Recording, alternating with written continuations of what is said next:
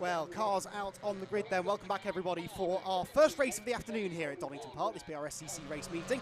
Kicking things off a little bit earlier than scheduled with the BRSCC Mazda MX-5 Championship. The cars, as I said, making their way round to the grid. A busy grid we've got as well, some 42 of these Mark 1 MX-5s set to take to the track. Pole position is held by championship contender Steve Foden, the number 77 car, the Rob Boston racing car, on pole with Seb Fisher alongside. Seb Fisher, who was victorious last time out at Cadwell Park. Courtney Mills, with her best qualifying effort, starts third alongside the points leader Fraser Fennick, who does seem to be a little bit off his usual pace here so far this weekend. And then it's Ollie Graham, another one of, well, indeed a teammate of Seb Fisher. Tom Smith alongside him, Michael Nibbs and Jason Greytrex together on the fourth row, ahead of Brad Jones and Jack Noller. Chris Greytrex and Callum Greytrex together, a real family affair with the Greytrex drivers, all of them qualifying inside the top dozen. Tom Langford and Luke Pullen, a couple of the AB Motorsport drivers together on row 7. Luke had a diff change on the car since qualifying, so should move forward from there. Adam Craig and Owen Mills together on row 8, ahead of Michael Green and Steve Bartlett, with Darrell Radwell and Levi Aisbitt rounding out the top 20. The rest of the field will fall into place behind them, but we are almost ready then to get this first MX-5 race of the weekend underway. So, on the front row, Steve Foden then, as I said, championship contender, but not going to be an easy job for him to beat Fraser Fennick. Once we apply the 3 dropped scores to the drivers, it is a 50-point cushion for Fraser Fennick over Steve Foden. But there are 6 races to go in the championship, 3 this weekend at Donington Park, and then another 3 at Snetterton at the end of the season, and you can't use any of those Snetterton races as a dropped score. So if you have a bad result at Snetterton, it counts towards the championship, so it's guaranteed to go down to the last round. It's just a matter of how many points Steve Foden can perhaps take out of Fraser Fennick this weekend. As I said, with Fraser seemingly a little off his usual high pace. Let's see what he can do from 4th on the grid. Certainly far from a disastrous qualifying session for the championship leader. So revs then starting to rise. 20 minutes on the clock for the BRSCC Mazda MX-5 Championship. Lights out now, away they go, and Steve Foden making a good start from pole position by the looks of it. Seb Fisher just dropping back slightly on that outside line. Courtney Mills, the all-black car, in third. Not a great start though from Fraser Fennick, who looks like he might lose some more places heading towards Redgate Corner. In fact, he's on the receiving end of a touch there from somebody, and the championship leader out wide and into the gravel. I think, is that the grey car of Fraser Fennick sideways through the gravel? I think it might have been, and this could be big news for the championship. Yes, no, he might still be, no, he has dropped down the order, so Fraser Fennick then getting elbowed out wide at Redgate, and that is a disastrous start to the weekend for the points leader.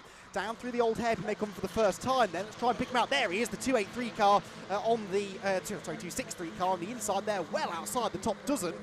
And he has got a lot of overtaking to do now to get back to the front there. Foden leads, Mills second, and then the 2 teammates behind of Seb Fisher and Ollie Graham. Then we've got there Tom Langford, number 75, who has gained some ground from where he started. He's well inside the top 10 now as they make their way towards Coppers for the first time. So lots of ducking and diving there as they turn through the blind right-hander. Number 18 on the outside line there, Matt Goddard trying to make some ground, and as usual there are a couple who slip off the road at Coppice Corner. They all appear to have avoided any major contact. Foden then leads them down to the chicane for the first time, through the left, through the right, avoid the tyre stacks on the inside, placed there to try and deter the drivers from exceeding track limits too much. Someone running wide there further back, and that causes a bit of a stack-up effect as they drop down into the Melbourne hairpin. One of the best overtaking opportunities on the circuit. This down the hill they come, 3-4 wide further back. Scott Leach is up the inside of everyone, gets into 2 of the Greytrexes. Round they both go, and that is not ideal. Number 35 is one of them, that's Chris Greytrex. I'm guessing the other one was Callum. No, it's number 33. It's actually Jason Greytrex, who started quite a bit ahead of his other 2 family members. So a very bruising start to the race. There goes Fraser Fennick up the inside of number 64 through the final corner, and starting now to make some ground up. We'll see at the end of the lap where he's got himself to. Steve Foden checking out already, 1.2 seconds his lead over. In second place Courtney Mills, third Seb Fisher, fourth Ollie Graham. Jack Noller up into 5th position, having a really good start there, 5 places gained. Michael Nibbs is 6th, Tom Langford 7th, 8th position then for Brad Jones, 9th Adam Craig, and down to 10th, having started inside the top half dozen or so, is number 44 Tom Smith. And then in 11th position, Green, 12th, Tim Dorr having a good run. Fraser Fenwick is 13th after a disastrous opening lap. There is his teammate, Luke Pullen, who's also dropped down the order, possibly as a result of being in the wrong place at the wrong time when it all kicked off down out the hair. But I think I did spot him being forced out wide. Perhaps Fenwick delayed in that as well. But we know that he lost most of his ground by getting elbowed out wide into the gravel at the first corner. I didn't quite spot who it was. It was a white car. Could have been Jack Noller, but it may have been another white car. I wouldn't like to put the blame on the Go For It driver until I got another view of that. And down the exhibition straight they head then for the second time. Courtney Milnes in this second position. Now, as she starts to defend second place, so Seb Fisher can see Steve Foden escaping further and further up the road. So the intensity starts to build here for these drivers to find a way past. Courtney Milnes having her best run of the season by a long way, although she was quick actually at Cadwell last time and was a podium contender there. So this has been a steady increase in performance from Courtney, but no one really can live with the pace of Steve Foden this weekend. He was rapid in qualifying, set a lap time about 7/10 faster than anybody else had managed, and looks as though he's got the race pace to back that up as well. There is the Rob Boston Racing driver turning into Goddard's corner. Michael Nibbs there at the back of that sort of second place train. Onto the pit straight he goes.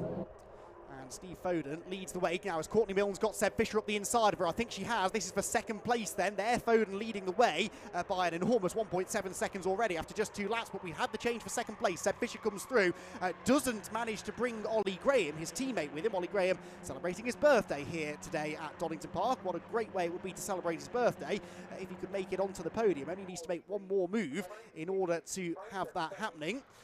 As for the championship leader, by the way, Fraser Fenwick up into 11th place. Courtney Milnes is sideways, almost gets tagged by Graham. Michael Nibbs comes around the outside of Jack Noller. It's all kicking off now in this podium scrap. Right round the outside goes Michael Nibbs, finds a bit of grip, finds some space, and I think he's going to find his way through into 5th position. Is he? They're side by side up the hill. Nibbs doesn't really have much of a slipstream there on the left-hand side of the road, the right as we look at it, and that might just allow Jack Noller to hold on going into McLean's. It does, and so Michael Nibbs will settle back in behind him for the time being. So up towards Coppice they go. The fastest lap, of course, is set by Steve Foden. The Masters class, by the way, is being led at the moment by Tim Dorr. The last we saw of Tim Dorr, he had a pretty nasty shunt in qualifying at Cadwell Park. He's still not racing his original car, but another one of the many AB Motorsport drivers running better than I've seen him for a while, Tim Dorr. And 14th place is where he runs at the moment, leading the Masters category pretty handsomely. Actually, Graham Rumsey down in 22nd is the next of the drivers in that class.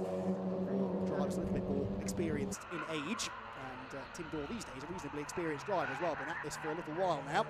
Meanwhile, second place battle is kicking off again because Seb Fisher has outbraked himself on the defensive line into the Melbourne hairpin, drifts out wide, and that perhaps has now opened the door for Courtney Milnes to come back through. We'll find out when they arrive at Goddard's. Wherever you look, there are battles. They're 2 and 3 wide further back as well, but actually Fisher ends up, yes, he does fall back behind Courtney, I think.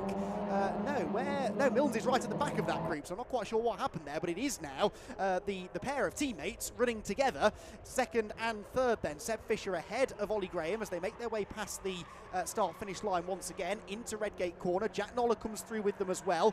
Then Michael Nibbs and Courtney Milnes somehow dropping down into 6th place in all of that. So the TSW teammates, second and third, will now, I'm sure, try to work together, I would say, to try and catch the race leader. More than likely, it's going to be to try and get away from Noller and Nibbs behind. On the grass there for Courtney Milnes. We'll check in with the next battle pack, which is where we find the championship leader. So Fraser Fenwick there, the grey car, up the inside of Brad Jones. These two are teammates, but Brad isn't going to give him the place. In fact, he's got another teammate behind him. Wherever you look, there are AB Motorsport drivers on this grid. Tom Langford gives Fraser Fenwick a bump draft. That might actually cost Langford a position to Tom Smith, I think that was, as they make their way up the hill. Let's see what order they've got themselves into. Has Fenwick gone through? He's in the process of going through. Now he's made the move. Brad Jones gets hung out to dry. It is Tom Smith, the Mike Comber racing car, up the inside, and there's contact. He always gets nerved onto the grass, fights his way back in line. There's more contact. Jones is sideways, runs out wide, and Tom Langford up the inside of everybody, as well as Michael Green, the third of the TSW drivers, who started 17th. And I think that might have just put him inside the top 10, that little shuffle at Coppice Corner. You can see him at the back of that group, the white stripy car, is absolutely charging up the order and picking them off as they trip over each other, which is so often the way here at Donington Park. It's such a momentum-based circuit that as soon as you start battling like that, you lose so much speed through the corners, and therefore you lose a lot of lap time as well. You can see the way the next couple of cars are starting to catch them as well. So this group about to get bigger. Fraser Fenwick at the front of it now really needs to try and pull away. That should put him into 7th place now, I reckon. So 7th place for the championship leader, but of course Steve Foden is leading the race and has set the fastest lap. So Foden taking a good number of points here out of him. More argy-bargy now. That's Michael Nibbs and Jack Noller leading on each other as they head towards Redgate. Nibbs on the outside, Noller on the inside. This the fight for 4th position. And Jack Noller, I think, on the inside line should hold sway. Towards Redgate comes the next group. Look at the way Fenwick is gapping this group already. Up the inside goes Brad Jones, trying to make up for lost ground after he really did lose out through the middle part of that previous lap. They make their way back down through Hollywood once again. See one of the Greytrex is there in the background. That's Callum Greytrex, now the highest placed of the Greytrex drivers. After their various woes on the opening lap. I said they all started inside of the top 12. Well, none of them are inside the top 15 at the moment. In fact, Callum did just move into 15th ahead of Tim Dorr on that previous lap. In fact, gained 4 spots on that, the 4th lap of the race. So leaders then.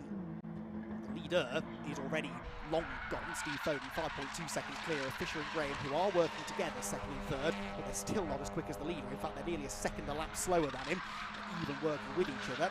Steve Foden, not with his original engine in the car. They've had a few little engine gremlins over the season, and some more significant than others, but they've got his older engine in the car that's been refurbished and is working really, really well, clearly, because he is the class of the field. Might have been different had Fraser Fenwick been able to go with him, but as it is, Steve Foden has charged off up the road and is not likely to be caught now with still over half the race to go. 2nd place Fisher, 3rd Graham, 4th Noller, 5th Nibbs and 6th Courtney Mills. There they go. Then it's Fraser Fenwick who's been reeled back in again by Jack Noller. I'm interested to see what this lap time is actually for Fraser, because it's the first lap all race that he's been in clean air, and I wonder whether he might be able to go a little bit more quickly than the group ahead, especially if they keep on changing positions, which they are. Courtney Mills there back ahead of Michael Nibbs, who started the lap 4th and will end it back down in 6th place again now.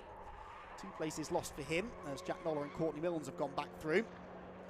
Right, Fenwick's lap time was a 1:56.8, which is slower than almost all of the cars ahead of him, and not much quicker than the cars behind him.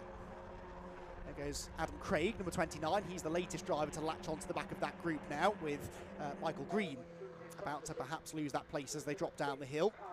Through the old hairpin they turn, hammering that curb on the inside. Side by side they come towards us, Craig and Green. This for 11th position. Scott Leach, I can tell you, has just come down the pit lane, just seen that out of the window. And on the screens we can see that Adam Craig has gone through into 11th spot now. And Michael Green, again, gives him the bumper coming out of the corner to help push him up the hill so as not to lose any more momentum. That's one of the better overtaking opportunities, the old hairpin, but it really is one of those places you don't want to be side by side, because you just can't carry the speed out of it and then up that steady incline towards the plains.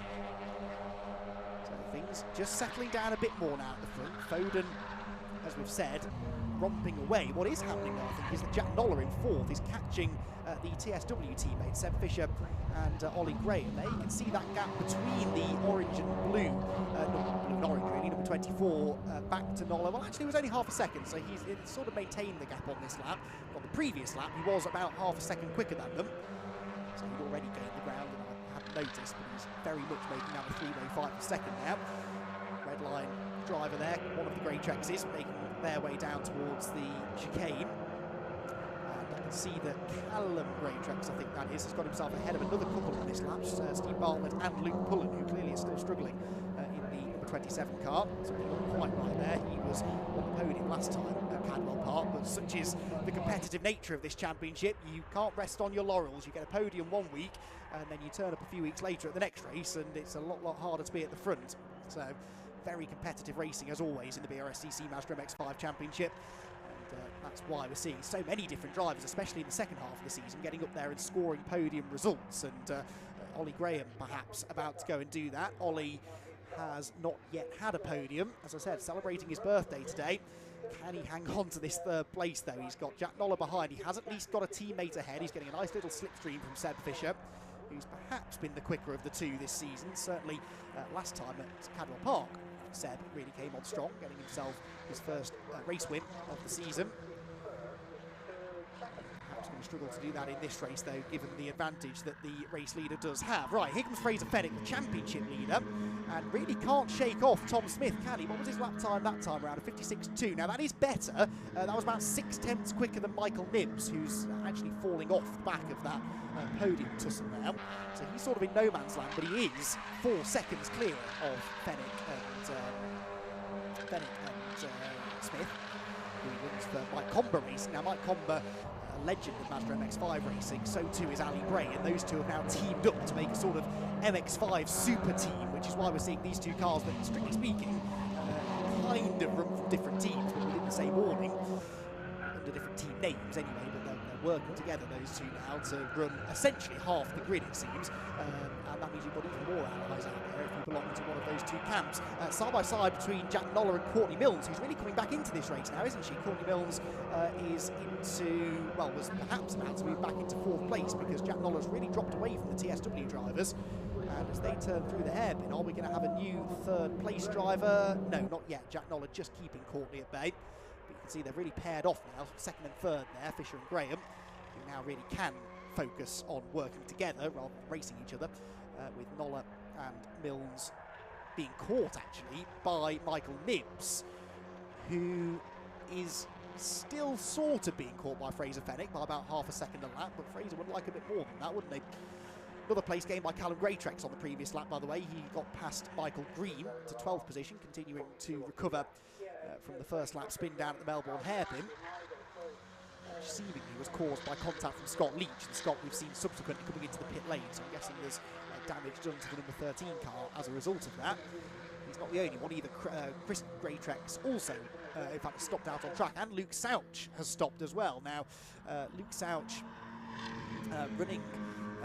was running pretty well in qualifying earlier on. He is one of 3 members of the BRSCC organisation team running in this race, and he was the quickest of the 3 of them in qualifying, but unfortunately is in the pits with a problem. Did have, I think, a suspected clutch issue yesterday, actually, in testing, now I think about it, so I don't know if that had something to do with it. Anyway, the other 2, Greg Graham running in 39th at the moment, who is a few places behind Paul McCurlian, chairman of the BRSCC, who's actually running in 31st, just dropped out of the top 30, and I know they've got a pretty fierce private battle between the 3 of them to see who comes out on top. They're racing in the 3 MX-5 championship races and the 2 MX-5 clubman races as well. At the inside there goes the number 9 car. It's Chris Abbott getting the better of 112 Ben Manchette as they drop down through the old hairpin. It's all going on outside of the top 20 now. It's inside the top 3 indeed. Come the 2 TSW teammates then, Seb Fisher and Ollie Graham. Ollie Graham is the better placed of the 2 in the championship, but Seb missed a couple of rounds. He didn't race with us at Brands Hatch or at Alton Park in the middle part of the season. Came back at Cadwell where he had a podium in race 1 and that win in the 3rd race. He is looking for another one perhaps this weekend. Right, Courtney Milnes looking to the inside of Michael Nibbs, Jack Noller looking to the outside of both of them. How's this one going to sort itself out? Well, Jack Noller, living up to the team name, is going for it round the outside, kicks up a bit of the dirt there. Courtney Milnes, though, in fairness, left him plenty of space, and they run door to door down the hill through Hollywood, and now he has to settle back in line behind. So Michael Nibbs holding on to 4th, Milnes 5th, Noller 6th. That's the battle you're watching now, with just under 4 minutes to go, 3 3/4 minutes or so remaining in the race there. Fraser Fenwick and Tom Smith, I'm not convinced they're going to get there unless they really start tripping over each other ahead. The gap still stood at 2.8 seconds at the start of the lap, and they only really matched the pace of the cars ahead on the previous lap. Jack Noller, though, on the inside of Courtney Milnes. This will start to delay them as Noller moves back into the top 5. Jack's best finish of the season been so far. I do think it's going to be one of those weekends where we see a lot of drivers getting season best results. There's something about Donington Park seems to suit some drivers more than others. And Jack Noller, one of those, who's running as well, if not better than we've seen before from him. They made their way down the exhibition straight with Courtney coming back at him though, so we won't give him this 5th place just yet. Courtney Milnes certainly isn't, because she snatches it back again, heading into the Robert chicane. Sorry, the Fonzie S's, excuse me. Chicane on the shorter version of the track. Jack Noller running top 10 in the championship, hasn't yet had a podium. Don't think he's had a top 5 either, so he's already on for a season best result, but we'd like to finish a bit further up if he can. And now look at the way they have been caught pretty rapidly on this lap by Fenwick and Smith, who I think have swapped back over again, haven't they? I think that's Fraser perhaps behind now. Let's see. So Nibs turned through the hairpin in 4th, sort of on his own now. Everyone else trying to be 5th, and yes, Tom Smith is back ahead of Fraser Fenwick, and they both caught Jack Noller and Courtney Mills. Noller sideways there as he comes out onto the pit straight. 2 more laps to go. Oh, the TSW teammates having a scrap as well for second, but we'll get to that in a moment because there's contact there between Mills and Smith. And Smith and Fenwick somehow, well, Smith at least, has darted his way past everybody. Courtney Mills backing right off as they head into Redgate, wants no part of this. Fenwick back up the inside of Smith. They're both getting bottled up behind Noller, who's back into the top 5 now. This has trouble written all over it, and this really is sketchy stuff for the championship leader, Fraser Fenwick. Yes, he wants to pick up as many more places as he can, but he is surrounded by drivers who have no reason to help him.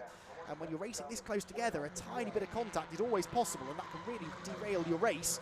Out of the old hairpin then, Fenwick with a good run, pulls to the right to try and make the move heading up the hill. Still Seb Fisher ahead of Ollie Graham for second. What's going on behind though? Well, here comes Michael Nibs on his own in 4th, and then 5th place is who?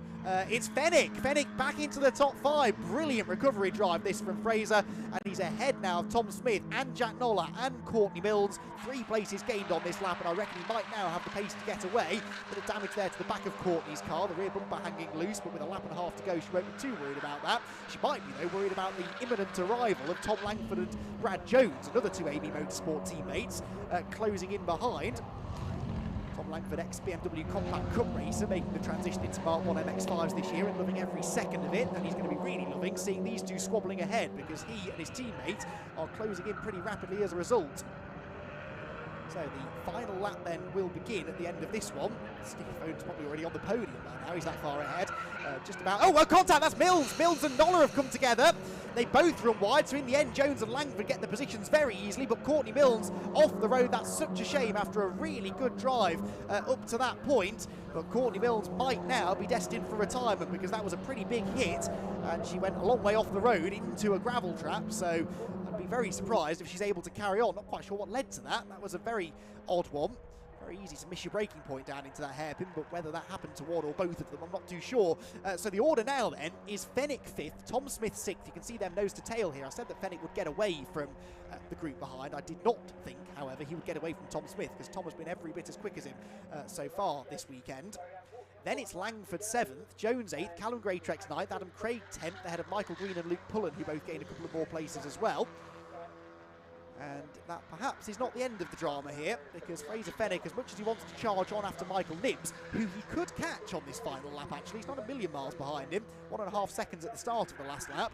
He might instead, though, be focusing more on defending that second place, I suspect.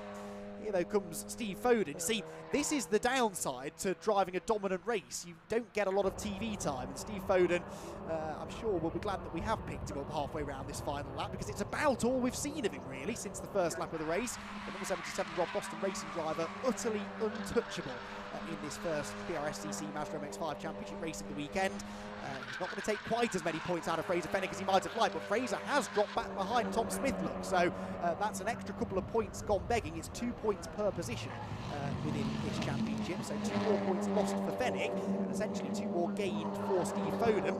Work out the points at the end of the race. Past Courtney Mills' rear bumper comes the second and third place cars, Seb Fisher and Ollie Graham still together.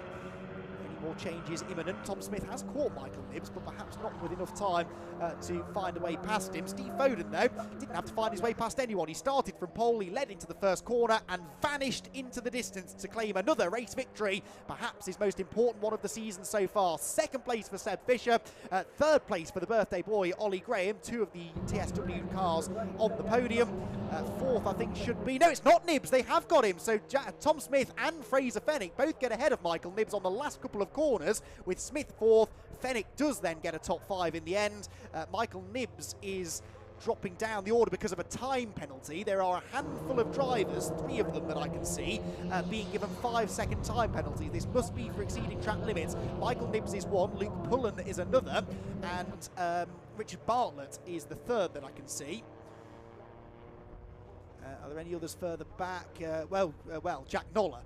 But Jack Noller retired to the pit lane anyway, but he'd been given a penalty too. So 3 of them given penalties. That actually means then that Tom Langford inherits 6th, Brad Jones 7th, Nibs drops down to 8th with that penalty, Callum Greatrex gets 9th, and Adam Craig gets 10th place. Also, remember how I said Tim Dorr had been leading the Masters class all race long? He didn't get the win. He finished behind Jason Greatrex in the end. So Jason Greatrex, with a typical Jason Greatrex drive there, coming back after the early spin at the hairpin to actually claim the Masters victory. He must have got past Tim Dorr on the last lap because he was 1.1 seconds ahead of him at the flag and lapped about 3 seconds quicker than him on that final lap. So he did the overtaking early on the final lap. So, dramatic start to our afternoon's proceedings here at Donington Park. The good news is we've got more MX-5 racing coming up later on in the day with the MX-5 SuperCup. And we'll also, of course, have more Mark 1 racing tomorrow with the second and third races for the MX-5 Championship and for the SuperCup. Plus, we're joined tomorrow by the MX-5 Clubman Championship, sort of entry-level MX-5 series here at the BRSCC.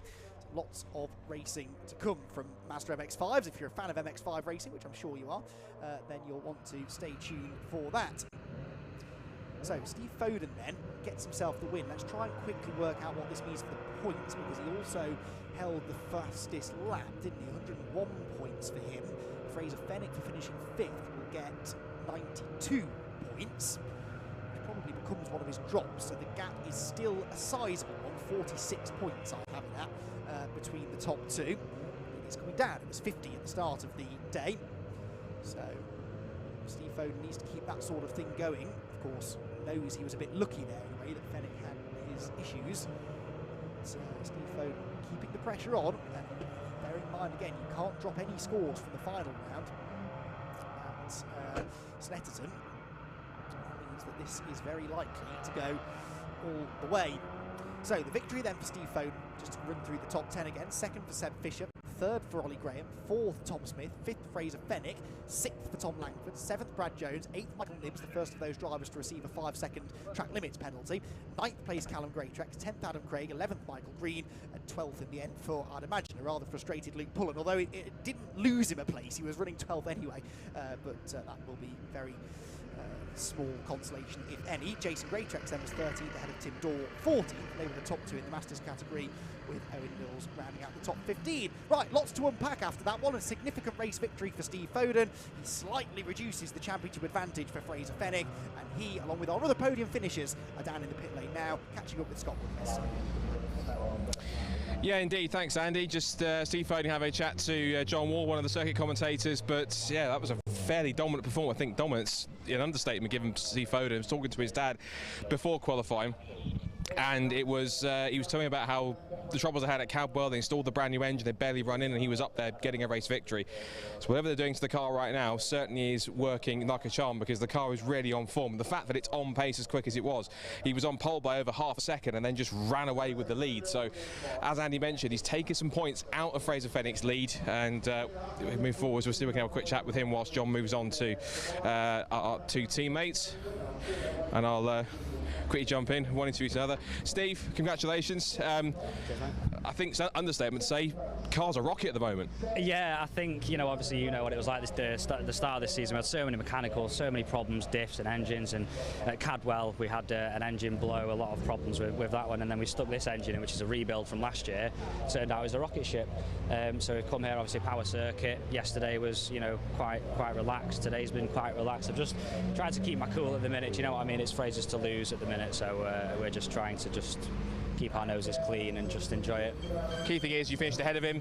You took about roughly 8 or 10 points out of him because he finished 5th in that race. So, of course, drop scores will come into play on top of that. But I mean, at the moment, you're doing everything you can to at least try and chip away at that lead as much as possible until the last race. Exactly, that's all we can do. So that's our plan for the rest of the season. Just go out and enjoy it, really. And if we get more wins, then we get more wins. If we don't, we don't.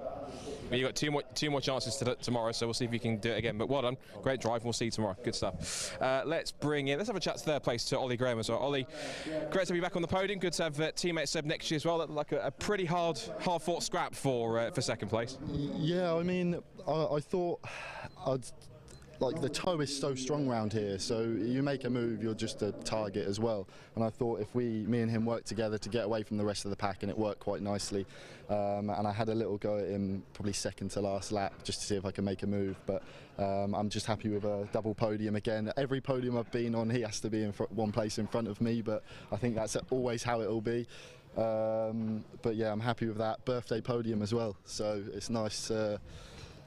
Yeah, it's nice to finally sort of be back up the front, and we'll see what we can do for the rest of the week. But he's got to let you finish ahead of you once this weekend if it's your birthday. Yeah, I did think he might have let me past on the last lap, but I think he's got too much pride for that. But yeah, I'm happy with that result. So hopefully we'll have a good evening now and enjoy it. Maybe some gentle persuasion tonight. Yeah, maybe I'll just get him really drunk so he can't drive tomorrow. We'll keep that on with down later. But well done, good stuff on that, Ollie. And we'll let Ollie have a chat with John Ward on the circuit commentary. We'll have a quick chat to Seb Fisher, of course, in second place. Seb, good to see you back on the podium. Teammate next year as well. Decent start to the weekend. Yeah, absolutely brilliant. I'm thrilled for Ollie to be on the podium. It's great to have both two stripy cars on the podium. It's fantastic. Credit to Steve, he was just on another planet this weekend, to be fair. He's so quick. No way I was going to catch up with him. Not really sure what happened behind. There was some action, but we had a bit of a fight, kept it clean. It was just good fun. Car was running well. Didn't feel as quick as it did in qualifying, but I'm sure we can make some adjustments. But yeah, I mean, if you'd have said to me 2 years ago I'd have been finishing second, wouldn't believed you. But now, because I've had a couple of wins, you always want more, don't you? So, but no, I'm thrilled to be second. Thanks, Dad. Fantastic car. Thanks, Computer Service Centre, for your sponsorship over the years. And hi, Leona and Isabella watching at home. I guess the target for you now for the rest of the season is just finish as high as you can and just try and finish high in the points as high as you can, just bag as many good results as possible until the finish. Yeah, I mean, we missed a couple of rounds, so we were never going to be in the hunt for the championship, and this will be my last year for a few. Got some other things happening next year, so yeah, I just want to have as many podiums as possible, have fun, enjoy it. Results like this, what more could you want? Great stuff. Well, congratulations, well done on second place. We'll see you again tomorrow for more. Yes, some more Mazda MX-5 Championship action coming up tomorrow. There's more Mazda MX-5 action coming up later on after the break we're about to go into. A little bit stop-start today with some qualifying sessions in between. But we've got the Mazda MX-5 Super Cup coming up next on the stream. We've got the SuperKarts going out for their qualifying session. And then we've got our 4-hour Fun Cup Championship race coming up as our main event this afternoon. So stay tuned. A little quick break for about 10 minutes. Then we're back with more Mazda MX-5s. Super Cup is coming up next. Stay tuned.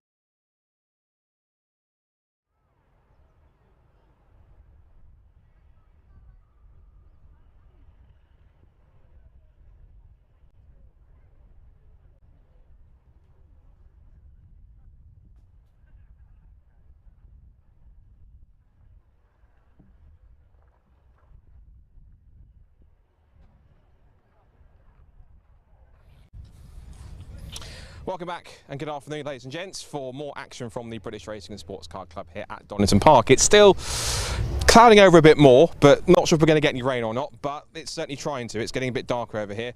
Just finished qualifying for the Motorsport UK British SuperKart Championship and SuperKart Grand Prix, as this weekend's races are doubling up as both contests.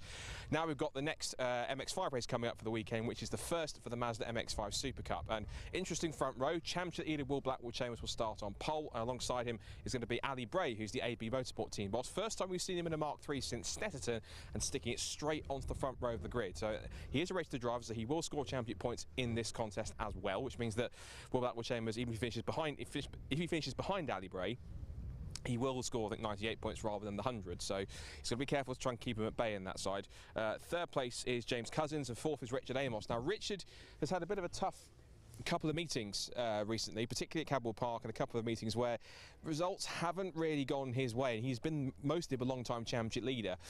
Because he's had some tricky results in the last couple of meetings, particularly Alton Park, we've got a couple of DNFs, and then had the problems when he was falling back and making mistakes at Cadwell.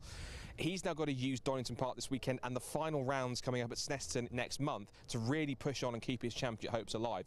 He had a very impressive start to the season, but he's got to now try and just get back on that momentum after dropping back a little bit through mid-season, which is going to be key to look out for.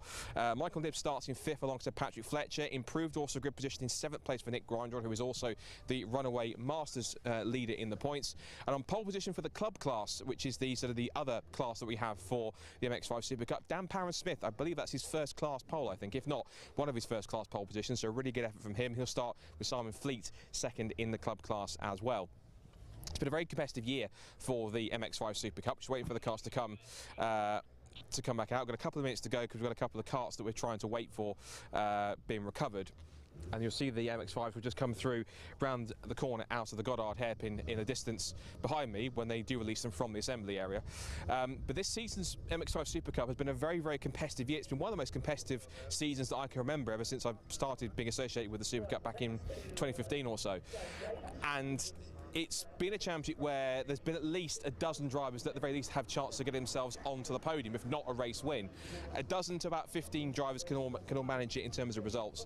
So we'll see who can possibly come out on top of that one. It's very much a mixed bag, but now we're starting to get some of the solid championship contenders who are getting themselves up towards the front, scoring the key points and getting the results they need. This is where it starts to become crunch time. Yes, drop scores start to come into play, but every single point counts in this situation, and one bad result can possibly scupper your whole chance of your championship. Yes, there are drop scores to rely on, but of course it depends on your results throughout the season. If you've been racing and doing well and scoring up in the podium or the top 5 positions, you've got to drop more points than cars around you if they've had a DNF, or drop down further into the field and dropped into the mid-pack or down towards the back. So that's where it comes in, particularly if you have some problems in the upcoming races, particularly in these 3 races today and tomorrow, and then the next month at this finale back at Snetterton. You've got to try and rely on those good results. And so if you get a DNF, if you get your worst result could be a 5th, you're getting 92 points back from one of the results that you're missing. If you then start racking up more DNFs, those start to become more drop scores, and you technically gain more points back. So it's going to be quite key to watch some of these drivers, see how they approach these next 6 races, and see how they drive them, and how many risks they take, and also how I'm trying to find the word here, how cautious they are in not taking too many passes, not trying to get up the inside of somebody when they don't need to, just to bank the points they need to as well. Now, one thing I should factor in that I can probably see either on my glasses or also as I feel underneath me, it is starting to rain. Now, it's not a heavy shower yet, touch wood, but it is, of course, starting to drizzle a little bit. Now I've said that, I've probably cursed it, but this is going to be intriguing because the drivers came out with a completely bone-dry track. Whether it does get harder or not, we'll have to wait for the conditions. Just while I pause on that, just saying we've got a couple more of the carts that had some problems just being pushed in. We are a little bit ahead of schedule in terms of time, so we're not too bad in terms of using up some of that extra time that we have. We need to build up a bit of a buffer of about 15 to 20 minutes or so. So hopefully we'll get a bit of sun later on if we do get it, but at the moment it's all clouds and rain at this point in time, which is a bit more like typical British autumnal weather, because it's been too warm, still in the 20s or so up to this point in time, but now we're getting to proper weather we should be getting at this point in time, being typical British. Rain in September is what we always tend to get. I'm not a weatherman, I'm not about to be Michael Fish predicting there's no hurricane, then there is one. So, but enough gibberish on that side. Let's look at some of the other drivers down the order. We're talking about the fact that the championship is so competitive. One thing I was going to mention is that some people who are purists of racing, or those who remember how it was back in the 90s, It's for me, looking at the SuperCup, in terms of the competition, the cars aren't the same, but you'll see why I mean that in a minute. I liken the SuperCup these days to be more of a modern day equivalent in some ways to one of my favourite championships of all time, TVR Tuscan Challenge. Now those who hear that will laugh and go, well, these are MX-5, they're not TVR Tuscans, they're not exactly the same. Granted, but where there's similarities, there's big grids, it's popular, it's got lots of very talented drivers in the mix. Is always a chance for an unpredictable winner to come up. There's lots of drivers, at least 12 to 15 drivers typically were always in contention for a TVR Tuscan Challenge win back in its heyday in the 90s. And it's the same with the SuperCup here. We've got so many good drivers on the grid. You run through them, particularly the top 10 or top 12. You've got Will Blackwell-Chambers and Ali Brown on the front row of the grid. You've got James Cousins and Richard Amos on the second row. Then Michael Nibbs and Patrick Fletcher. All of them are capable of winning races. All of them are capable of podium finishes. All very strong drivers in their own right. One or two of them even have won some championships in the respective Will Blackwell-Chambers. Then you have the likes of Nick Grinder and John Langridge, who hasn't won a race just yet. 9th place as well for Colin Bysouth. And then 10th for Will Morris, as I'm just being very politely moved out of the way by the marshal, actually because they're immediately doing their job. 11th place in the grid for Declan Lee, it's good to see him back on the grid. And then 12th for Alex Mello, you've got Tom Griffiths, Lee Britton, Jack Brewer's back in 15th, he was in the contention for last year's Mark 1 Championship, Tom Selden in there as well. And then other drivers, Martin Tolley, and also Martin Plowman, who's making a bit of a one-off appearance this weekend, in place of Braden Fletcher. He couldn't make it this weekend, so Martin Plowman, team boss of Paddock Motorsport, is switching his McLaren GT3 for a Mazda MX-5 Mark III. So we'll keep an eye on that one. We believe the car's making their way through. You can just see in the distance now, Will Blackwell-Chambers is making his way up towards the grid. So Will, of course, two-time Mark 1 MX-5 champion, but he's now looking to try and get himself a Mark III title. I think the only other person that has managed that in their MX-5 racing career, I believe, is James Blake Baldwin, because James managed to pick up a title about roughly 2013, 2014 or so, and then it was in 2016 that he was able to pick up the Mark III title. Will Blackwell-Chambers is aiming for that as well, so we'll see if he's got the ability to do that. One driver we should also mention, the course of the mix, who's going to be in the Pro Class and the Masters battle as well, is George Grant of Clapham North, who are a very loyal sponsors to the MX-5s in the mix. I'm getting away from Will Blackwell-Chambers as he's sat on pole position. Just hearing on my ear, he was meant to be doing the MX-5 Super Cup and the MX-5 Clubman and also the Club Sport Trophy. I believe he's not doing the Mark 1 Clubmans anymore, so he was doing about 7 or 8 races, or if we're going to use a Greg Graham term, about 7,000, but not quite this weekend on that side. We're probably going to have to move off the grid in just a second, because they're starting to get about half the grid is formed up already. It's quite a large grid of MX-5 Super Cup, 39 cars. It's one of the biggest grids of the season so far. We have had slightly bigger when we're at the Silverstone Grand Prix circuit, but it's starting to form up. I'll be told in a minute to warm up. So I think it's now time for me to move off the grid. So to talk back to somebody who knows what he's talking about most of the time, sorry Andy, is Andy McHugh in the commentary box. So I'm going to scoot off the grid before I get shouted at, although Andy probably will shout at me now. So over to Andy in the commentary box. Let's see if Will Blackwell-Chambers can take a victory from pole in race number 1. Thank you very much, Scott. We didn't leave you out there deliberately for that long because it's raining, I promise.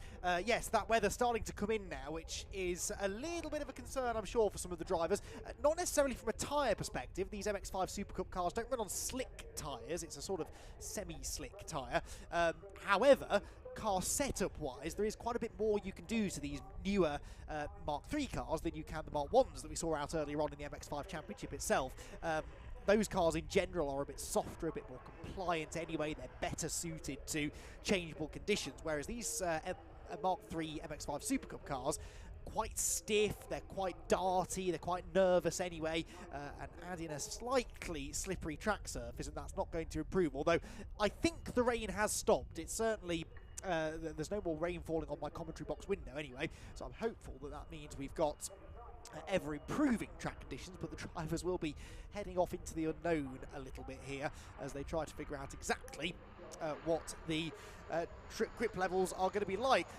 As Scott said, he ran down most of the grid there. To be honest, we've got 39 of these cars set to race over 20 minutes. The championship situation is particularly interesting because unlike in the Mark 1 Championship, where there's quite a gap between the top 2 point scorers, here it is only 13 points separating Will Blackwell-Chambers from Colin Bysouth. However, Blackwell-Chambers had a much better qualifying session than Colin did. Blackwell-Chambers is on pole, Bysouth starts the silver and pink number 88 car from 9th on the grid. Colin actually had a nasty accident here at Donington Park a number of years ago in MX-5 Super Cup. I don't know whether perhaps it's just become a bogey circuit for him or whether he is going to be able to move forward in the race. But anyway, he needs to, because otherwise Blackwell Chambers is going to take a good chunk of points out of him in this, the first of 3 races this weekend. 6 more to go to decide the 2022 championship.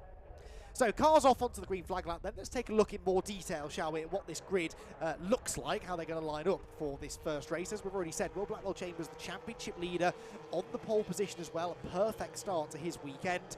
Alongside him, though, Ali Bray making his first appearance in the championship since Snetterton. Now, I mentioned Ali earlier on. He is the man behind AB Motorsport, who run cars in all of the MX-5 series, it seems, here this weekend. But he is back out in his new toy, his Mark III, and says it's like a different car now. He's really feeling happy in that car this weekend and proved that with a really strong qualifying effort. So those two make up the front row of the grid, Blackwell Chambers and Ali Bray.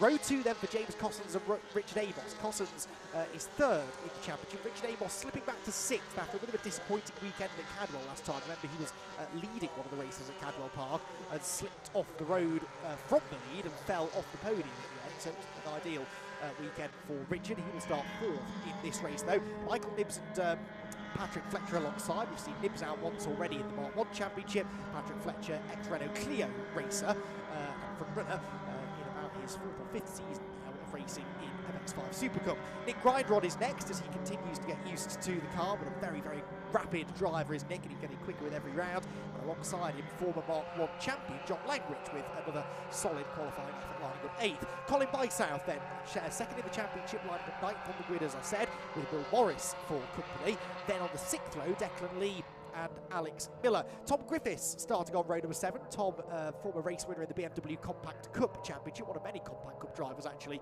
making the switch over to MX-5s of late. Mentioned Tom Langford, for example, in the Mark 1 race earlier on. Well, Tom Griffiths starting from 13th. Again, he's missed a couple of rounds, so perhaps just easing himself back into it. He's got Lee Britton for company on that 7th row, ahead of Jack Brewer, who was runner-up in the Mark 1 Championship a year ago.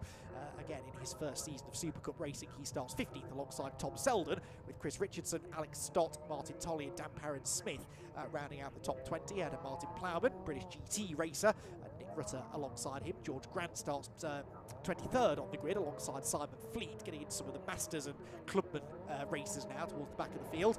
Scott Wright and Robert Way are together on row 13. Stephen New and Lee Davy Martin on row 14, with Javier Brook and Daniel Rose rounding out the top 30. We're not even at the back yet. Alex Jones and Kevin Brent are next, ahead of Andrew Flynn and Bruce Robinson. Clive Chisnall and Adrian Burge together on row 18, ahead of Christopher Ginn and Liz Walton, with Neil Luke at the back of the field. So, 39 of them lining up 2 by 2, ready for 20 minutes of racing. Slightly sketchy conditions, more clouds around, and a very stiff breeze, which is blowing the weather through quite quickly, but of course it's bringing the weather to us quite quickly as well. So could be in for a changeable afternoon of racing. That certainly could be very interesting once we get into our 4-hour Fun Cup Endurance Championship, which is coming up after this. If we get some inclement weather throughout that race, that could spice things up. The MX-5 Super Cup, though, would be very grateful, I think, for a dry race here as we get down to the business end of the championship. Then 6 races to go before we crown a champion, and Will Blackwell Chambers, the points leader, he lines up on pole position alongside the wild card, if you like, Ali Bray, who's not thinking about points at all. He just wants to win some races. Will he be able to do it here this afternoon, I wonder? Well, we're about to find out. The back of the grid's been formed, the red lights go on, and when they go out, we're away and racing for 20 minutes of Mazda MX-5 Super Cup action here at Donington Park. Long hold on the lights. They do eventually go out, though. Off they head towards Redgate Corner. Not a great start made by James Cossons there from the 2nd row of the grid, but Will Blackwell Chambers looks like he'll hold on to the advantage as they make their way to the first corner. Ali Bray and Richard Amos almost touching as they go towards Redgate, and Richard Amos comes charging around the outside from 4th on the grid to challenge for 2nd into the first corner. Now, hold your breath, everybody. Are they all going to get through Redgate? Well, this is probably the cleanest start we've had so far. Only 1 car kicking up the dirt, and even that was just 2 wheels onto the grass. They are 3 wide, though, as they make their way through the craners for the first time, so not convinced they're going to get through this unscathed. Richard Amos, a man on a mission, dives up the inside of Blackwell Chambers and gets the lead as they go through the old hairpin for the first time. Wriggles his way through. That's delayed Blackwell Chambers and allows Ali Bray through into 2nd, and might even drop him off the podium now, because here comes James Cossons up the inside. inside. Patrick Fletcher is there too. Michael Nibbs, Colin Byesouth is moving forwards, and suddenly these two championship contenders find themselves a lot closer together on track than they were at the start of the race. They're both on the outside line. Look, the white and red car is Blackwell Chambers. There, the number 88 is Colin Byesouth. Dips two wheels in the dirt, just about gathers it together. Tom Griffiths, I noticed, was wide in the background as well, but he too stays on the black stuff, and they make their way down the exhibition straight where there is smoke and there is damage, I think, to James Costans, is there? Yes, he's slowing down. James Costans slowing down the back straight. That's a real shame for James. He was in a really, really good mood coming into today's race. He wanted a good result, felt that he had the pace to get a good result, and sadly either damage or a mechanical issue had taken him out of contention. So Richard Amos then leads them down to the Melbourne hairpin for the first time. Ali Bray in second, third in the end for Blackwell Chambers, ahead of Patrick Fletcher fourth, Michael Nibbs fifth, and sixth place for Colin Byesouth. So good start for him. Sideways there, I think that's Nick Rutter being turned into a half spin at the hairpin. He will carry on with a bit of bodywork damage, but hopefully nothing more. And they come through towards the end of the first lap of racing here at Donington Park, and all of it is starting to affect the championship battle, because not a great start that for Blackwell Chambers. Well, not a great first lap. His start was okay, but it was everything after that that seemed to go a bit wrong, and a decent first lap for Byesouth to close into within a few positions of him. Through Redgate they go. And I see a yellow light flashing in the background on the GP loop, so someone has stopped coming through the final couple of corners, but the rest of the field working their way around Redgate corner. And there, Richard Amos perhaps, well, definitely starting to get away now. Bray perhaps just struggling to find the balance in what may not be ideal conditions in that car that he's had relatively little track time in. But holding on to second place nicely ahead of Blackwell Chambers. There goes the number 13, that's Tom Selden up the inside of Lee Britton, number 50. And just like that, the leaders are back together again, although Ali Bray carries a lot of speed into McLean's, a bit too much speed into McLean's. That was not the fastest way through that corner, and it might just hand second place back to Will Blackwell Chambers, who's up the inside. I wonder if it's raining again at that part of the circuit, although that's not really the direction from which the weather is coming. The wind is blowing it into headwind, basically, with the pit straight, so the weather is coming in from the Redgate end of the track, so it shouldn't be wet up there, but you never know. Certainly, Ali Bray had a big moment, and now Blackwell Chambers is up the inside of Richard Amos. Wow, that was a very aggressive defensive move from Richard. He holds on to the lead, but he almost took the championship leader off the road completely there. That will not have pleased Will Blackwell Chambers, and he might now just think twice about sticking it back up the inside of Amos. What it has done is punched them all back together again, so there are 7 or 8 of them together into the hairpin. Amos has locked up and gone wide. Blackwell Chambers back into the lead. They're 3 wide for second now, as Bray and Nibbs try to get up the inside. Oh, we have got a race on our hands here this afternoon, because no one seemingly is able to hold on to the race lead. Blackwell Chambers is back in front now. Amos holds on to second. Nibbs up to third. No, he's not. Patrick Fletcher is up the inside of him into third. Fourth for Nibbs. That could become fifth, though, if Colin Byesouth has anything to say about it, because he is dragging alongside both of them. He's going for third now. Colin Byesouth on the outside line. He needs to try and get after Blackwell Chambers, but he's got to try and get around the outside of Patrick Fletcher first. Can't do that. Nibbs is back up the inside as well. So briefly back down to fifth goes Byesouth. The position's changing more quickly than you can keep up with it. This is proper MX-5 SuperCup racing. The top 2 trying to escape it, but how much Richard Amos will be willing to work with Blackwell Chambers, I'm not so sure. Well, there's the answer. He goes straight up the inside. Oh, and almost forces him off the track again. This is really, really feisty stuff. I mean, it's entertaining to watch, but I don't think Will Blackwell Chambers will be enjoying it too much. He drops back down into second place then. Amos back in front, and that one little side-by-side exchange has cost them so much speed up the hill. They're giving a slipstream to Patrick Fletcher as well in third, and just like that, they're all back together again. John Langridge there on the outside of Declan Lee. We've got about 12 or 13 of them, I think, now in this leading pack as they make their way through Coppers for the third time. Someone jinking up the inside there, not quite. That might have been Ali Bray, who had been shuffled out on the previous lap. There, Tom Griffiths on the outside line as well. Nice to see him at the pointy end of the field, trying to go around the outside of Will Morris for about 10th place. But it's Richard Amos who leads them down the exhibition straight once again. Here comes Patrick Fletcher now to the outside of Blackwell Chambers, and that puts the championship contenders right together now. Blackwell Chambers third, Colin Byesouth fourth, but we are going safety car, I believe. There are yellow flags flying, and I think we are going to get, yes we are, the safety car on track. That's a real shame, because that race was building up beautifully. Amos then timing that move to perfection, and the rest of them behind struggling now to get themselves back in order. But there is the runyourfleet.com safety car. It's waiting for them at pit lane exit, and will collect them momentarily. Now, why do we have a safety car is the next question. There are 2 cars apparently which did not make it round the first lap. One was number 99, which was Nick Rutter, who we saw getting tagged sideways at the Melbourne hairpin. The other, number 30, Adrian Burge. We've also had 3 to the pit lane. James Costins has been in the pit lane, Bruce Robinson as well, and Stephen New. But Rutter and Burge, according to the timing screen, stuck on the track somewhere. So they, I'm guessing, one or both of them need to be recovered. And that will be the reason for the safety car, which does at least give us a chance to catch our breath after what's been a manic opening few laps of racing there. Richard Amos the leader then, Patrick Fletcher second, Nibs third, Blackwell Chambers fourth, only one position now ahead of Colin Bysouth fifth, Ali Bray dropping down to sixth, Nick Reinrod seventh, Declan Lee in eighth, ninth John Langridge, and 10th Tom Griffiths. That is Rutter. Now where is Rutter is the next question. I think that's the last corner. Is that the reason for that yellow flag that we saw on the opening lap? Yeah, he's, I think, pulled off though. That'd be a strange place to go off. And remember, he did get tagged into that spin at the preceding corner on the first lap. He's obviously limped up the hill and then pulled to the side of the road, but that is not, it would seem, a safe enough place for the clerk of the course, who has decided that we need to put the safety car out so the marshals can get that car out of the way. Doesn't tell us where the other car has gone though, does it? Adrian Burgess, number 30 car. He may have been the car who tangled maybe with Rutter, not too sure, but anyway, his car also potentially needing recovering as well. Fastest lap, by the way, belongs to Will Morris, so for what it's worth, the points as it stands would still see Blackwell Chambers take a couple of points out of Bysouth, wouldn't they? Because he is in fourth position, worth 94 points. 92 points would go to Bysouth, so that gap, which was 13 points, goes up to 15 points between the two of them as it stands. But that could well change, you sense. Will Blackwell Chambers getting roughed up a bit here by a couple of drivers.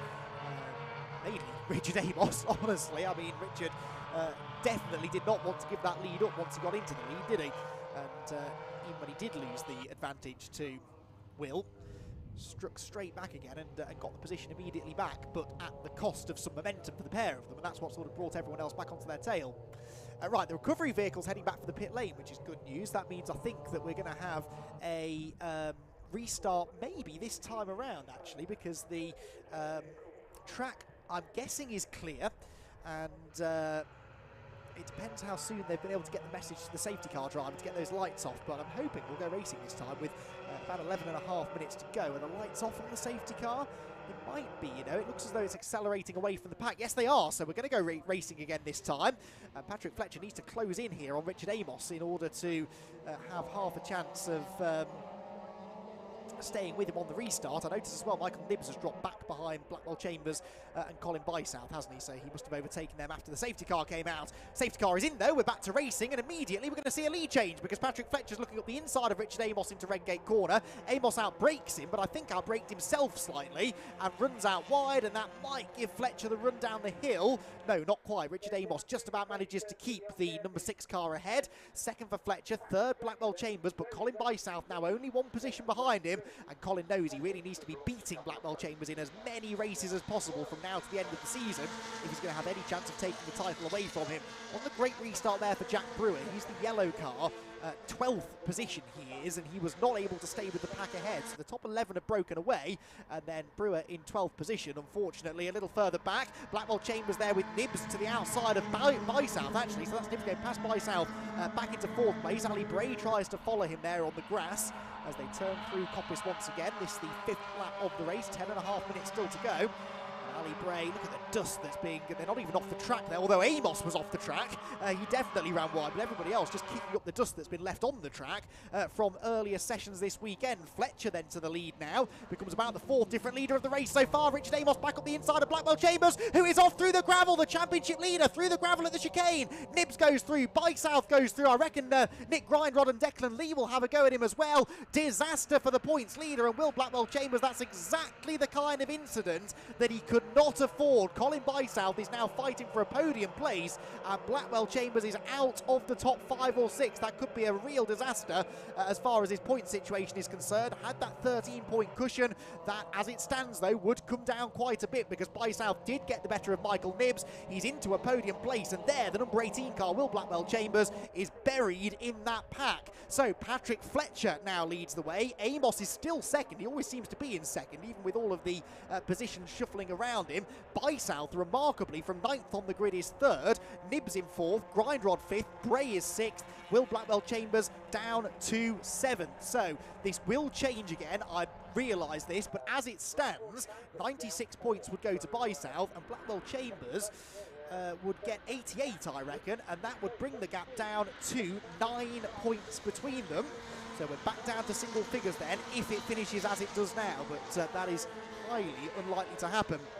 Oh, sideways, and that's Tom Selden onto the grass. One of the other cars ahead of him there getting sideways too.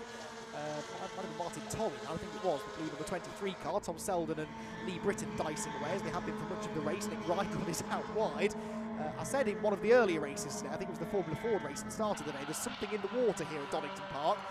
Every race we've had so far has been utter chaos, and it's been very, very entertaining to watch. We've just had a change for second, I think. By-South now ahead of Amos. That's another 2 points, of course, that he's scoring. 98 now for being in second position, so he's now only 7 points behind in the championship. And Amos now trying to fend off Michael Nibs. Can Blackwell Chambers and co behind benefit from that? Well, Blackwell Chambers is back ahead of Ali Bray now, I think, who does seem to be having a bit of a yo-yo kind of race, doesn't he, Ali? But Colin By-South is only going one way, and that is forwards. He's marched his way through from 9th on the grid to 2nd, and he's right on the tail now. Patrick Fletcher as they head through the hairpin. Blackwell Chambers up the inside of Michael Nibs as well further back. So we're seeing lots and lots of positions changing in that lead group, which is why I was a bit hesitant to try and even bother working out the points, because it's changing by the corner right now, let alone by the lap. Oh, here goes John Langridge up the inside of Blackwell Chambers. These two had many a dice in the Mark 1 Championship. Langridge and Blackwell Chambers both former champions in Mark 1s, and John Langridge having one of his better runs for a while into 6th position. The lead gap comes down because Colin By-South just set the fastest lap. Guess what? That's worth another championship point. 6 points would now be between them. Clouds of dust from the next pack of cars. Tom Selden seems to have lost out a bit more, and Alex Miller has got himself ahead of Jack Brewer for 12th position. Through Redgate they head. Dan Perrin-Smith there, I think, with some damage. Martin Plowman on the outside, the red and white number 11 car, just battling away with one of the paddock one of the Aiden Hills cars, Aiden Hills prepared cars there, as they turn through Redgate and head down the hill. One or two of them sporting some wounds of war here, aren't they, after a very bruising encounter. There goes the Clapham North car of George Grant, series sponsor George Grant, and as Scott was saying, someone who just can't get enough of MX-5 racing, absolutely loves it, and again, good to see him running pretty well, actually, almost inside the top 20 now. He's 22nd at the start of the lap, not bad considering that nearly 40 cars started the race. And then up towards Coppice goes the midfield shuffle. That green car, which I haven't quite identified yet, is I think the one that tagged Rutter at the start of the race, or the Melbourne Loop, on the first lap, which is why it's carrying some damage at the front. It might be Scott Wright, number 11. They're going 3 wide behind him anyway. And we've had another change for the lead, and it is Colin By-South into the lead of the race. And Blackwell Chambers has lost more positions on this lap, so this is turning suddenly into a real hellish race for the championship leader, because his big rival is out in front, and Blackwell Chambers just can't seem to make any progress. So By-South turns into Goddard's as the race leader. Amos and Fletcher battling for second, with Amos getting the better of him for now. Third place Fletcher, 4th Grindrod, 5th Nibs, 6th Langridge, 7th only for Blackwell Chambers. More yellow flags in the background. I think that's down at the chicane. We'll get to that in a moment though, because the leaders come back across the start-finish line then. 5 3/4 minutes to go, and Colin By-South is out in front. And yeah, Blackwell Chambers all the way down in 7th position. So the maximum points now going the way provisionally of Colin By-South. Blackwell Chambers really, really struggling.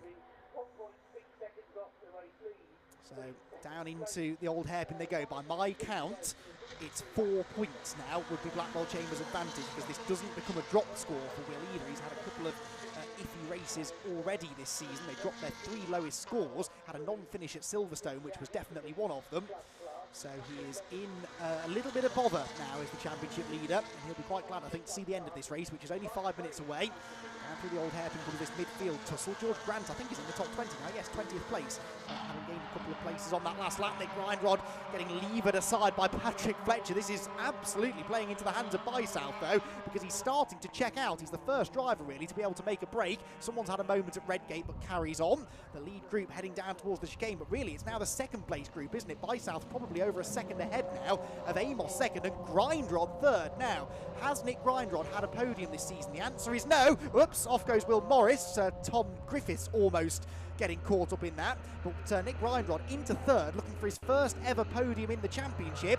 He is though about to fall off the podium again, because up the inside of him goes Patrick Fletcher, and every time we see all of these positions changing around, the one place that doesn't change is 7th place. Will Blackwell Chambers just can't quite get better than 7th.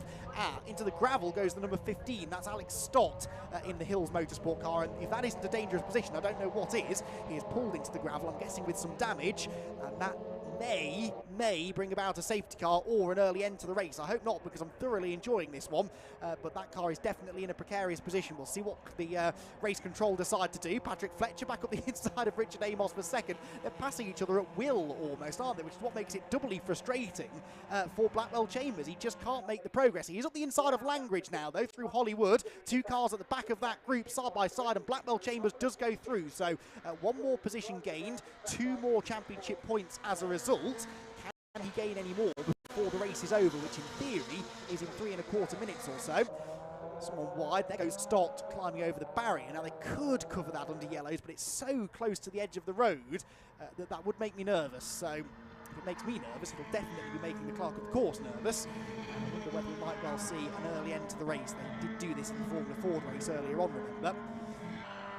Chambers now moving up behind Richard Amos, who really seems to be struggling in this race, but Richard almost seems particularly determined to keep Blackwell Chambers of all people behind him, so I don't necessarily rate Will's chances of getting through. Yellow flags, remember, out down at the chicanes, and no overtaking into the next corner. Nick Grindrod frustrated by that, because he was trying there to find a way past Patrick Fletcher. Through the left, through the right, past the Stricken Hills Motorsport car. Let's hope they all give it a wide berth. If they do, we should be able to continue the race. It possibly would be the final lap next time anyway. Amos again defending down towards the hairpin, locks up. Blackwell Chambers on the outside of him, panics and thinks he's about to get driven into again, but just about manages to avoid contact with the number 6 car. John Langridge behind, looking to pick up the pieces if that contact were to happen. So we're about to come through with just over 2 minutes to go, so now they have got time for 2 more laps, I think, just about.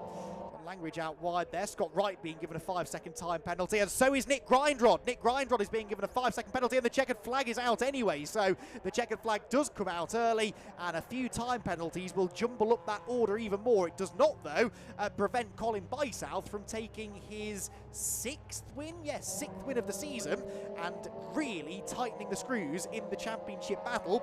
He gets the win then by nearly 2 seconds in the end over Fletcher second, Nibbs third, Amos fourth, and Blackwell Chambers, because of that penalty for Nick Grindrod, inherits 5th position on the last lap, which means 92 points will go his way, 101 for Bysouth, because no one ever beat his fastest lap, and that means there are 4 points between them by my reckoning as we head into the final 5 races now of the season. So Bysouth gets the win. I'm not convinced he's seen the checkered flag, but he wouldn't have been looking for it, in fairness. He is still rocketing on his way back to the pit lane, in theory. But Bysouth gets the win, Fletcher second, Nibbs third, Amos fourth, Blackwell Chambers fifth, John Langridge in 6th position, one of his better results of the season. 7th for Ali Bray. He'll be a bit disappointed with that, I think, but as we've said, it is a relatively new car to him, and with those changeable conditions pre-race, I wonder whether maybe the setup wasn't quite ideal for him. 8th place then for Will Morris, that was a good result for him. 9th Tom Griffiths, and Nick Grindrod dropped down to 10th. I think he was 3rd on the road at the flag and ended up 10th on corrected time. So Nick Grindrod really the big loser there, and he will not be very happy with that, because it looked like he was going to get his first podium. The other penalty, by the way, went to Scott Wright, number 11, who dropped down into 23rd in the end, a drop of about 5 or 6 places. I think he was just outside the top 15 or so before that penalty was applied. And confirmation of that on the screen, his 5-second penalty as well. Well, a very dramatic race. The various classes, by the way, which I didn't really get a chance to talk about in that race, but we have the Pro class, which is, well, the fastest drivers gunning for the overall championship. They have their own rankings, of course. There's also the Masters category for drivers over the age of 50, I think it is. I always forget whether it's 45 or 50, but the older drivers on the grid. Nick Grindrod still gets the win in the Masters class within the pro element of the grid, despite that penalty. Then you've got the club class, which is for those who perhaps can't commit to a full season or don't necessarily expect to be up there fighting for the overall victories. That win went to Daniel Rose. Daniel Rose, the club class winner, in 19th place, beating Dan Parron-Smith by just over a second to that victory, with Robert Way third in the class. And they also have their own Masters category, and finishing fourth overall within the pro class, Xavier Brook was the highest placed Masters driver home within the club class. Right, as I suspected, I don't think that Colin Bysouth, our race winner, realised the checkered flag had flown, so I think he's done an extra lap of honour, but the others are all starting to arrive in the pit lane now, underneath the commentary box there. Patrick Fletcher, who finishes second. Michael Nibbs perhaps a bit confused as to why he's being ushered towards the podium, but he did get third place after that penalty for Grindrod, who likewise is probably a bit confused as to why he didn't get summoned to the podium. But there you go, we've got two of our podium finishes there. I'm sure that Colin Bysouth will in good time make his way down to the pit lane as well, where he will join the other two, along with Scott Williams. Right, and then 2:06.90. Yeah, thanks, Andy. We're just working out the top threes for both of these, of course. Bit of confusion. We're just watching Dan Parron-Smith's cars coming in with a rather second-hand looking front right corner, which is not ideal, but he's managed to pull the car in. We're just waiting for Colin Bysouth, because either he has or he hasn't realised that because of the time penalties that were given to Rich Lamos and to Nick Grindrod, that he's in fact the winner. So in fact, he's just right at the back of the queue now, so he'll have to try and slot his way in. So I think whilst we're waiting for Colin to come out, we'll have a chat to second place man Patrick Fletcher here whilst we're chatting. So Patrick, I think that's, at least this season, one of the craziest races I've seen in terms of just how frantic and how back and forth it was.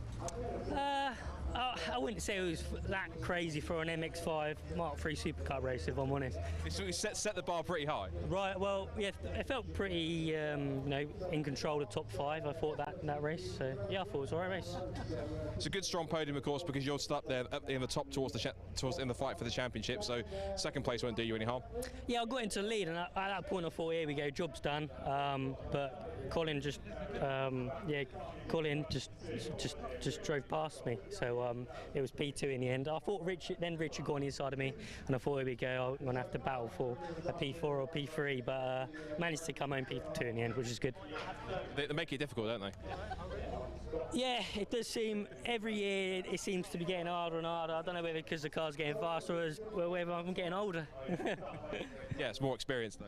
Yeah, that's it. Good stuff. Well, after Wistery's interviews, we're one for second place on that side. We're going to quickly bring our race winner, of course, which is Colin Bysouth. So I'm guessing that's like unexpected race winner, because I don't think you expected that, did you? Yeah, sorry, I was enjoying myself so much I went round a second time. So just don't tell the clerk of the court. Yeah, no, sorry, I'm late. I didn't see the flag. I'm not sure whether it was out or not, but yeah. I don't know what to say. Actually, no, I do know what to say. I knew that if I was lucky enough to get on the podium here, being the first time back since 2018 when I left here with a broken car and a broken back, regardless of thanks to everyone else who helped me get back here and racing competitively, but the stars of the show were the marshals, and I know this weekend actually we're a bit short of them as well, so it's just, I want to take this opportunity to say thank you very much to the marshals. They did a sterling work that day, getting me out of the car and off to hospital nice and quickly and safely, and they continue to be little heroes every day since. Can't thank them enough. Thank you very much, marshals. We're going to have to wrap through into the next race, but well done for the victory. Congratulations. Let's have a chat to third place man Michael Nibbs, of course. Patrick was saying that that wasn't that crazy for an MX-5 SuperCup race. Others might disagree with that, but that was just so back and forth. Yeah, that was pretty nuts. Yeah, I mean, it was great fun, but I'm just trying to sort of download what went on, and then I was fourth, and then I come in and I got a third, so it was fantastic. Yeah, there's a couple of time penalties for the top two for Rich and for Nick, so that helped you guys move up a couple of spots, so it's a useful podium for the championship as well. Yeah, brilliant. Yeah, and a big thanks to Hills Motorsport, because the car is set up fantastic. Yeah, and it's great. We have to rattle through because we've got the next race coming up, but well done on that one, Michael. Great podium. We'll see you. That's our pro class. We'll let John Ward have a chat with them on the podium. Let's have a chat to our club class winner, which is Dan Rose. Slightly unexpected, or just was that what you anticipating given the pace you had in the car? I was hoping to be up there coming into the weekend, but we just made a total wrong error on the brake pads basically, so it just felt wrong basically, the car. So I was a bit further back, but I didn't know I was up there sort of thing, if you know what I mean. I could see who was there and who I was playing with, and it was all kicking off everywhere, and I thought, right, this lap I've got to really make a move. And I did. I think I jumped so many places in one lap, it was mad. And yeah, thoroughly good. Car was mint, tyre pressure's bang on, so can't ask much more for that. Yeah, just need to get more pace in myself and learn. Like, it's only my third go here, so. You got tonight to go over it, so well done on the class victory. We'll see you tomorrow. Good stuff, excellent. Let's bring second place man Dan Pransmith in. Dan, I was just remarking first of all, not quite the way you wanted your car to look at the end of it, but second place to second place, there's a silver lining in that. Yeah, it was okay. I mean, overall I started 20th due to some problems in quality, I think. I made up places, got to about 14th, 15th, and then had a bit of contact with another driver, as you see from the front bumper. But yeah, it was okay, pace was alright, dropped down to 25th overall and got back up to about 19th, so pace is there, just need to get the quality up a bit, but yeah, it's really good. Yeah. And that was really strong performance because you got pole for club class and qualifying as well, so it's good, first of all good to see you back in the good after a couple of races away, and it's good to see you back on good form in the class. Yeah, to be fair, like the car's good, just apart from obviously that bit of contact at the front, but we've got the pace to be in top 10, so yeah, I think we'll see how it goes for the races tomorrow. Well, go rest up, we'll see you tomorrow. But, so great job anyway, well done. Let's have a chat to Robert Way in third place as well. Rob, good to see you back on the podium. Gets a bit crazy out there, doesn't it? That was chaos, frankly, but it was fun. I was a bit annoyed to lose second place on like the last corner, but you know, it is what it is. But yeah, it was pretty chaotic. It's proper Mazda racing, that's for sure. Yeah, it's just MX-5 SuperCup racing all over. We're seeing Patrick Fletcher saying it wasn't that crazy for an MX-5 SuperCup race, but I think Michael Nibbs and others would disagree with that. Yeah, midfield was just cars everywhere. It was carnage. Coming down Craners on the first lap on the grass completely sideways was an interesting experience, but I don't want to repeat. So hopefully the next race will go a little bit better. Well, fingers crossed you stay off the grass tomorrow, but well done for third place. Congratulations, we'll see you tomorrow. Good stuff. Right, that's stuff from me on the microphone here. I'll be up on the microphone with Andy for the next race coming up. I'll be handing the earpiece of the mic over to Richard, Jamie Peters-Ennis, who's been taking us through the pit lane reporting ahead of this afternoon's main event, which is the penultimate round of the 2022 Fun Cup Endurance Championship. Top four in the championship are the main ones to focus on for the next 4 hours of racing. As Andy knows, in a Fun Cup race, anything can happen, and it typically does. So I'm going to hot foot it up to the commentary box with him. We're going to take a very quick break to reset to let the Fun Cup racing begin in a few moments' time. And the next person you'll see on camera is going to be Jamie Peters-Ennis, who will lead you through into the starting point for this afternoon's 4-hour Fun Cup Endurance race. So stay tuned. This afternoon's race is coming up in a few moments' time.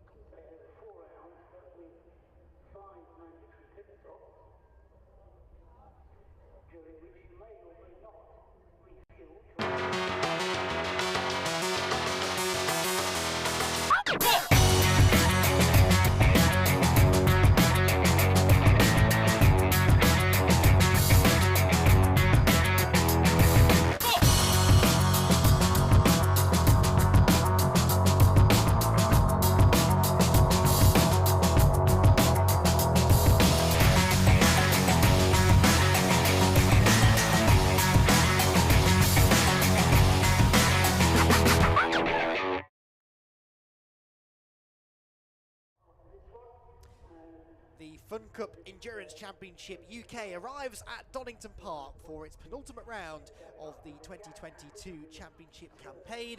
A day on which the championship could be won, and in a series that's been rather dominated by the same handful of teams over recent years. It's really refreshing that we could today see a team claim the championship for the first time. But there is 4 hours of racing around the full Donington Park Grand Prix circuit before we even start thinking about provisionally crowning champions, plus the small matter of another 4-hour race at Alton Park in a few weeks' time should the title go down to the wire.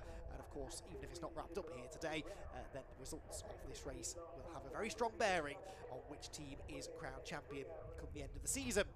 The cars will very shortly be heading out towards the grid in what is a random order. If you're new to SuperCup, then don't worry, we've got 4 hours to explain how it's all going to work to you. But the grid is a random grid. The qualifying session that they held earlier on today actually having no effect whatsoever on the way in which the cars will line up for the grid. It's a completely random draw. The only team who know where they're going to be starting are car number 1, Uvio Hoffman's Lotus, and they will be starting at the back of the grid because they won our most recent race. In fact, they won our most recent 3 races in the championship, and as the most recent race winners, they have to start from the back of the grid. It's Andy McEwen talking to you from the commentary box. I'll very shortly be joined by Scott Woodwis. The third member of the team, though, is down hopefully in the pit lane, and that is Jamie Peters-Ennis. He'll be down there gathering all of the gossip, the stories, following all of the pit strategies over the course of the next 4 hours. Jamie, good afternoon. Well, good afternoon everybody and welcome to Donington Park for the penultimate round of the 2022 SuperCup Endurance Championship. My name is Jamie Peters-Ennis. I thought I'd give Scott Woodwis a little bit of a break, so he'll be up in the commentary box joining Andy McEwen for this epic 4-hour thriller. We have a jumbled up random grid as we usually have, with the only team that knows where they're starting is the Anglesey winners of Uvio Hoffman's Lotus. They have to start 18th and last. Our front row will be Stobart Sport and Vape Club by EDF Motorsport. But for now, I'll hand you over to Andy McEwen, who will take you through the grid. Andy, I hope you're ready for this because it's going to be a good one.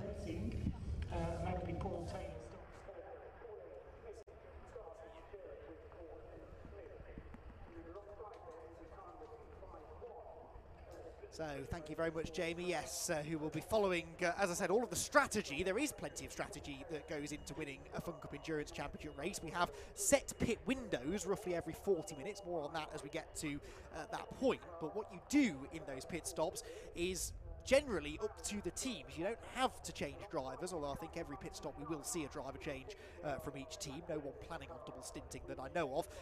You will not be seeing any tyre changes in theory. These GT tyres more than capable of lasting the 4 hours on one go. What you will see a bit of though is refueling, and how much fuel you put in at each pit stop can prove critical in the outcome of the race. So the championship then, as I said, is basically boiling down to kind of a 3-horse race really. GCI Racing, once we drop the worst score of the season, which all teams have to do, they arrive here at Donington Park on 406 points, which is some 16 clear of Stobart Sport, number 170, with Team Viking third and Uvio Hoffman's fourth. So actually let's make that a 4-way fight for the championship. But GCI Racing, just the 1 win this season, but incredibly consistent, and that really is what's carried them to the points lead. Again, we've got plenty of time to talk about points permutations once we get into the race. What I will do though is rattle through the grid. Stobart Sport, who I said are second in the championship, well, they've had a bit of luck with the random grid draw. They are on pole position, the number 170 car, which was a winner twice this year, once at Alton Park, once at Brands Hatch, starting from pole. That's the green Stobart liveried car you can see at the front of the pack. Alongside them, 246, one of the most improved teams of recent years, the Vape Club with EDF Motorsports car, one of 2 EDF cars on the grid, and then row number 2 shared by Apollo Motorsport, number 220, the white and green car, and the blue car, which is the Shire GB car, one of the Greasel Motorsport cars, starting from the outside of row 2. Row 3 for number 49, Fueled Up Racing, and 251, Team 3 Motorsport. And then the 4th row is shared by 158, that's the Tacosis by EDF Motorsport car, and JPR Black Widow is one of the JPR hire cars, starting 8th. EDF Motorsport's 104 example starts 9th alongside PLR Racing. Now, just had some breaking news that Neil Plimmer, for the first time in living memory, is not going to be able to race with us. He's had to leave the circuit, unfortunately, so has been replaced in this race by Johnny Hode, who was a former race winner in SuperCup a couple of years go. Team Olympian, number 267, start 11th on the grid alongside the championship leaders. So you just see them actually, the black, white and red car that went through shot. They are not right at the back, but they're sort of right in the middle of the pack. Will start 12th, which is right in the danger zone. They'll be hoping for a clean start. They've got the 98 FF Corsa car starting 13th, just behind them, and Red River Sport, number 97, which is a car being shared by Gareth Williams and Johnny Molam. I mean, we could spend the whole 4 hours telling you everything Johnny Molam's raced over his racing career. Very, very quick driver making his Fun Cup debut. Team Viking start 15th, another quick team. Remember, they're inside the top 4 in the championship. CCS Media alongside them. And at the back of the grid, the 125 Greensall Motorsport car, Team MSBW as they're now called, with the reigning champions, multiple former champions, number 1 Uvio Hoffmann's Lotus, who have done a lot of winning this year. They've led more laps than anybody else. They've been the quickest team. They just had a bit of mechanical misfortune mid-season, and despite winning 4 of the 7 races we've had so far, they come here to Donington Park very much as the outsiders in the championship, only 4th in the points with 2 4-hour races to go. Right, cars heading up towards Goddard's. A very quick thought from Scott Woodwis, who has dashed up from the pit lane to join me in the comms box. Fun Cup, Donington Park, championship on the line. This is going to be fun, isn't it? It's always set up to be the perfect race, isn't it, really? And I think one thing we don't ever say is Uvio Hoffmann's Lotus being outside championship contenders, but they've had so much good and bad luck with victories and DNFs or poor results. It's not really worked out too well for them, but with the fact we've got the championship contenders all over the place on the grid, particularly with Stobart Sport on the front row of the grid, this should be quite energetic, as it typically is over 4 hours of racing, which is about to get underway this afternoon. It's the second time Fun Cup have raced on the Grand Prix circuit at Donington. The first time it's been a points-paying race, though. Who will come out on top? 4 hours of racing gets underway now with Stobart Sport leading them towards Redgate. A very good start from them, and that number 170R is going to be the first one into Redgate. That car started by Richard Webb. Bit of a change around behind as well as they shuffle through Redgate for the first time. There's the GCI car that leads the championship. I suspect it'll be a tentative start for Ian Wood, who is taking the car around the track in the opening stint. It was third place that changed hands then. That was the Shire GB car, which is started by Sam Smith moving into third. He is a very, very rapid driver. He moves himself up ahead of Apollo Motorsport. That's there further back. Ben Pinch, I believe it is, at the wheel of the 146 car for this opening stint, is trying to make ground as well. Clean start though, Scott. They make their way up towards McLean's, and already we're starting to see the power of the slipstream. This is a perfect circuit for these not terribly aerodynamic Fun Cup cars. It's going to be hard to escape in these early stages. Particularly when you're on these long sections climbing uphill, when you go up out of the old hairpin through Starkers and Schwads, and then even higher up to the highest point of the circuit, which is right here at Coppice. They then start to descend down the back straight. See there, that's a key change of position. That's GCI being passed already by Uvio Hoffmann's Lotus, but I think as we both know, that's just Uvio doing Uvio things. Start at the back of the grid, doesn't take him very long to get up through the order. Now moving for second place, there goes the Shire GB car making a move. It was almost making a dive for the lead there into the chicane for the first time. I think he was getting that close to the Stobart Sport car, but this is almost, dare I say it, like a Senna S sort of Donington 93 moment. He started 4th or 5th, carving his way through. Would not surprise that car is going to lead by the end of the opening lap, although Stobart Sport looking as though he's going to try and spoil that. Nearly going to manage it. Makes up the outside line. They're going to be side by side. The X Factor, he might well manage it actually. He gets a good track, get a traction out of the Melbourne Loop and up towards Goddard's. If he can send it round the outside here, Andy, he might well get that 5th to 1st move. In fact, he has got it done, almost. He's trying just to get there to come. Yes, he has got it. So, literally, from was it 4th or 5th to 1st, he has literally done a Senna 93, which is pretty astonishing in Fun Cup. That's almost Uvio type progress. It is. The progress of Uvio has been pretty remarkable as well. I think they're inside the top 10 already, but you're right, it is Sam Smith then who leads the opening lap. The Vape Club car coming back into second potentially here as well. Yes, does sweep around the outside. That is Vlad Vasiliev at the wheel of car 246, and so the pole sitters down to third already. Uvio are 11th, so they're not quite into the top 10, but they are into 11th from 19th on the grid. On 4 different occasions this year, Uvio have started from the back of the grid. They have led at some point in each one of those 4 races. They are the masters at getting from the back to the front. And very often they go on to win the race. That was a slightly close moment, though, for Fabio Randaccio in the number 1 as he dived up the inside of the Tacosis car. Someone has been grass tracking. Got to be careful doing that in these Fun Cup cars because it's easy to break that front splitter off, and you really rely on that front downforce around highly speedy circuits such as Donington Park. And they will seem to be in one piece, though, as they make their way towards Coppice for the second time. I think it was the 251 car, the T3 motorsport car that might have gone wide, because I noticed it was a bit sort of close to the inside line as it came off of Starkey's and up towards Schwanz, whereas everyone else was taking the natural racing line where you sort of move out towards the right-hand side of the exit of Schwanz corner. So I think that car was the one that made the grassy trip on the exit of the old hairpin so far. It seems as though that the Team Vape Club car, I will agree, they've been one of the most impressive improved teams so far this season. Both Matt Dawkins and Flat Facility really have got to grips with that EDF Motorsport car, and EDF have become a team this year. They're not only just the Team Vape car, but EDF in general have found some really good pace this year, some really good points. It's the point where at Anglesey, because the Tacosa's car with Paul Rivett in the wheel, that car switched teams to EDF at Anglesey, and that was straight on the pace in many cases too. So any Ferrari's team can work some magic in these cars.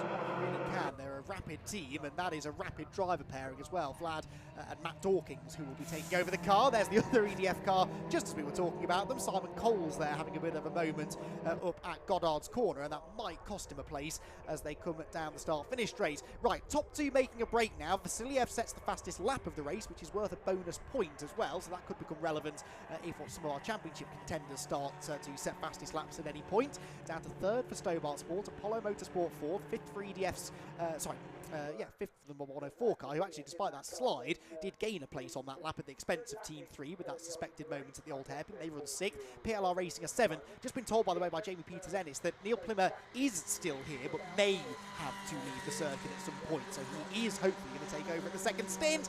And three guesses who's at the wheel of car number 248. It is Nigel Greensall, and he is charging through in a very Nigel Greensall-esque fashion. Yeah, I think another phrase we can use, Nigel Greensall doing Nigel Greensall things. It's kind of, it's him just a bit carving his way through. He's in that situation again where he's raced against his own team cars. He's done this before. We raced some CCS Media, which I believe either is or isn't one of his team cars, just the team he drives for. But it's the two cars, of course, the Shy GB car and the actual Team Greensall car, both of which he's able to go up against. And he has even jumped into one of those cars mid-race throughout the season. Whoops, is off the road. It's gone I think that's for the second time, the Team 3 Motorsport car. So that is going to be John Perrott at the wheel. Certainly getting a bit of education on Fun Cup racing the hard way, literally being dropped at the deep end. Indeed, he has dropped in behind the PLR car, though, which is not the worst car to be following. Ben Pitch, as we've said, at the wheel, but he is right in front of Uvio, and Fabio Randaccio in 8th already. This is about to become 7th, I think, as he drops down towards the Melbourne hairpin for the first time. He's at the inside, and the number 1 car is going to go through. It's remarkable, the stats for the number 1 car this season. They've had so many really promising races that just haven't quite come good. They have led over 450 laps this season. They've won 4 races. It is crazy that they are not leading the championship. The fact that they're down in 4th, and both of the drivers said to me this morning, look, we will need a miracle to win this championship. It goes to show that being the fastest on the track does not automatically give you championships. No, it's the frustration they've had throughout that season, particularly when they had not just had the hub failure at, I'm going to get the order right now, it was at Snetterton and then at Brands Hatch, or other way around. When they had it the first time, it was a failure they'd never ever had before, and it was on, the first time they had it, it was on the left rear, and the second time they had it, it was on the right front, so at least the left front. So they had 2 separate hub failures in 2 race meetings, and they said something they'd never experienced before, so they thought it was quite a weird, it's just a weird coincidence that they had that issue. But now it seems as though the car is back performing. This is a car which, those who don't know, I think as you've told me quite incredibly, these guys don't ever like to go in and do practice. They like to go in pretty cold and try and figure out exactly where they are. They do minimal to no testing as well either, and they go into cold pretty much in terms of where they are with the setup from the qualifying session onwards is where they are. And they're just so well gelled with this number 1 car, and it seems as though that they just seem to just jump into it and go, and apart from 1 or 2 very minor tweaks to it, the car's set up exactly how they want it. So, as the saying goes, if it ain't broke, don't fix it. Yeah, I mean, they are the winningest team in Fun Cup. The Uvio car, which has had a number of different driver lineups over the years, has now won over 20 Fun Cup races, which is a lot, believe me. They are really, really successful, and looking to try and continue that success here this afternoon. They're ahead of PLR now, and so that puts them into the top 6 now, having started 19th on the grid just 7 minutes ago. Down towards the Melbourne hairpin come the leading 2. It's still the Shire GB car that leads the way. The battle really is this one for 3rd, isn't it? Stobart Sport, Apollo Motorsport, and the EDF 104 car. Those 3 tied together by a particularly short piece of string. These top 2, I get the feeling, are kind of working together. These next 3 are most definitely not, and they're not going to be tempted to start working together with the arrival of the Uvio car behind them, because there's going to be a real scramble now to try and get as far away from that car as possible. Dramas in the background for CCS Media, so Nigel Greensall, having made those really good moves earlier on, was peeling off quite slowly from the final corner and heading for the pit lane. So that's the first story for Jamie to try and dig out from the pits. Nigel Greensall in trouble early on. It looks to be more mechanical than anything in terms of damage, just going past our commentary position. There it is on the screen. Visibly doesn't appear to be anything wrong, so it's obviously some kind of mechanical remnant that's causing the problem. It's obviously going at, well, relatively bottleneck speed limit, and yeah, the fact that he's going straight into the box, I think I need to tell you that that's not a good sign. So, Greensaw wouldn't surprise if he jumps into one of his own team cars before the end of the race. I think it's safe to say, wouldn't you? Yes, wouldn't be surprised. We've seen him do that before, that's for sure. There is one of his cars, the 125 car coming down towards us, the white and blue car, just ahead of the GT Radial machine.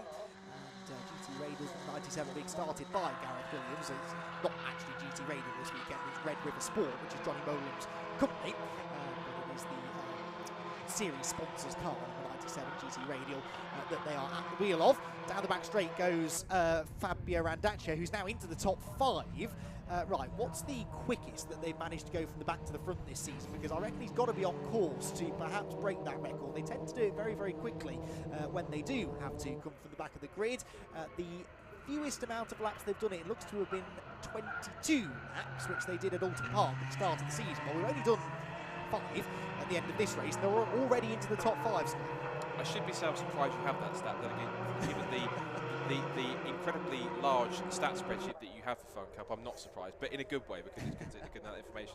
But you're absolutely right, they are carving their way through. This is even, I think it's probably a stronger run through the field than I've even seen them before. Whether it's because, you see what I mean here, there are slightly less cars than some other rounds, because there's 18 cars in this weekend, but even so, they're 4th already, and there's been, what, 6 laps been completed. This could be, I think if their record is 22 laps, I mean, we could be looking at a record not just broken, but physically smashed at this point, I think. Yeah, certainly as far as this year is concerned. A few rounds ago, Fabio did sort of commission me, unpaid, so not really a commission, but he did sort of challenge me to go and find out what the actual record is in the entire history of Fun Cup. That takes a little while to work out, but it doesn't happen all that often.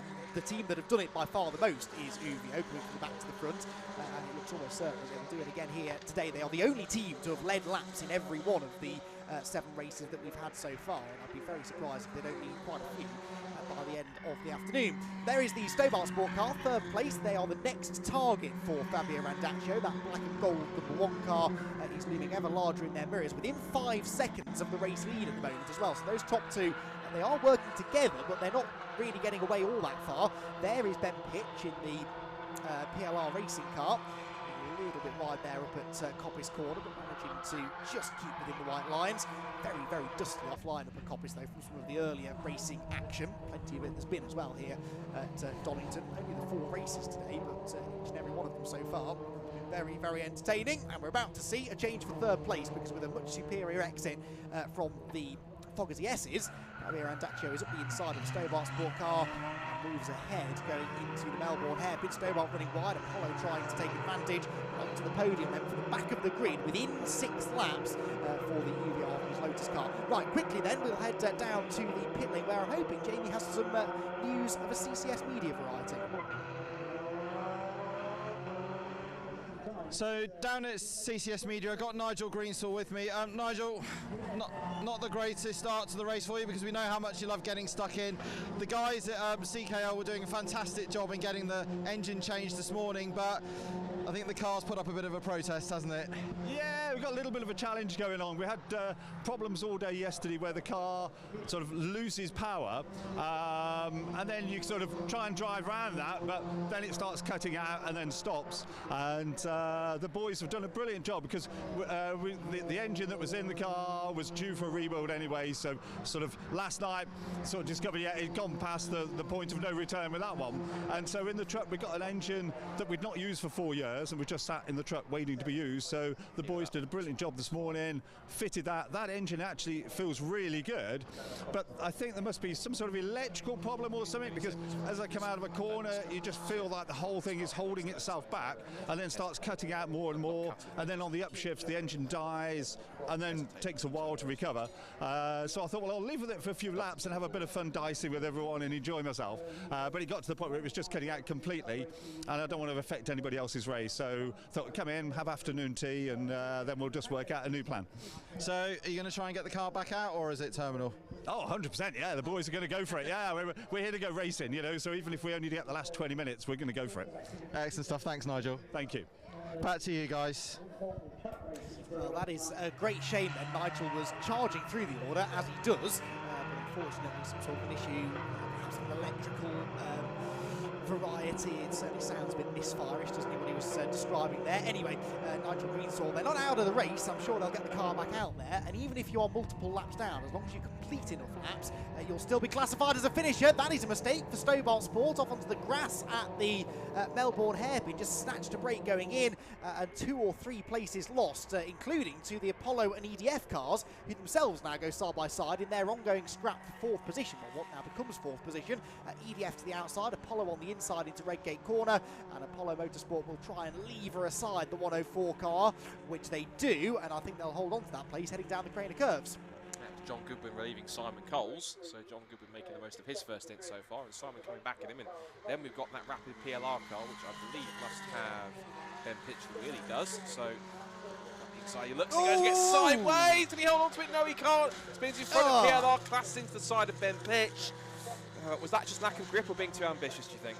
A bit of column A and a bit of column B. I think that was certainly an ambitious move to make early in the race, and carrying that much speed on a tighter line, you're always asking a lot of the tyres. We've had a bit of drizzle in the air, there's dirt on the track down there, and yeah, instantly the teams start to spring into action down on the pit wall because they know they've got some repair work to do. PLR have continued from all of that, but with definitely damage to the splitter. That's a shame. Ben Pitch was running well and starting to close in on those two. He might now wish he hadn't caught them, because that unfortunately was an incident not of his making that has ended up costing them time and damaging the car. In fact, it looks like the door was coming open there. That was distracting for Ben as he came down the straight. He's had contact on both sides. Well, contact on the right side, and then the splitter dug in on the left-hand side. And yeah, that door, he needs to come in and get that sorted. That's clearly damaged. All of the slamming in the world, he's not going to get that shut.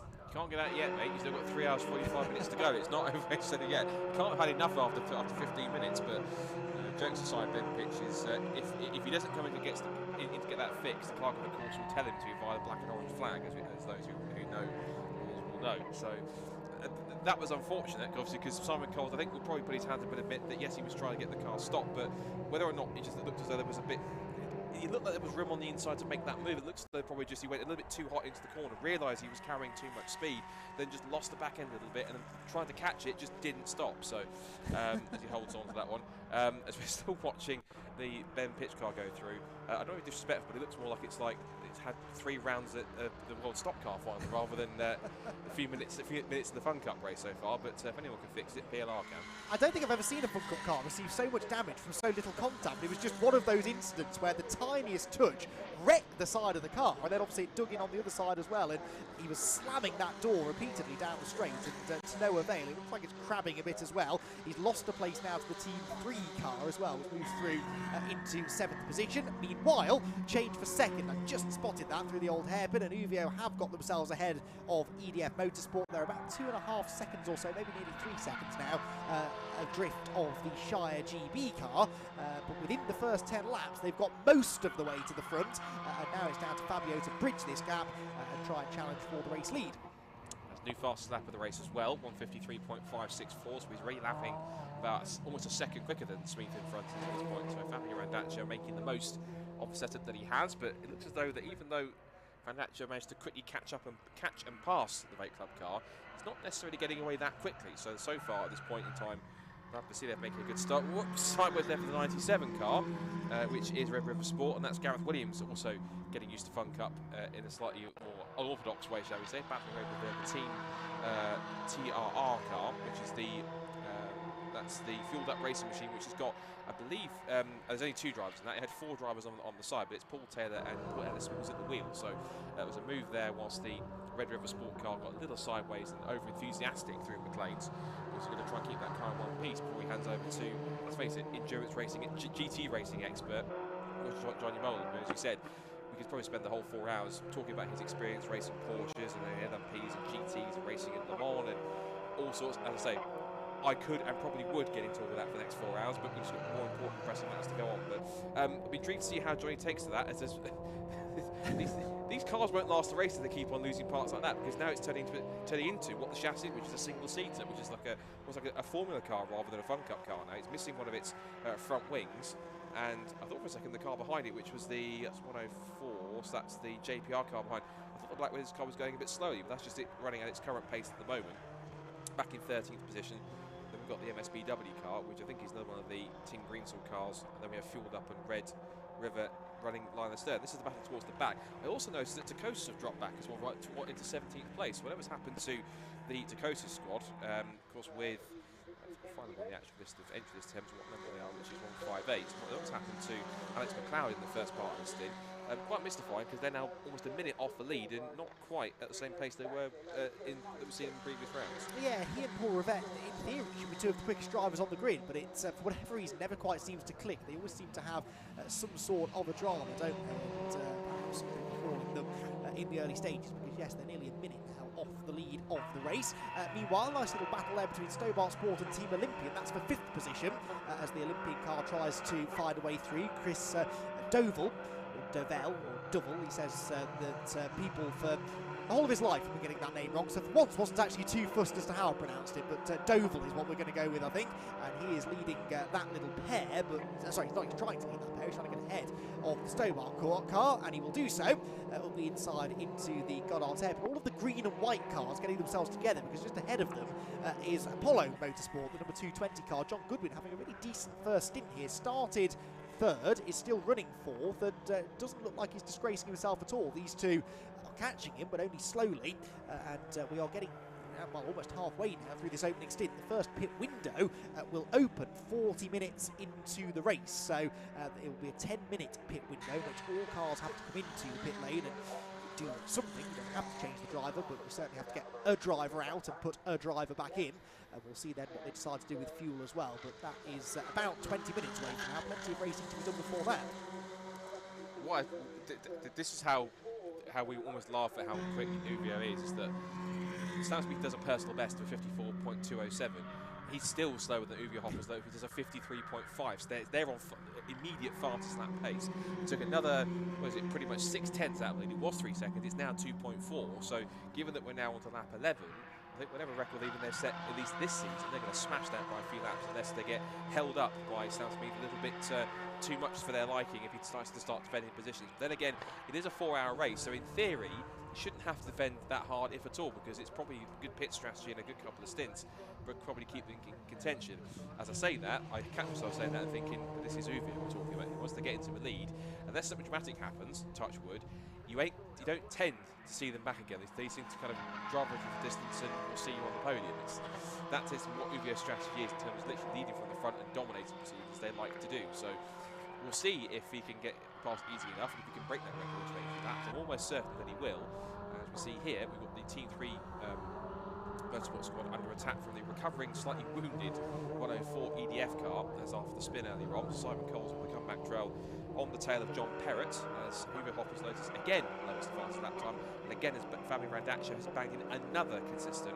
I think he's only lowered the fastest lap time, I'm sure, by about 1/1000 of a second. So fastest lap again he takes, and even though again Sam Smith has put in a 53.9, still 4/10 slower than the car behind him, so the gap is down to just over a fraction over 2 seconds. So in 2 laps he's taken a second out of him, so he should be there in no time. Well, and of course the closer he gets, the more of a slipstream he starts to pick up as well, and that will only further increase his speed compared to that of the car he's chasing. EDF there having a nice little battle with the car, that's the 11th place, isn't it? Yeah, Team 3 car, isn't it, behind? So yeah, EDF are a lot further down now than they were before, which is what confused me for a second. Not helped by the fact they're carrying that damage to the right front corner after the spin at the old hairpin. So these two dicing away. One car that hasn't maybe had the start to the race I expected is the championship leading car. GCI Racing only 9th at the moment. half a minute off the race lead. Now, I know they've got this nice little points advantage, and I know we're only early in the race, but that will be cause for concern, I think. But we've seen this before from GCI, is that they don't tend to have the fastest of opening stints, but they're very good at just plugging away quietly and getting themselves towards the front. And eventually, they tend to find themselves, if they're not leading, they are the next best car behind Uvio if Uvio are the ones that are leading. So they've done this a couple of times in the past couple of races that I've seen, is that they don't tend to be the fastest starters, but they are the best. They're not the best sprinters, but the best. Hence the concept of the race. Endurance races that they can steadily put in a nice, consistent pace, and they should pick up good pit strategy, make really good calculated pit stops, and able to pick their way through. Particularly if a safety car to you also happens to help them as well. They should now start to move up the top 10 nice and steadily. Their lap time pace, if I look at it, they are currently in 9th place. They are lapping a couple of tenths quicker than Team Viking, who are also one of their main championship rivals. There's, surprise, surprise, new fast lap of the race with Uvio Honda's Lotus. That was about 600ths quicker, and was still about 1/4 second quicker, at least 3/10 quicker than Shy. Gap is now 1.7. But the point we're making about GCI is that I think they will start making progress. It'll just be slowly but surely as, again, Ben Pitch, I insist you cannot get out yet. Get in the pit lane, or you're going to be told you need to come into the pit lane by Julian Floyd. Which I'm surprised hasn't happened already, to be perfectly honest, because we've seen this happen before, where doors perhaps haven't been closed properly on a pit stop or something, and the driver is so restricted in the car that they struggle actually to reach over and grab the door anyway. I do notice he's managing to keep it closed every time he comes down the pit straight, perhaps in the hope that Julian Floyd up in race control can't see it, forgetting maybe that we are broadcasting this race live. So I don't think that's going to work for much longer, although having said that, he's not been shown the flag yet, so who knows. Stobart Sport and Olympian here continuing their dice, but it's now for 4th place. They've both found their way past Apollo. They did that down the pit straight, I noticed, at the end of the previous lap, and Olympian now sweep back ahead of Stobart, so it's all changing here. Olympian now up into 4th place, with Stobart dropping back. Team Viking there trying to pick their way past Team PLR. Team Viking, remember, 3rd in the championship, although as it stands, again, very early in the race, but as it stands, they would lose that 3rd place in the championship to the Uvio Hoffman's Lotus car on dropped scores, as Uvio continue to try and claw their way back into championship contention. Team Stobart there trying to get up the inside of the Olympian car into the chicane. I noticed as well, Scott, that Stobart car hasn't been immune to dramas this weekend, because that's not the coloured door that it had at the start of the weekend, I don't think. We have had a few teams getting into strife in testing yesterday, and I suspect perhaps they were one of them. Yeah, it seems like it. I did notice that in the assembly area when I was quickly taking some photos before I came back up here and did the last set of interviews before handing to Jamie. Did notice that one or two cars have been in the wars ever so slightly, but it certainly seemed to be quite resourceful within the Fun Cup paddock to find spare doors. I'm sure Paul Rose in his truck somewhere had a spare Fun Cup door that he could use. And he's only too happy to sell them to you. He is indeed. He is indeed. With our leaders, just to mention, as you can see visible on screen and also on the timing tower, less than a second. You can tell it's less than a second because, of course, they're both in the same shot here. So Sam Smith now has got to start driving his mirrors a little bit, because here comes the black and gold menace that is the #1 car, and swinging their way through the old hairpin. The way that car's moving and sailing onto the back of his tail, I would suspect, if not the next couple of corners, that we're going to get a change of lead pretty imminently, I suspect. I do think, though, that once the lead change does inevitably happen, I don't think that Fabio's going to be able to just romp away. Here it comes, though. He's up the inside into McLean's, but with that momentum on the outside line, it looks like the Shire car will just about stay level. He's on the outside again, though, through Coppice, and that is not the line to be for Sam Smith. It's the dirty side of the road, and so Uvio do go through to the lead. So this is what, lap number 14, so this would be, as far as laps are concerned anyway, the quickest that they've managed this season to go from the back to the front. And, oh well, are they though? Because here comes Sam Smith back up the inside, and he is going to go back ahead. So, okay, scratch that. They led for a straight, but it doesn't count unless you lead across the line, Fabio. So he's going to have to try again, perhaps down into the braking zone at the Melbourne hairpin. Meanwhile, PLR, well, Ben Pitch is not getting any more enjoyable here, is it? Team Viking and GCI Racing now up behind them, so two of our championship contending teams here trying to find a way past the PLR car, which before this race I would have said were a championship contender. The way things are going though, they might now slip out of contention. Yeah, and that's certainly one of the weekends where it probably will be, in terms of their chances in the championship, it's probably the defining weekend, where given all the events they've had, everything going on off and on track for them, it's probably going to be the weekend where they have to call time on any chance of winning the championship. But again, stranger things have happened, and who knows, we might get to the end of the race and they might be in a contention where they've outscored everyone else. But let's wait and see how this race plays out, because as we know, not just in motorsport, particularly Fun Cup races, anything can and usually does happen, to use that age-old phrase. as they come back down through the Craner curves again, and I suspect that Fabio Randaccio, with this car, seemingly quite well suited to these sweeping corners of this first part of the Donington Park Grand Prix. That particularly through the old hairpin, he carries quite a lot of speed as he glides his way through, flips over the curb on the inside, uses all the curb on the exit, and he's going to try again here as he makes the climb up through Schwanz curve, up through Starkeys, in the toe, darts out, has it to the outside this time. Couldn't get me on the inside. Is he going to go around the outside? He might well do, unless Samsmith decides to stick his elbows out, which he does. And again, and he almost also denied Randaccio the cutback there, the exit up towards Coppice, so not going to happen this time. And a spit of flame on the downshift as they come up through Coppice again. So it seems as though that the lap timer is going to tick over. So I think he thought that he might be able to get himself done and set that new record. The longer that Samsmith holds him up, the longer that record, chance to get the record, tends to get an edge away. He's going to try again and do what Samsmith did to him a lap ago, side by side in towards the chicane, and Smith has to capitulate, and up into the lead he goes. Now, can he stay in front this time? Given the way he's gone through the chicane and Samsmith couldn't quite get on the power on the exit, the answer this time is maybe. I think so, yes. I think he should be able to stay there, shouldn't he? So, case of anything you can do, I can do better there for Fabio. That was exactly the way in which he lost the lead a lap ago, and gets it straight back again on this, the 15th lap of the race. I seem to remember Samsmith, though, trading the lead for much of the first hour of the Silverstone race at the start of the season with Nigel Greensaw. They would lead a lap apiece for about 15 or 20 laps. They traded the lead. It was a great battle. So Sam is every bit as quick as some of the other front-running drivers in the championship, but he has lost the lead now. So the UVA Hoffman's Lotus car comes across the line, and after 15 laps of racing, they have come from 19th on the grid to lead the race with still 11 minutes or so to go before the pit window opens as well. So Fabio now trying to break the toe. Once he breaks over about a second or so clear of the 108 car, then it might be a little bit harder for Sam Smith to stay with him. So down the Craner curves they go. You can see that gap already starting to build. Quick news, by the way, from the pit lane. Jamie Peters-Ennis reporting that 2 cars have been given a stop-go penalty already for exceeding track limits. Number 251 is one of those cars. That's the T3 Motorsport car.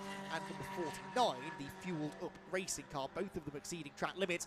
The corner where that's really being monitored is down here at the old hairpin, running too wide over that exit curb and potentially through the chicane as well at Fogarty S's. If you use too much of that curb through either of the apexes, then you will be pinged for track limits. So those two teams were both running a bit deeper in the field anyway. They have lost even more time now with an unscheduled visit to the pit lane. So Smith now is going to try, well, I say try as best he can to try to keep up with the UVA car, but typically once that UVA car gets in front, you ain't seeing it for another while unless it's lapping you or you're stuck up behind the safety car. So that's going to be, I think, one of the last times that Smith sees that car. Meanwhile, Team Viking managing to get the job done on PLR, so that's a move done up now into 7th position. So Ben Pitch, he seems to have, at the moment, is what we can see, found a solution to keep the door in place at the moment. Oh, no, he hasn't. I immediately take that back, because I saw just going into the shot as he came in, the door was still flicking open as he came with the right-hander. So it looks to be on some corners where the weight allows the car to swing the door back closed again, he's fine. But on the straights here, when the air pressure starts to build up, that's when it starts to open itself back up again. So here it goes again as the car leans onto his right hand side. As soon as it goes back to his left, it slams shut again. I think he's hoping that on one of these corners, eventually he can take as much force into the corner enough that it will then shut the door and keep it shut before his stint. But he'll have a chance to get out in about roughly 9.25 minutes when the pit window opens. Now GCI is going on the attack into the hairpin, so it's not quite the quiet start that I'm sure that PLR were hoping for after the dramas they've had up to this point. Yeah, exactly. And yeah, that's. I think they've broken the latch on the door. I think that's the problem. I don't see any way that they're going to solve this without. You can see the damage just at the bottom. It's either the latch or the seal where the door would join up with the body of the car is bent to the point that it won't connect anymore. Now, if it's the latch, they really are in trouble. If it is just the seal that's broken, though, then they might be able to straighten that out at the pit stop, or at least stick a load of tank tape over it.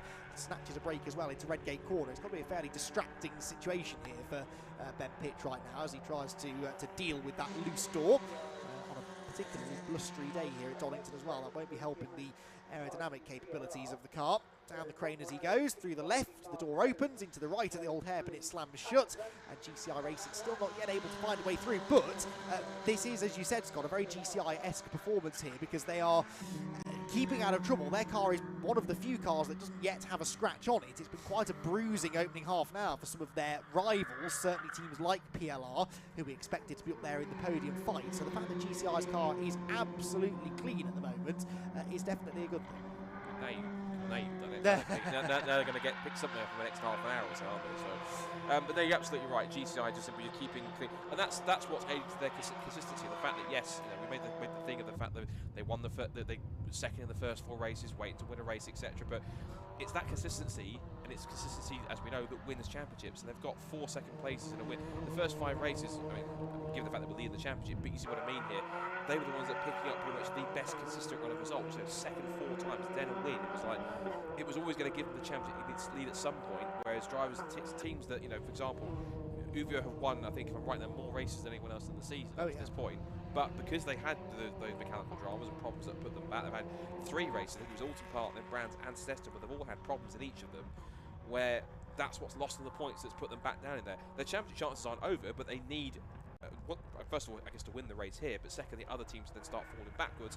What they've also got to think about as well is that if some of those teams actually get a really bad result here, which ends up being worse than one of the previous results they've had, of course, they'll gain points back via the drop scoreboard. So, for example, let's say we look at Team Viking, for example, their worst result has been scoring 52 points. If they happen to get a result where they're much further back down the order, even be one of the first cars to retire alongside CCS Media, for example, Touchwood, then obviously they would gain back a few more points than they would have scored for a particular position. So it's just it's generally keeping your nose out of trouble, but having that mix between playing it safe and not being able to get involved in too many battles, but having that pace to be able to keep up with the leaders, to be able to set a good pace to keep with them in the hunt for victory by the time you get towards the checkered flag, and that's a difficult balance for some teams to have to try and make at times. It certainly is. I mean, at the moment, GCI Racing running in 9th, that would be their worst finish of the season. Their previous worst was 7th, actually, last time at Anglesey. They hadn't been out of the top 5 until that night race at Anglesey. So yeah, with 2 races to go, you could easily end up having another bad result, and that could really change things. This battle's still ongoing here between Olympian and Apollo. They've dropped Stobart Sport now, haven't they? They're down in 6th position and a few seconds adrift, but Apollo running really well in the early stages of this one, dropping down out of the chicane now towards the Melbourne hairpin. And the Team Olympian car with Chris Doval at the wheel, defending slightly into the right-hand hairpin, and as long as he gets the car stopped, should be able to get the good drive. Now, fastest lap of the race is stolen from the UVO Hoffman's Lotus team by their pursuers, the Shire GB car in 2nd place. That is, well, I would say, Scott, the advantage of the slipstream, but they were 1.7 seconds back. Any slipstream they were getting would have been negligible. That was just a really good lap from Sam Smith. And it wasn't just being quicker by about a couple of hundredths. They were full, like, about a 10th quicker. The last previous fastest lap, which was held by Fabio Nacho on screen here, 1:53.505, but Sam Smith has pumped in a 1:53.380 to go about a 10th so quick and brought the gap back down to just under 1.6 seconds. So he's closing back in. So I wonder if maybe this car's starting to come a little bit better for Sam in the closing stages of this stint before he goes in. So what he realises that he needs to take it relatively steady in that first part of the stint, and then to try and keep close to Uvio in the pit stops, try and see if we can leapfrog him again, then start to pick it up and start to push the pace in. Because it looks as though if this is the pace they've kept under wraps for this first part of the race, yeah, they battled Uvio a little bit, but they've allowed themselves to sit back, maybe cool the tyres a little bit, get themselves into a good position to settle themselves in and think, right, we've got to this point unscathed, now we can start to push a little bit as the minutes tick down before the first pit window. Maybe it's time for it to start really going for it and closing that gap back in again. If they lose time again to Uvio, everything I've just said is completely irrelevant, but even so, Uvio are going to try and do as much as they can, particularly with Fabio. He'll notice that blue number 108 car, 263 car is right behind, getting a bit closer, and he'll realise I'm going to put the foot down a little bit more if I want to get myself a good gap before I first set a pit stop. Which I don't think he's doing. I reckon Shire are quicker again on this lap, just to the eye. I think that's coming down slightly. They're also about to lap the first car. That's Fueled Up Racing, having made that unscheduled stop for a stop-go penalty. But yeah, interesting point you make there. Sam Smith, bear in mind, led the first 14 laps, had no one in front of him for those first 14 laps. It can't be a coincidence that as soon as he drops in behind the Uvio car, he starts lapping quicker, another 3.5 tenths quicker on that lap. Part of that is the slipstream now as he starts to get closer to the leader, but part of that as well, I think, Scott, is the fact that he's got someone now to follow.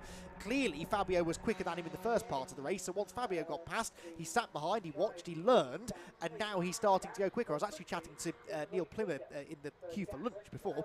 Oh, that was a slightly big closing speed there between Uvio and Fueled Up Racing. Yeah, chat to Neil Plymouth. Neil has done about 3,000 Fun Cup races, I think, over the years. No, that's only a slight exaggeration. Only slight? Yes, probably. And he said he followed I forget who it was now that he followed, but anyway, he followed, I think it was the GCI team, Craig Butterworth, in testing yesterday, and he said from following him for 2 or 3 laps, I learned so much about how to get around this place quick, how to get the best out of the car. Johnny Hode drove the car in qualifying, and he said he taught me so much about how to go quicker. This is Neil Plimmer.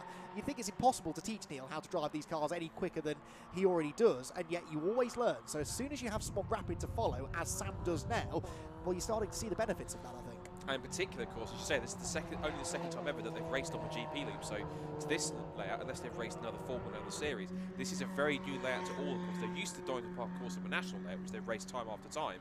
But the Grand Prix layout, with that different chicane, the 2 hairpins as well, that requires an extra little bit of skill to try and get to hook those up on the lap times compared to everything else that you need in order to get that done. So yeah, it's a fair point where possibly he's probably sat back and looked at some of the lines and thought, right, how quick is he going through the apex? Where's he turning in? Where's he braking, etc. Probably learning a bit of that. At the same time, we can say that this is Sam Smith, who's raced Ferrari. So yes, as we say, yes, he's learning, but at the same time, as we both know, he's definitely no slouch. If he can race a Ferrari competitively, he can pick up more skills than one of these. And I think to mention what you were saying as well, looking at lap times again, another half-second quicker. He's coming for him. Yeah, bear in mind, Sam definitely hasn't raced a Fun Cup car on the GP Loop. I know that they did race on the GP Loop. It was back in the days that we had the Fun Cup World Cup, which was here at Donington. But this is over 10 years ago, so well before Sam was racing in the championship. Fabio may have done. That is a stat I will have to check with either the man himself or Paul Rose, or perhaps Jamie can go and find out whether Fabio's raced on the GP Loop before in a Fun Cup car, but Sam Smith, I'm fairly certain, hasn't. So it may well be that that's the bit of the circuit that he is learning the most about, because there's a lot of time to be found through those particularly 2 low-speed hairpins. So Fabio Randaccio leading by a reduced margin now, 7/10 of a second the gap between them. They are 14.7 though ahead of Vape Club in 3rd. Team Olympian 4th, still just about getting the better of Team Apollo, who are 5th. They are now 3.5 seconds or so clear of Stowmark Sport in 6th place. Team Viking 7th. PLR with the damage and the dodgy door running in 8th position. GCI Racing Championship leaders are 9th. EDF Motorsports number 104 car rounding out the top 10 as we head towards the first pit window now in another 40 seconds or so. The pit window board will be held out over the pit wall. Each car must pass that board once before they're allowed to pit, so you can't anticipate that pit window opening. You have to wait until you've crossed the line once after it opens, and then you're entitled to pit. And by the same dint at the end of the pit window, it's the same thing. As a pit window close board goes out, you are allowed to pass that once before the pit window is officially done. We may, though, Scott, have another lead change before that point, because Sam Smith is now right on the tail of the Evio car. Yeah, not either that is or it isn't what Fabio was expecting, because of course he thought he got rid of him and thought, hold on a minute, where have you come from? I thought I've gotten rid of you, but he hasn't quite now. As you can see there, nose to tail exiting the Goddard hairpin. So as they come up towards the pit straight to start lap 22, which is the rate at which, ironically, which is where the previous record is for Uber when they've gone up there. So, in fact, another fast lap of the race, he's lowered it by a fraction, 1 minute for 53.562. And even though the Uwe Hopper's Lotus car is now lapping consistently in the mid to high 153s, it's not the same pace as Sam Smith. He's managed to get himself up there to be lapping even quicker now, onto that fastest lap pace even further. And now as they come nose to tail, there's a chance here for a bit of on-track revenge here, as the pit window has now opened. So, as Andy said, everyone has to pass the pit window open board once before they can make their stop. So there's probably a chance at least of this, and maybe one more lap before either of these cars decide to pit and make their first scheduled stop of this penultimate round of the Fun Cup Endurance Championship. Still one more round to go. Whoops! That's the 49 car off the road. That's Fuel Up Racing. That is Paul Ellis Smith at the wheel. A little bit too ambitious into old hairpin there by the looks of it. Be careful to try and rejoin him where he does. Thankfully he does so in clear track, but even that's just some dust or dirt being kicked down there.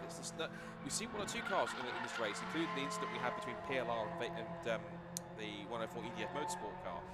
Is it possibly just a little bit of dust, or cars just going a bit too hot into old hairpin? Because that's not the first car we've seen spinning down there. Well, I've noticed in all of our races today, Scott, the MX-5 races, Formula Ford as well, the track just seems really low on grip for some reason. And from the first lap of Formula Ford racing earlier on this morning, cars were sideways everywhere. I mean, it was really bizarre, and not even at parts of the circuit that were particularly dusty. Of course, parts of the circuit then became dusty because everyone was out of control and going off track. So it's sort of a vicious circle, and there are certainly areas, Coppice in particular, the chicane, where it is dusty, the old hairpin on the exit. But yeah, there are also corners like Redgate, for example, where they're getting very sideways, I'm noticing, which really should be high grip. The number 97 car there, Red River Sport, Gareth Williams at the wheel, I think maybe about to head for the pit lane. Yes, he is. He is the first car able to come in, but I don't think we'll see either of these two diving for the pits just yet because they're enjoying themselves far too much. We've got a real fight for the lead here. 22 laps complete and still only half a second in it. You say low grip on the circuit. How long till someone pulls out the aviation fuel? Because for those who don't know, obviously because Donington Park is located right next to the East Midlands Airport, and you usually get aircraft and planes of all sorts flying across.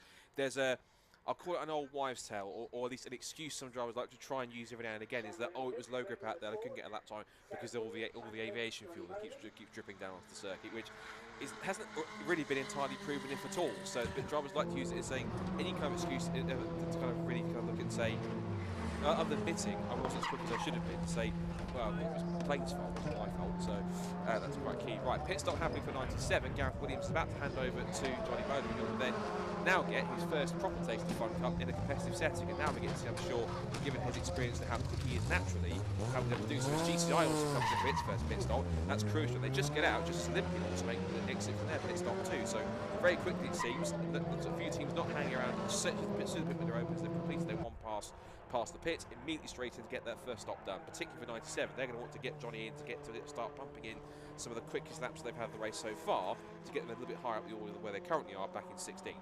No fuel added to the GCI car, I noticed, so you are more than capable of doing 2 full stints on a tank of fuel in Fun Cup, so they chose not to fuel, and with no minimum pit stop time, that means their stop will be noticeably quicker than those that do.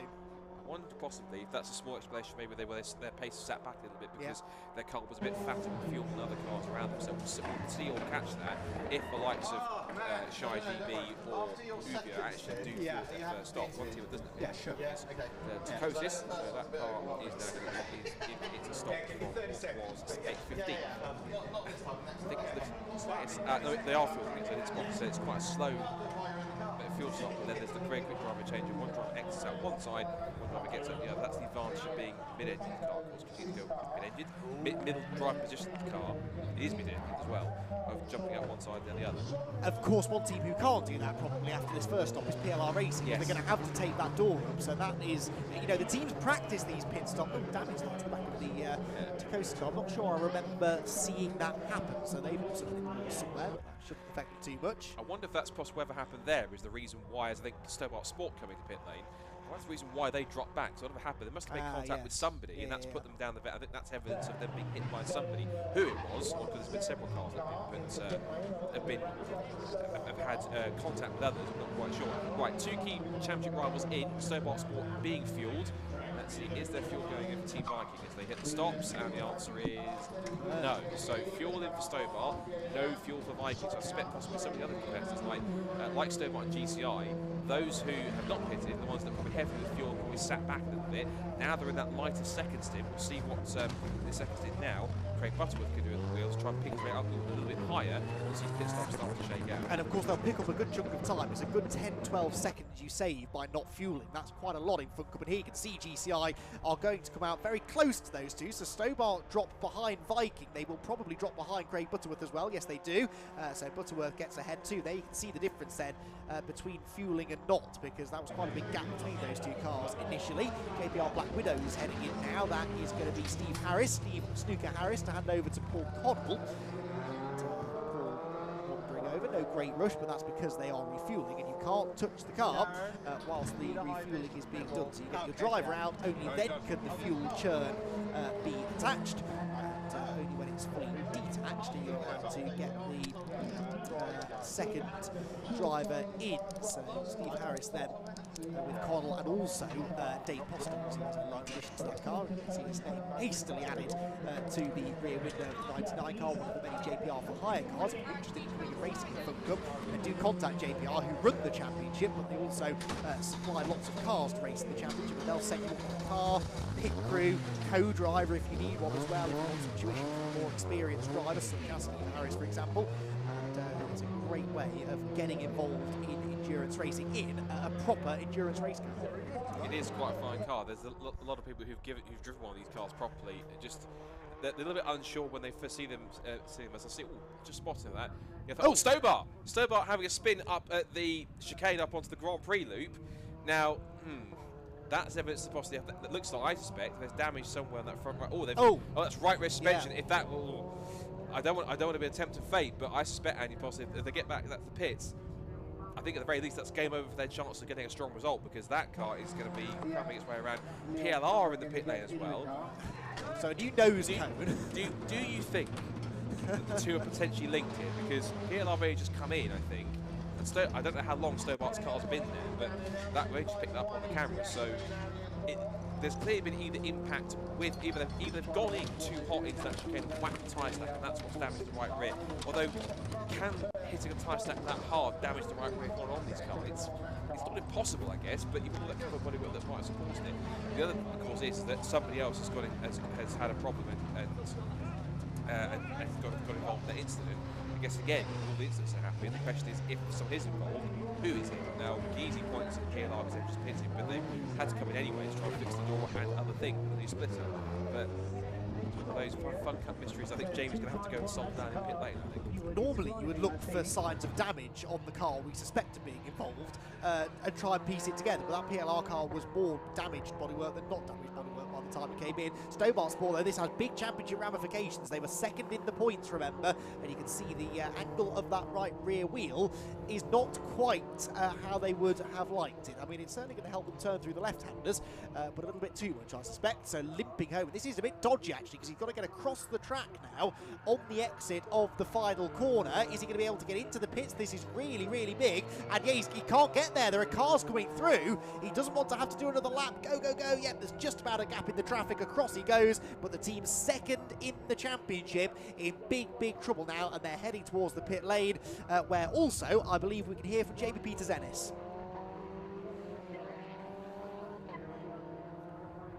First stint. A little bit of a collision with Simon Coles down at the old hairpin. Is the car all right? It looks a bit battered and bruised.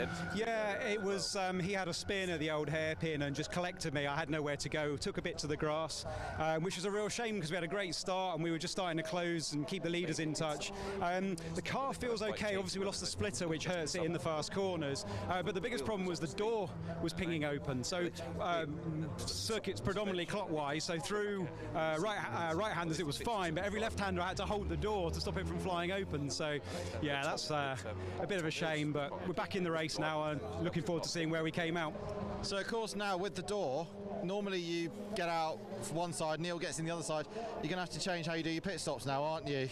Yeah, we'll adapt a bit. I think the guys might have actually just fixed the door. There was just some body work that would creased up and stopping it from closing. But we're all right. We practice getting out both sides because with other circuits, Neil doesn't want to jump out into the firing line of the pit lane. So we'll get out the other side. It'll be all right. Excellent. Thanks a lot, mate. Jeremy, if you want to follow me, we'll stick with me for the moment. We'll pop up to Stobart Sport because this morning in qualifying they actually hit the tyre stack, which is why, Andy, they've got one side of the car white and one side the other. Richard Webb's just looking on. Colin's in the car. If I just quickly grab Richard now. Rich, you're giving the car a bit of a hard time, aren't you? We've given it a hard time this week. We're giving it a hard time this weekend. Yeah, I think it's possibly the same tyre stack as I visited this morning, but I haven't had a chance to catch up with Colin properly, and I missed it on the video. I mean, it was structurally it was fine. I mean, it looked like cosmetic, but this time it looks like it's done the toe link, hasn't it? This morning it was cosmetic. It took a while to patch it all back up, looking nice and Fun Cup like, but it was basically cosmetic. Yeah, this one looks a lot more serious, I'm afraid. Okay, thanks a lot, Richard. Thank you, John, on Circuit Comms for letting me for diving in there. Yeah, so they're just the guys are replacing the rear toe link now on the chicane. The majority of the track limited fences actually are being done at the chicane because it is a fourth gear corner in these cars. So of course, naturally, they're going to want to get through it as quickly as they can. And we might as well mention it now. So anybody who wants to come and join Fun Cup, who have never raced one of these before in either the UK or Europe, and you win your first race, there is a £10,000 prize. I know there are a couple of people here at Donington Park today who are quite interested in joining Fun Cup in the future. So watch this space. And as Andy said earlier, get in touch with Paul and Liz at JPR, and we'll certainly love to see you out there. But from now, as Sam Smith comes in the Shire GB car, back to the commentary box. Yeah, thank you very much, Jamie. Good to hear from the Richard Webb, and unfortunate circumstances for the SuperKart team. Just as Jamie was finishing up there, I noticed Shy GB making their pit stop from what was, well, still second place. They still hadn't got past Uvier from what we could see on the timing screen. So Uvier now continue on. We're pretty much now towards the end of the pit window now, coming up towards that. So it means that certainly we'll also get Uvier in, I'm sure, next to the fight into the pits. Also third place is the Vape Club IDF Motorsport class. Above the CDF handing over to Matt Dawkins. They are fueling, so I'm just looking at the clouds as well, up towards McLean's. They're getting very black indeed, so there could be a change in a minute with the weather conditions, which may throw a little spanner in the works. Hello. Yeah, sorry, I wasn't hearing what you said. What happened? Radio, brick block, and everything else. Through the windscreen, close both doors, and away it goes. So that's a complete pit stop for team 246. On the road then, yeah, I think so, yeah. I can hear you lovely. Oh, good. We can't hear you. There goes 246. Now, who's nearest car behind them? It'll either be Apollo that will appear or FF Course or one of the two. I think that was actually Viking coming through the shot behind them. They've only lost one spot, potentially, to Team Olympia. Let's see if Viking can do the shot in the foreground. We'll see. There is Johnny Molam, who is making his Fun Cup debut this weekend. It's incredible to think that, given how much he's driven throughout his career, but he hasn't ever raced in Fun Cup. And there is the Team Viking car. So that is now a good stop for Vape Club. A quick stop, putting in even one churn of fuel. They only lost one position because Team Olympia can come through. Now, into the pit lane for their pit stop is Uvier Hoffman's Lotus. They're already in, just have gone past our commentary box positions. They're just diving into the pit lane now.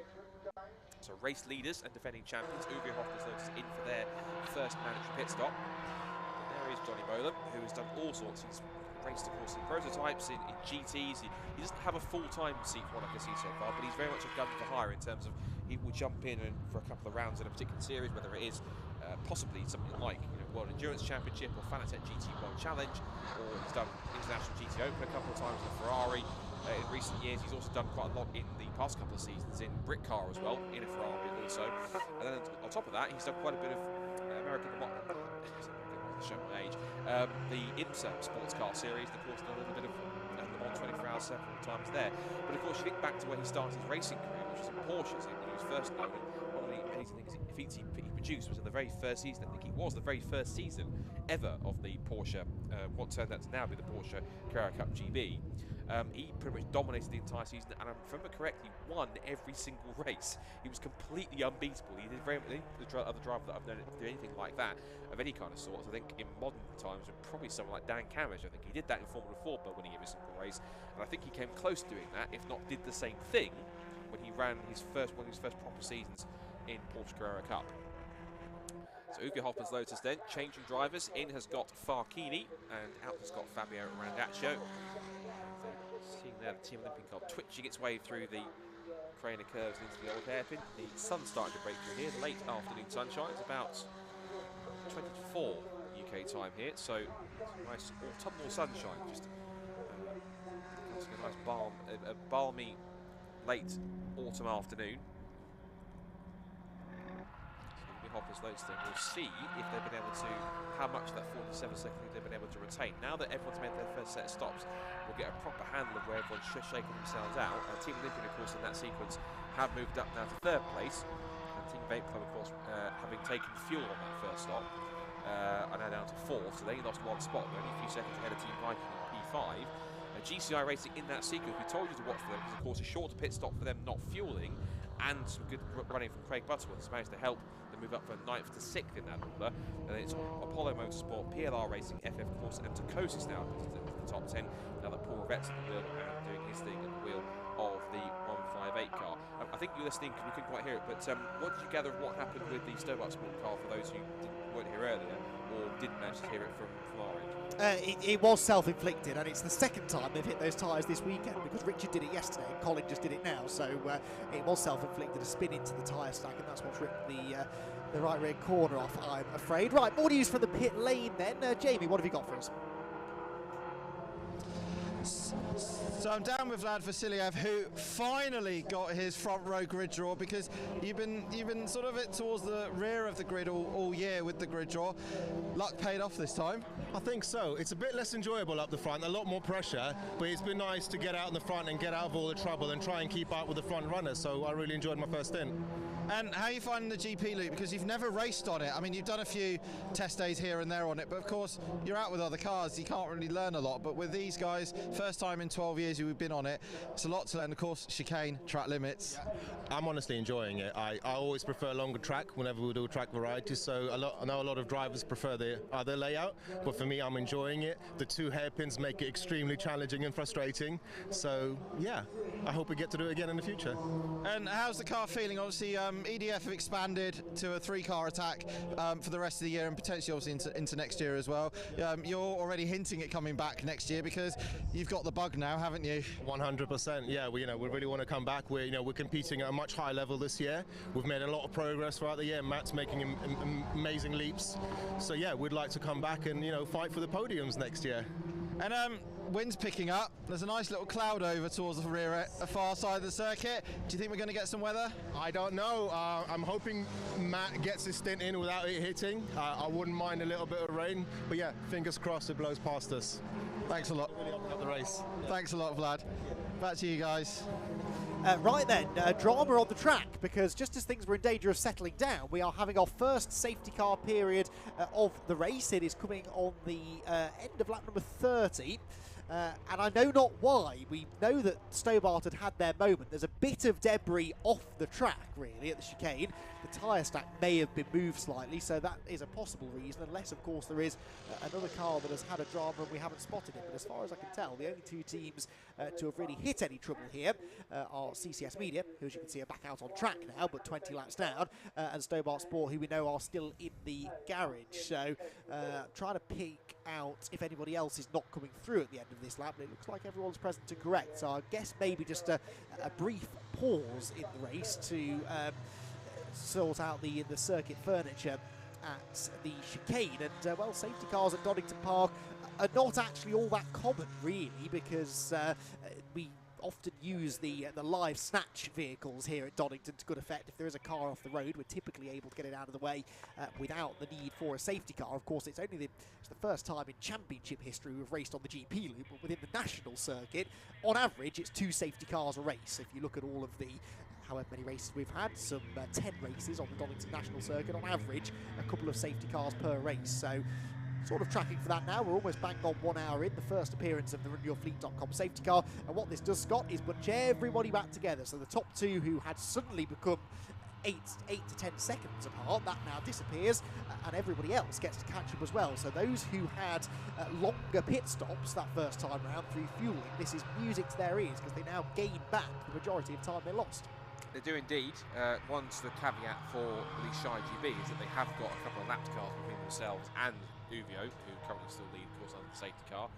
But looking at how that's shaken everything out, I think the biggest benefactors of that seem to have been, I think, for the most part, biggest benefactors probably are GCI Racing. They went from what was 9th up now to 6th. So they've made up made some quiet progress, and they're going to try and pick their way through now. I should say what was a 10-second lead for Uvio, so they really did gain in that pit stop sequence. What was about a second or so lead between the top 2 is now back down to just about nothing. They've only got 1 car between them now. The marshal will quickly run across to see if they can refix, I think, the tyre stack back into position, also clear the piece of bodywork on the just alongside it. Well, they're running towards something else, I think. Piece of bodywork in the road, so they're going to pick that one up. So great stuff for the marshals. Again, as we always do, big thank you to all the marshals, of course. I think, particularly, as Colin was mentioning, a little shorter on marshals than usual, because there's other big events going on around this weekend, including the British Touring cars, of course. But for the marshals that are here, managed to come here, very big thank you to them who have turned out, of course, and to all the marshals that we have, of course, in the mix, who help us out, because, of course, they do make sure that race events like this can happen. Otherwise, without them, we just can't go motor races. So big thank you to them. And, of course, if you want to get involved, be sure to head to the BMMC website or contact one of your local BRSCC centres to do so. I was going to finish my point by saying that background of the Belmont hairpin didn't look pretty. That was probably some of the darkest clouds I've seen in quite a while. So it might be sunny now, but I suspect unless it's just going to hover and it isn't going to break, I don't think it's going to stay sunny very much longer. I'd be surprised if it doesn't start at least bucketing down with rain at some point before the end of today. The good news for you is that the wind is not blowing in that direction. It's blowing that away from us. So I think we've actually dodged a bullet there, because that's gone past us, probably only by a couple of miles, and not hit the Donington Park circuit, which is very, very good news indeed. So we might be all right, but as I made the point earlier on in the day, the wind is blowing through very quickly. So yes, the weather passes through quickly, but it also arrives again very quickly. So we shall see. Still 3 hours of racing to go nearly. Plenty of time for that to change. And yeah, a bit of rain would certainly mix things up quite a bit.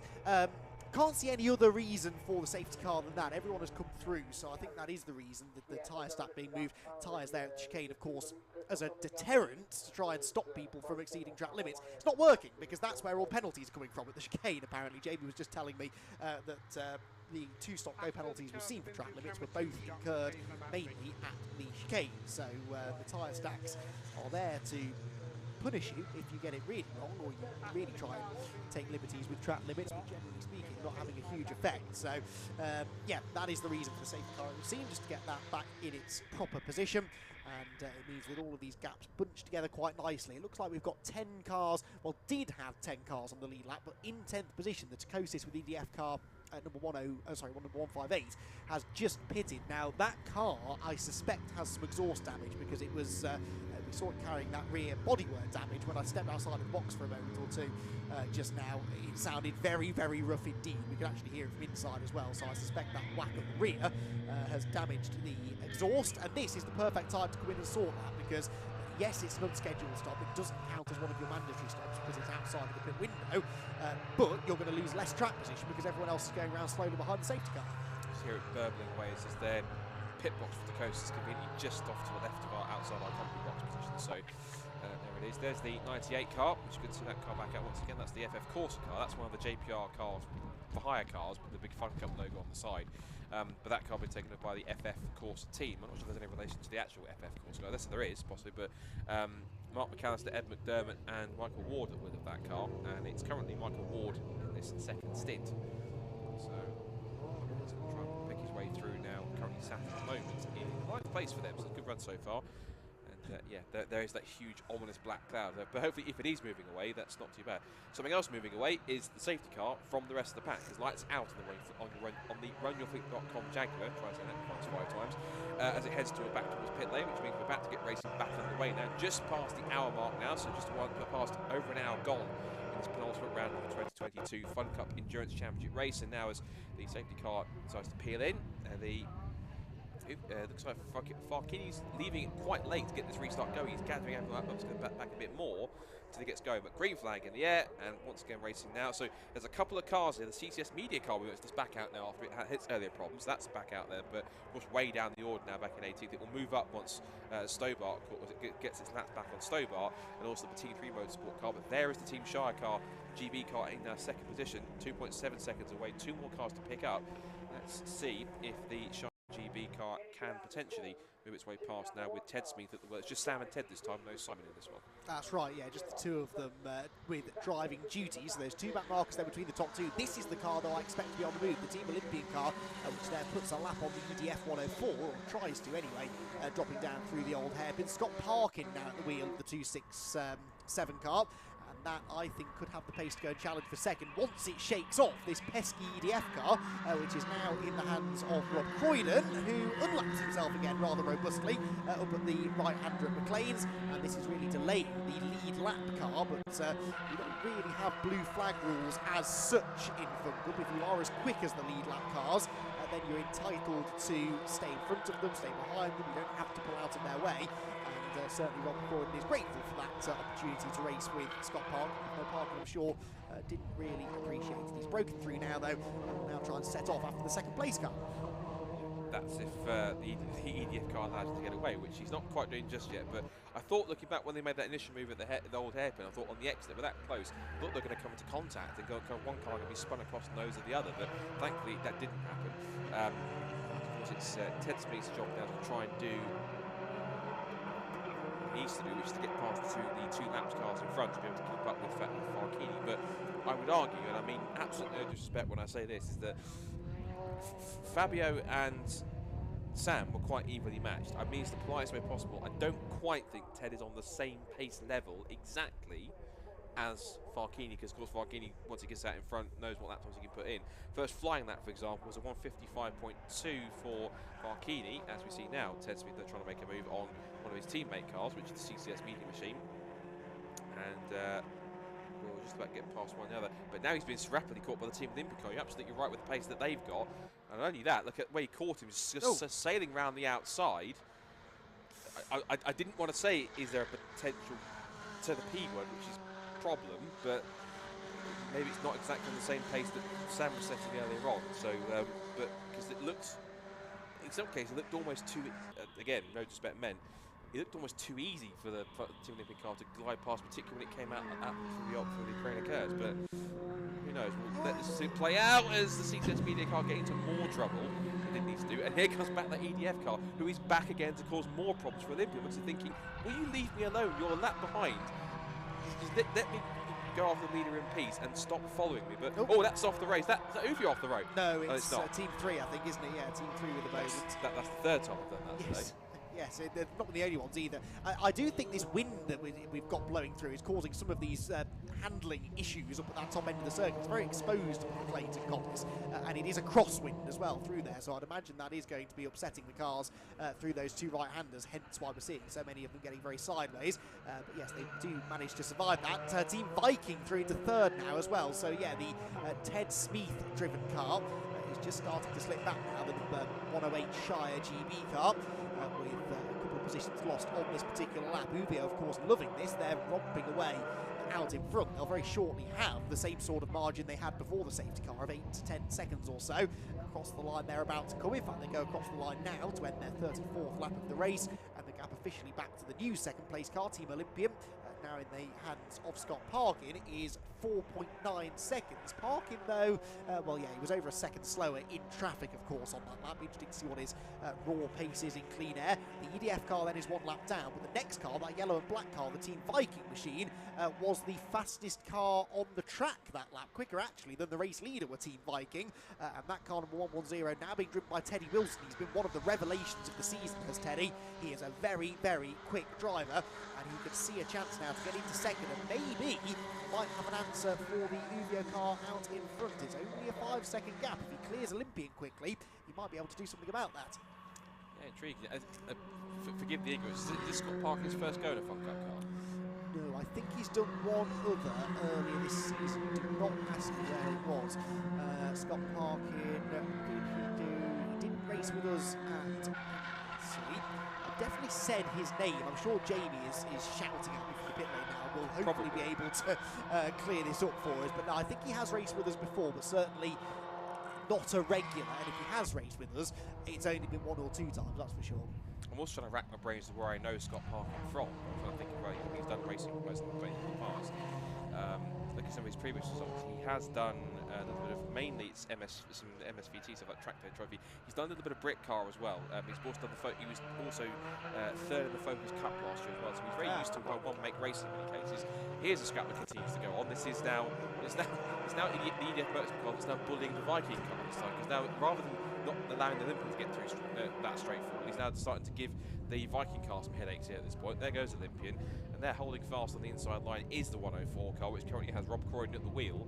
And I'm pretty certain that Teddy Wilson, now who's at the wheel with Mark Home at this point, is thinking, can you please let me through? Right, Team 3 Motorsport also in for an unscheduled stop as well, so problems with that Team 3 Motorsport car for their issues before, and the spins that they've had, not quite where they're going through, is up the inside, looks Team Viking, can they get it done? They don't want to let it go, do they? I think they're at least having fun out there, but at least what's fun to them is probably not fun to Viking Olympian. You just want to get them out of the way and start racing, particularly as Viking now is into 3rd place overall and wants to start chasing after Olympian. And they're both chasing after Uvio. They were both quicker than the leader last time as well, so the 2nd and 3rd place cars only fractionally, a couple of tenths quicker for Olympian, about 3 tenths faster for Team Viking. So yeah, they are looking very, very quick, aren't they? Another driver looking quick is Johnny Molam at the wheel of that number 97 Red River Sport car. Now he is a lap down. He is about to try and challenge the EDF car for position though. This is for 11th place overall, and they are only 1 lap down. So Johnny Molam, who is lapping at moment in the 55, so he's comparable to the leader as well. One of the quickest cars on track for sure. Yeah, he's about the fourth quickest driver on track, because the other three guys doing 54s. The quickest man was Team Olympian last time by Scott Parker at the wheel, whereas the Red River Sport have just set their own personal best with Johnny Bowden at the wheel, slightly unsurprisingly, 155.219. They're the fastest car out there that's doing 155 lap, but their only car, no, yes, the second fastest because Team Viking are doing 155.4. So at the moment, the Red River Sport car is lapping in the hands of Johnny Bowden quicker than the Team Viking car at the moment. The Shire Motorsport car has dropped back to now 4th position with 10 speed. You can just see it there, the blue cars, it just always disappears out of shot on the right-hand side. Now EDF Motorsport again going back up the inside. Right, Stobart Sport are also back out, so a bit after the impact that they had, which looked quite severe considering how much, lots of tape on the right wheel, you should probably imagine. But I have to say, kudos to Stobart Sport to get that car repaired, because that car was crabbing horribly next to the corner. It was difficult to even turn the wheel, but it looks as though going through the Redgate corner and out of it, looks as though that after they fixed everything looks to be straight and pointing in the right direction. So again, bang up job from these Fun Cup teams. They can put a car back together when they need to. 12 laps now, so it cost them 12 laps, which in the grand scheme of things is not a huge amount. Now, okay, they're not going to win the race, but if others fall by the wayside, then they can pick up some more places. It's 2 points per position when you're that far down the order. And as they're fighting for the championship, every point is going to start mattering, isn't it? So, yeah, this is an important phase of the race for them, just to try and stay out of trouble again now, get to the end, and perhaps salvage a top 15 finish or so by the end of the race. Their drop at the moment, Stobart, was a 16th place with fastest lap, which came in the first race at Anglesey. So at the moment this would become their new drop score. Meanwhile, Team Viking and Team EDF still at play. Remember, these two cars on different laps, but interestingly, the EDF car, which is being driven in this second stint of the race by Rob Croydon, actually gapping the 97 of Johnny Molan, who he was, remember, those two are fighting for position. Now Johnny's catching back up again as these two go side by side, but Rob Croydon is every bit as quick as some of the quickest drivers out on the track as they head down the exhibition straight. Molan's going to try and pull a pass on him as Croydon tries to pull a pass on the Viking car. They go either side of Team Viking, who are fighting for a championship here, and in fairness, that was some good driving by Teddy Wilson there. Carried a lot of speed into the chicane, compromised his run through the chicane actually, but just to make sure that he got in there before those two cars got fully alongside. Johnny Molan gets ahead of EDF though, so that puts him into 11th place now, and he now moves up the inside of Teddy Wilson, and Teddy might be a bit happier to let him go because he knows that Johnny Molan is possibly a little bit quicker than him, or at least at a similar pace, and those two, despite the fact they're on different laps now, might be able to work together to get away from that group and chase on after the top two. The fastest lap of the race gets taken by Team Olympian, so Scott Parkin has set the fastest lap of the day, a 1:53.207, and Scott, he is consistently 0.3 of a second a lap quicker than Farkini. The gap is 2.8 seconds, it'll take a few more laps to close, but he's got the pace to do so. Well, more than 0.3, that was 1.3 seconds, of course, because it was 53. Oh, excuse me, yeah. 54.5 for Farkini, so Scott Parker City proving he's got the potential to really put in a good few laps and get that gap down. So it's another situation where this is the second stint now where it seems though that the UVO car starts the stint strong, but then the other car starts to catch up and find more pace as the second half of that stint carries on. So it's interesting how that car seems to be set up, is that they're quicker at the beginning, and they need to try and make the most of that beginning of that first part of the stint, because then if they start to drop back, whether it's tyres or just pace or possibly the driver fatigue at some point, other teams seem to come better in that second half because and find their pace. The fuel starts to burn off a little bit more, so that's quite interesting. What's also, I'm sure, what will be quite interesting though is to understand what's going on in the mind of Teddy Wilson. He's thinking, can these guys leave me alone? Because he's battling for a championship. He's third. He's lost now what 9 seconds to Viking, and he's now got damage that's now flapping on the right front corner. So it's another car which is not immune to bodywork peeling away and undressing itself. There are quite a few cars. I can't remember seeing this many damaged cars, certainly this early in what is only a 4-hour race. I mean, by Fun Cup terms, this is their bread and butter. It's not an especially long race, and yeah, they are definitely getting stuck in here in the early stages. Teddy is about to come under pressure again from Rob Croydon, and of course this is now delaying him to the point that the 108 car, the Ted Smith car, is closing back in as well. Fueled Up Racing there, continuing on their way after a couple of issues this weekend, but a bit of a weekend to forget, really. This was the car that was involved in quite a nasty shunt at Anglesey last time out as well. Brought about an early finish to our night race at Anglesey when it had contact with Scott Jeff's MJ Tech GT car. Teddy Wilson, meanwhile, decides the best form of defence is attack and goes back past Johnny Bolam going into the Goddard's hairpin. At least he's got a buffer between himself and Rob Croydon, but of course now Johnny Bolam is going to try and get back ahead of him into the Redgate corner, goes to the outside, brakes quite early though, and actually Rob Croydon comes up the inside of him, so Johnny Bolam very circumspect into the first turn there. Still learning about Fun Cup is Johnny. He's done a couple of track days in a Fun Cup car, but this is his first ever race in the championship. Were he and Gareth Williams to win this race, they would leave Donington Park £10,000 richer because neither of them have ever raced in Fun Cup. If you win on your first attempt, then there is money on offer. In fact, if you get anywhere on the podium, there is quite a bit of money up for grabs. So it's going to be a long shot given the fact they've slipped a lap down already, but that is some incentive out there if you are a racing driver who feels that you have the potential to come into Fun Cup and win races. Then why not put your money where your mouth is and come in and have a go at relieving Paul Rose of some of his hard-earned money. It's an incentive that's been there for a number of years now. No one has yet managed to do it, but I'm sure at some point a team of drivers are going to cotton on to this and come along and give that a go. It does make me wonder kind of like who has got the ability to, which team of drivers will be able to actually make that thing happen. There's lots of talented drivers out there, but it's like with any other sort of regular series when you have lots of regular drivers that know these cars inside out, is that coming into one of these cars, regardless of your ability and how quick you are, and jumping straight in and being quick and on the pace, it is not easy. I mean, a good example we can take as well is Mazda MX-5 SuperCup. We've seen some really good drivers come and go through that championship. Even guys like Paul O'Neill, for example, and they have taken race victories. He has taken race victories, but he will even say himself would admit in championships like these and one make series that it's those that drive them week in, week out and know the cars inside out, that they're the ones that are the fastest out there because they know the tricks of the trade and how to drive the cars in a way in which gets them the most amount of pace. So Johnny himself is lapping incredibly quickly. If you look at where his last lap was, it was a 56.0, but that was probably down to some battling he was having with the cars around him. But ultimately, I think you'd need a team which ultimately would need to have a lot of testing one of these cars and to get the gist of it, to know all the tricks of the trade before they do their first race. But it's in terms of which drivers that would have that investment and also how much time they'll have to be able to do that as well. I was chatting to a couple of MX-5 drivers yesterday who, of course, are racing here at Donington Park. They had no idea about this prize that was up for grabs for winning your first Fun Cup race. And as soon as they heard, they suddenly became a lot more interested in Fun Cup than they were at the start of the conversation. It is definitely an incentive there, especially for young drivers, looking to try and prove themselves. Why not come and have a go if you think you're fast enough? Right, this battle, I remind you, is not for position, but you'd be forgiven for thinking it was. Well, it sort of is. Two of these cars, the cars at the front and back of this quartet, are fighting for position, and the two cars in the middle of it are fighting for position. But actually, the main swapping of track position is between cars on different laps to each other. Team Viking have got themselves back to the front of the queue now. The EDF car behind them of Rob Croydon still proving a nuisance. I think that there's a part, perhaps, of Teddy Wilson here who will be quite grateful when the pit window opens, which is about to happen in 30-odd seconds. Back round the outside goes Rob Croydon. He crowds him towards the apex going into the chicane. They're both slow off the chicane, and so now Johnny Bolam sees his opportunity to buy back into that again. Yeah, Croydon was very much almost the rig shut him the door on Teddy Wilson was the braking. So now he's lost out almost to both Johnny Bolam and maybe also Ted Smith in there. There goes Wilson back round the outside. He's not intimidated by the fact it's Johnny Bolam at the wheel. He's still going for it on the exit. Also, so you keep an eye out on the window in terms of the gap between the lead two, and for good reason because the gap has come down again by a full second, because now Stock Parkin is not hanging around. He's now just done a 53. He's pumped in a 152.731. It is a full second, just over a full second quicker than Uvio Hopper's Lotus. A full second quicker than Uvio, that's practically unheard of in a Fun Cup race, I'm sure.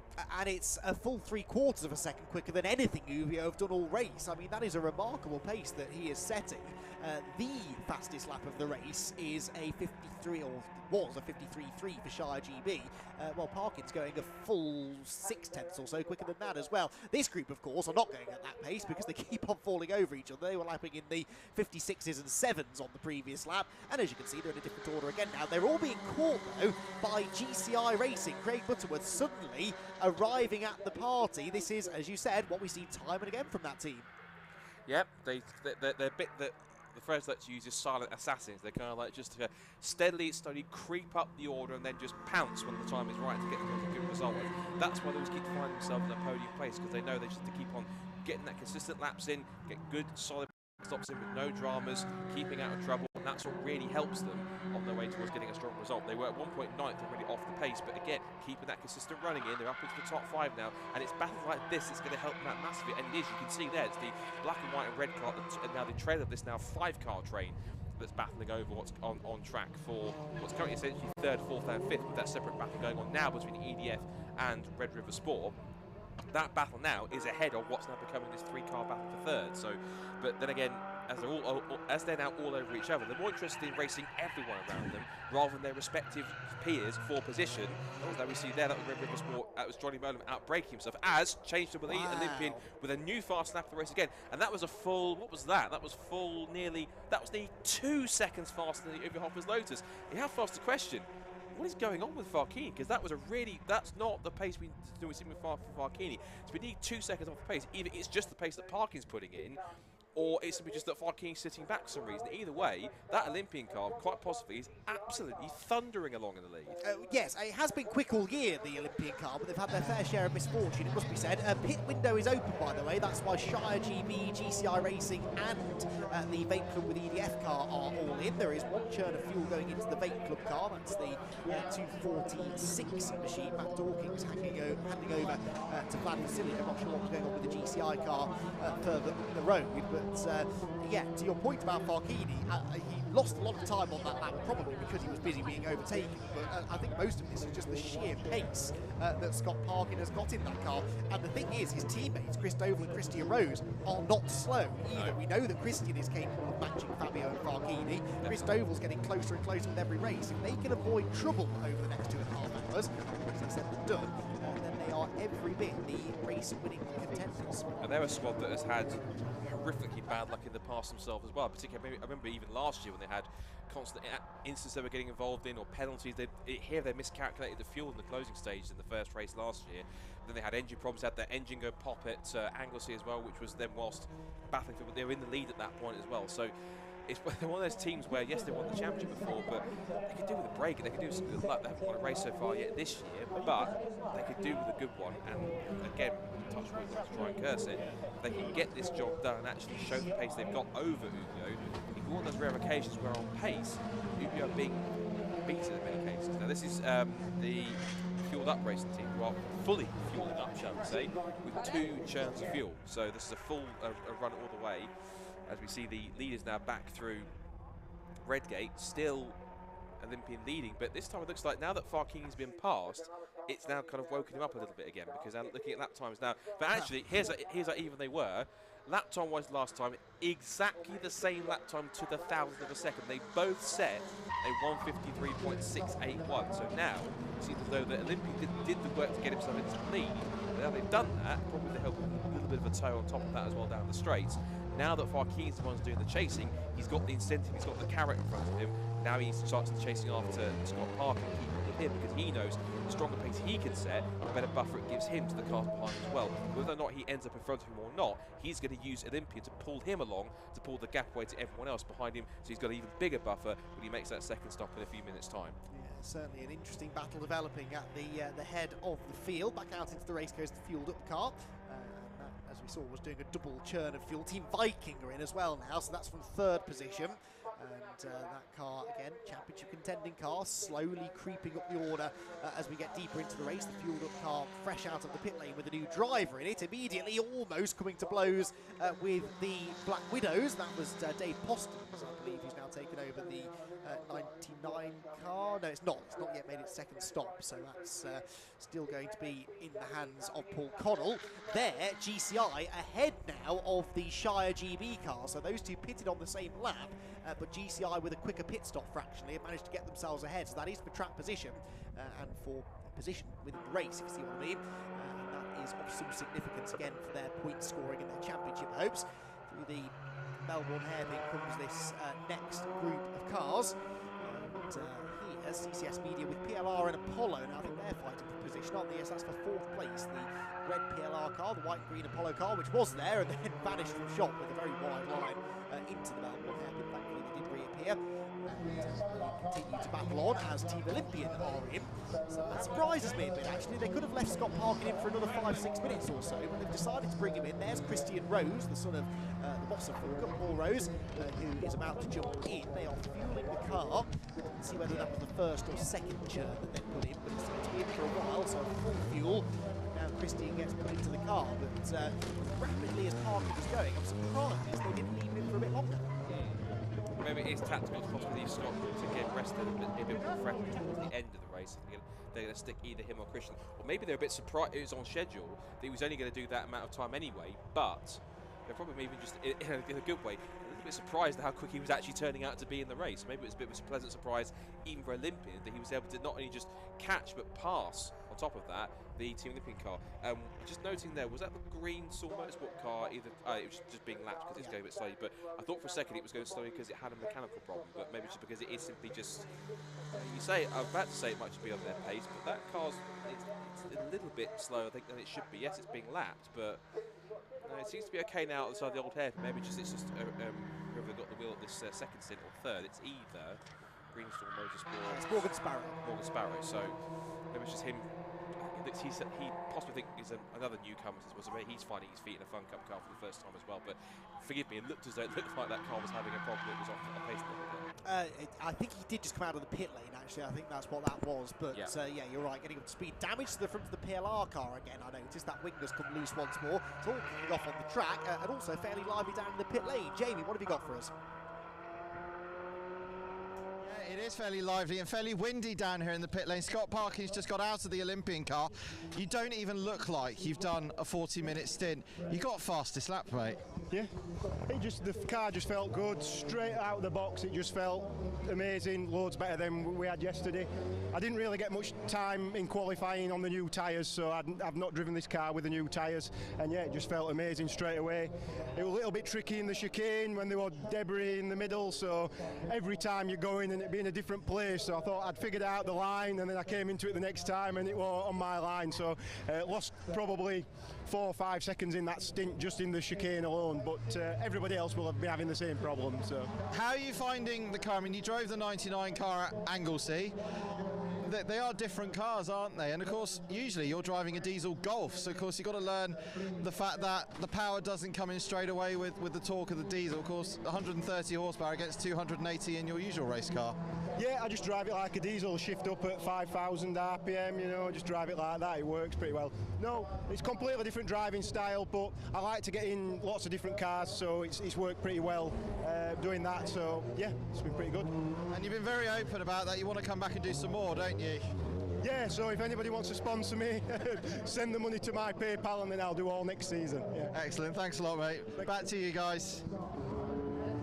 Right, so not for the first time, Jamie Peters-Ennis proves me wrong. He did race an Anglesey to Scott Parker, but not in that car. It was the 99 car, the Black Widows car, which is why I didn't necessarily put 2 and 2 together. So it's his second Fun Cup race. And yeah, saying there that he'd love to come back and race again, just needs a bit of sponsorship. I think anyone who's watched that stint has been given plenty of reasons to give him a bit of money, because he is clearly a very, very handy peddler. The thought that shot through my mind is I'd be surprised if he doesn't start thinking, I could do a full season of this next year, because that's the kind of pace he can pull out with a car like Olympian, all due respect to the team he raced with at Anglesey. If he can join a team like Olympian and show that kind of pace at every single round, he will, without a doubt, be someone who's in contention for the championship, luck and results providing. So he will certainly be, I think, a good investment for a team. Good for a team. Another door coming. This time it's Stobart Sport. I don't know if that's a legacy of their contact value one. This time it does shut, thankfully. So that's the. I think that's possible. I think is that Richard Webb back in the car, I think, if it's the third stint. But Richard Webb, unlike the PLR car, managed to actually close the door and keep it shut this time, which is quite key. More screeching wheels and more pit stops have been completed. Currently pit, and that must be FF Corsa or CCS Media. It's FF Corsa, so that's car number 98 heading its way out onto pit lane, out of the pit lane. As there goes the Olympian car. Currently after it stopped 55 seconds back from Team Uvio, but of course how much time of that it can pick up, we'll have to wait. That's the 99 car again, I think, just with its new incumbent that's just finding its feet on track. There is the Shire GB car, which now has Sam Smith back at the wheel of it. Only just the 2 Smiths this weekend, just Sam and Ted, no Simon in this one this weekend. So Sam Smith at the wheel now. He'll start to, let's see what he's doing lap time wise. He did a 54.9 was his last lap time. He was faster than Team Olympian, who've now got Christian Rose at the wheel. He did a 55.7, but again, Christian, that's just his first proper flying lap out of the car. He needs a couple of laps to get into the groove race pace. Meanwhile, GCI Racing again, slowly, surely creeping up the order up into P4 now. So that's some good running from GCI so far. See the 98 car with a bit of a scuffed front left corner on the bodywork there. There is Viking, and with now that's the 246 car. So now 246 now on their tail, and this is the thing that Viking Motorsport cannot be left alone by EDF Motorsport cars. It was the 104 car that was causing them headaches, and that was not for position. This one now is behind, causing more headaches, and is for position. That was a mighty thump of the curb there through McLean's for the Team Viking car, and it's one of those situations where with that kind of curve, you've got to be careful how much you take, because if you take too much, you're going to lose either a front splitter or worse, you're going to break a suspension piece.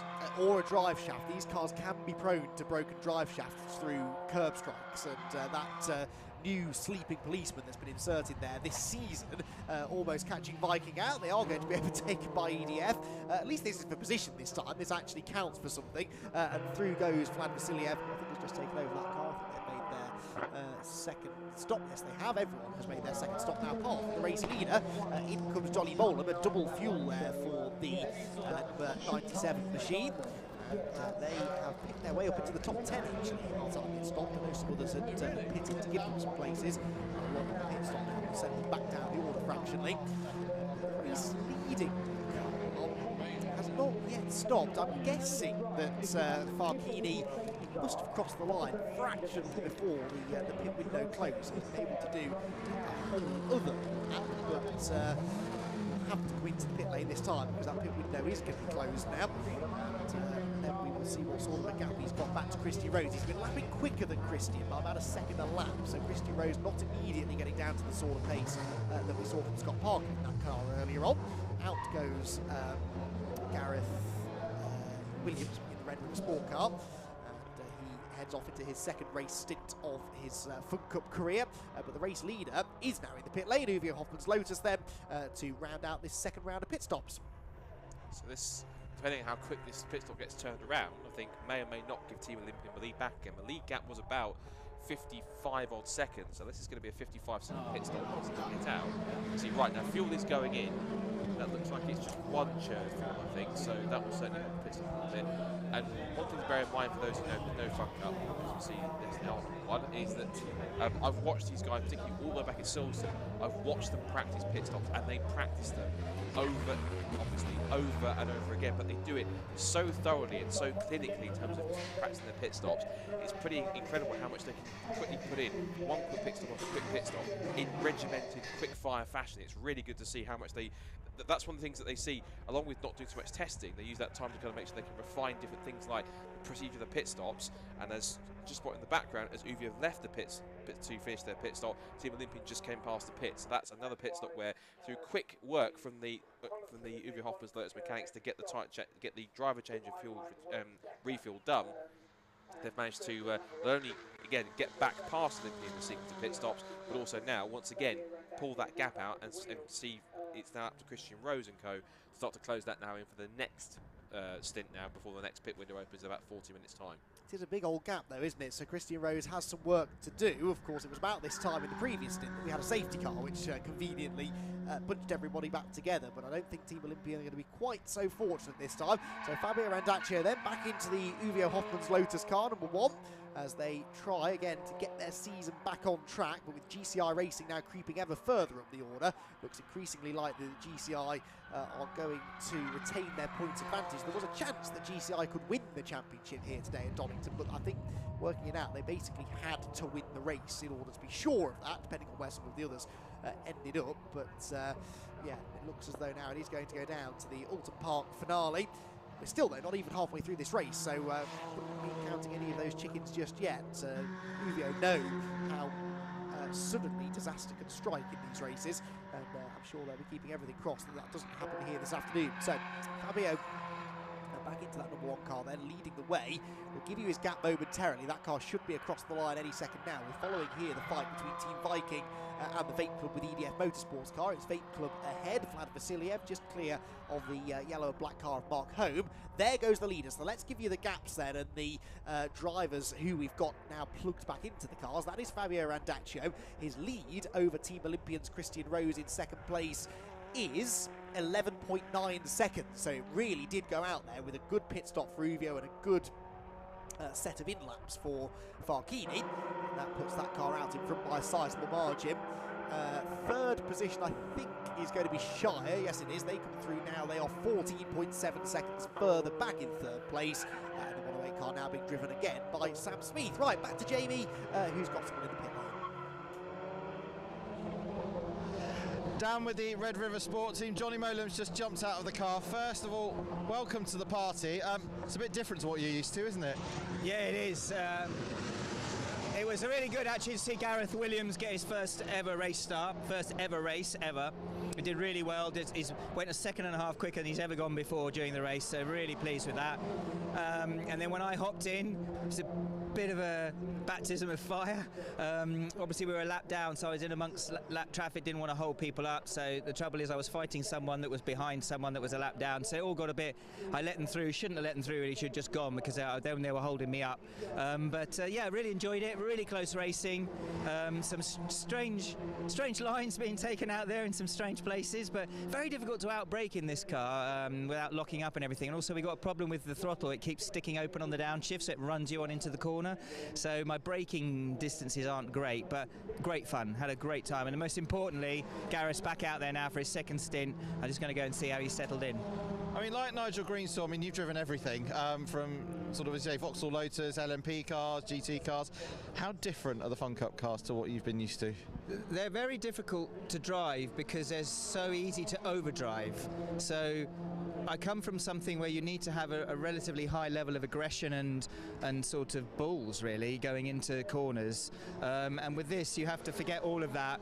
Sort of brake, that initial hit on the pedal needs to be very, very smooth and get the thing slowed down. And so you have to drive to the limit of what the car's got. And then if that's not quick enough, then it gets frustrating. And then you obviously start trying to chase the time, but actually it works against you. So there's a real black art to them, and you can see some of the guys out here, they just float them through the corners. So every lap I was learning something. I was also learning how quick you can go when you get a slipstream. So it was great fun, but they're great cars to start in, but they're not easy to unlock that last 3 or 4 tenths, which to be fair is the same almost anything.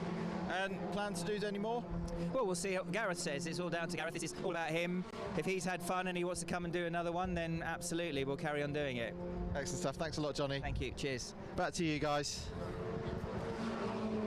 Thank you, Jamie. Great to hear from Johnny Molan then, who, I mean, another star name to come and have a go in the Fun Cup and, you know, finding out just how tricky it can be. I spoke to him yesterday. He wasn't convinced that he'd be the fastest driver out on track, and that was the case. He was up there certainly, but goes to show these cars are particularly tricky to get to grips with, even if you are a very, very experienced, very successful racer, specifically in endurance racing as well, as Johnny really has been. Just to keep on running down through the lead lap cars, then give you some more of these gaps. You can see them on your screen anyway on the timing tower, but the drivers that are in the cars now as well, which is of some relevance. Ian Wood has jumped now into the GCI racing car. He's 4th place, 10 seconds adrift though he is of Shire GB, and not lapping quite as quickly. 5th, as we've said, is the Vape Club with EDF Motorsport car, number 246 of Vlad Vasiliev. He's a further 6 seconds back, but only 2 seconds ahead of Team Viking, number 110 Mark Home. That kept actually going out, in fairness. Dacosis are closing in on them, and actually I think are likely to try and find a way past them fairly. Sorry, Apollo, excuse me, are catching them, aren't they? Those two nose to tail as they head towards the back straight. So Apollo and PLR racing 7th and 8th positions. PLR is Ben Pitch. Apollo is now Stuart Ramsey in the top 10, being rounded out by Dacosis, who are, I believe, the last car on the lead lap, and only just, I think they're likely to fall off that lead lap in the relatively near future. So lead gap there is 12 seconds now between Uvio and Olympia at this point. Looking at lap times, yeah, it looks like Fabio Randaccio has managed to wake that car up a little bit more, whereas Christian, his pace is decent, but he's still losing about roughly, well, last lap it was 0.6 of a second or so, and actually the car that's chasing after him and catching is Shy GB, as you may have mentioned, which is the fact that Sam Smith is putting in lap times similar now, to about identical to that of Fabio Randazzo in front. So again, those two very evenly matched at this point. And again, GCR Racing making those very steady steps up to 4th place now. Not quite the same pace as the leaders, but they've actually got the Bake Club car a bit quicker than them at this point in time. The gap between them at the moment is 4.9 seconds, but I think the way that Vlad Vasiliev is certainly moving, that I'm sure it won't be too long before he's on the tail of the GCR Racing car in a few laps' time. There it went, just flashing through the shot. The next car coming through there is 246, which is Bake Club now into the 5th position. And that's got about roughly a 3-second gap over the next car, which is Battle. Should be the shot any second now. There it is, which is Team Viking. So at the moment, it appears that 4th, 5th, and 6th are up for grabs, but they're all sort of equidistant to each other in terms of gaps on track after the pit stops are shaken out as we head towards the half-distance point in this penultimate race of the season for Fun Cup Endurance. Indeed so. So things settling down a bit now in this middle portion of the race, but did just step outside a second or two ago just to do a bit of weather spotting, because I'd spotted another ominous looking dark cloud, and this one is heading towards us, just sort of directly in front of our commentary position, coming across the track from the Craner Curves area from where the wind is blowing. Might just get away with it, but it's going to get very dark again, I think, for a few minutes as that passes over. A sprinkle of rain could change the complexion of the race completely, because all of these lap times we're talking about become irrelevant when they all start skating off the road. This happened to us here at Donington at the end of last year. We had a rain shower midway through the race, and it really did throw the proverbial cat among the pigeons. Team Viking here coming out of the Goddard's hairpin, still in 6th position, a lonely 6th place as far as a fight for position is concerned, because they've dropped now 3.5 seconds behind Vape Club, who continue to close in on GCR Racing, so 4th place could change hands before much longer. But as lonely as they are as far as a fight for position is concerned, Team Viking do have some company ahead of them. That's the Team MSBW car, and also I think the 98 Fun Cup JPR car, which is about to go another lap behind Mark Home in the Viking machine. This is the circuit that Team Viking clinched 2nd place in the championship a couple of years ago. And they are looking to try and finish at least inside the top 2 or 3 in the championship this season. They just need to unlock a little bit more pace, I think, if they're going to really take the fight to certainly Uvio and potentially even GCR Racing, because as much as Ian Wood is losing time, he's not losing a huge amount of time to those behind him. And so even if he were to fall down into 5th place, that wouldn't necessarily be the end of the world. PLR Racing here back on the attack against Apollo. This has just changed actually on the previous lap. Apollo Motorsport getting ahead of Ben Pitch in the PLR Racing car, but Ben doing his best there to try and find a way back past. Continues on. Turn it back going on nicely between 125 and 99 on the same 14th position. So that continues on. Here find themselves quite a bit of limbo in terms of they can't seem to escape from battling back markers throughout this race. Yes, there's part of them probably is having fun, but the most part is people getting more frustrated that they're not racing the people that they even need to be racing or should be racing. But I think find themselves kind of in the mire of trying to get themselves ousted around the back markers when really they should be up there trying to battle with Vape Club and GCI and Shine, all the guys in the top 5. But it's getting caught up in that traffic. I'm sure it's getting ever increasingly frustrating. Trying to pick their way through is getting pretty quite tough, particularly when they're kind of taking the lines that they need to take and the lines that they are taking in order to try and hold on. Yeah, definitely. The closest to the battles right now is still that PLR versus Apollo scrap that we were just following a moment or two ago. That one, there they are. They're very close because they're side by side as they come out of Goddard's hairpin. And with their headlights on, Ben Pitch in the PLR racing car just managing to get back ahead, actually. So retaining that 7th place. Or actually grabbing it back. Apollo had that place across the line last time. This time it's the bent, battered and bruised PLR car. From the left-hand side, it looked kind of okay. The right-hand side barely resembles a Fun Cup car, quite frankly. It's more tank tape than bodywork. It's missing that right front wing that they've ripped off at the most recent stop, and yet Ben Pitch is doing a really good job, actually, to hang on to this 7th spot. You can see it bottoming out. Oh, I think the rear wing is coming loose now as it scrapes along the ground through the Craner Curves. It's falling apart around in that car, and yet Ben Pitch fights on. Even the rear bit of bodywork was rubbing against the tyre rather than falling off, because there was a little bit of smoke in the back, and that looked to me as if it was rubbing against the actual wheel of the tyre itself, which, be careful, because these tyres are quite hard and resilient, but if you cut them too much, you'll start getting into realm of possibly slow punctures or even just the tyre coming off altogether. So something that they've got to really think about. And again, Julian Ford doesn't want to put out black and white flags, but he will do if necessary. Then again, you think about the fact that, as far as I know, he didn't give a black and orange flag to this car when the door was opening all the time. So perhaps either he realised that, given how the setup was in terms of how the door was sitting, it's not doing so. But yes, it's not the prettiest sight. But then again, in motorsport, we know that essentially tank will fix just about anything. Well, exactly, and they're still on the lead lap, so another safety car would punch them right back up there again, and they can still salvage a decent points haul from this race. Big lock up there from the fueled up racing car. So now a group of back markers starts to become a factor in that battle. The next battle that's about to break out, I think, is the one for 4th place. And this is of some significance because it involves our championship leaders, GCI Racing, being reeled in relentlessly by the Vape Club with EDF Motorsports car. That gap is down now to 2.1 seconds, but coming down by over a second a lap. So they could be together by the time they next come across the timing line. Here comes the group of cars we were just talking about, so 99 Black Widows. This is for position, actually, the 99 car trying to get up the inside of Fueled Up Racing, and they do so. So that is Dave Postins gaining a place on his first stint in the Fun Cup Championship, and there Ben Pitch follows him through past the Fueled Up car. Then he gets on the inside of the 99 car, which sort of drifts out wide to try and leave space. This is all getting a little bit messy. Lots of drivers here at very different speeds through the Craner curves, but the two lead lap cars do find their way through. And charging at the inside in the CCS Media car should be Alan Honeyman. Of course, that car delayed with its lengthy pit stop earlier on. It's still running in 18th in last place, but Alan Honeyman is clearly quicker than those two cars at least, and is starting now to work his way through some of the traffic. So PLR's Ben Pitch, they're looking a bit more secure now in this 7th place, so we'll try and keep an eye out perhaps through the window of where this 4th place battle is. GCI Racing with this ever decreasing advantage that they've got over the Vape Club with EDF Motorsports car. The lead gap came down actually that time by about half a second. Team Olympian 14.9, let's call that 15 seconds adrift of Uvio Hoffman's Lotus.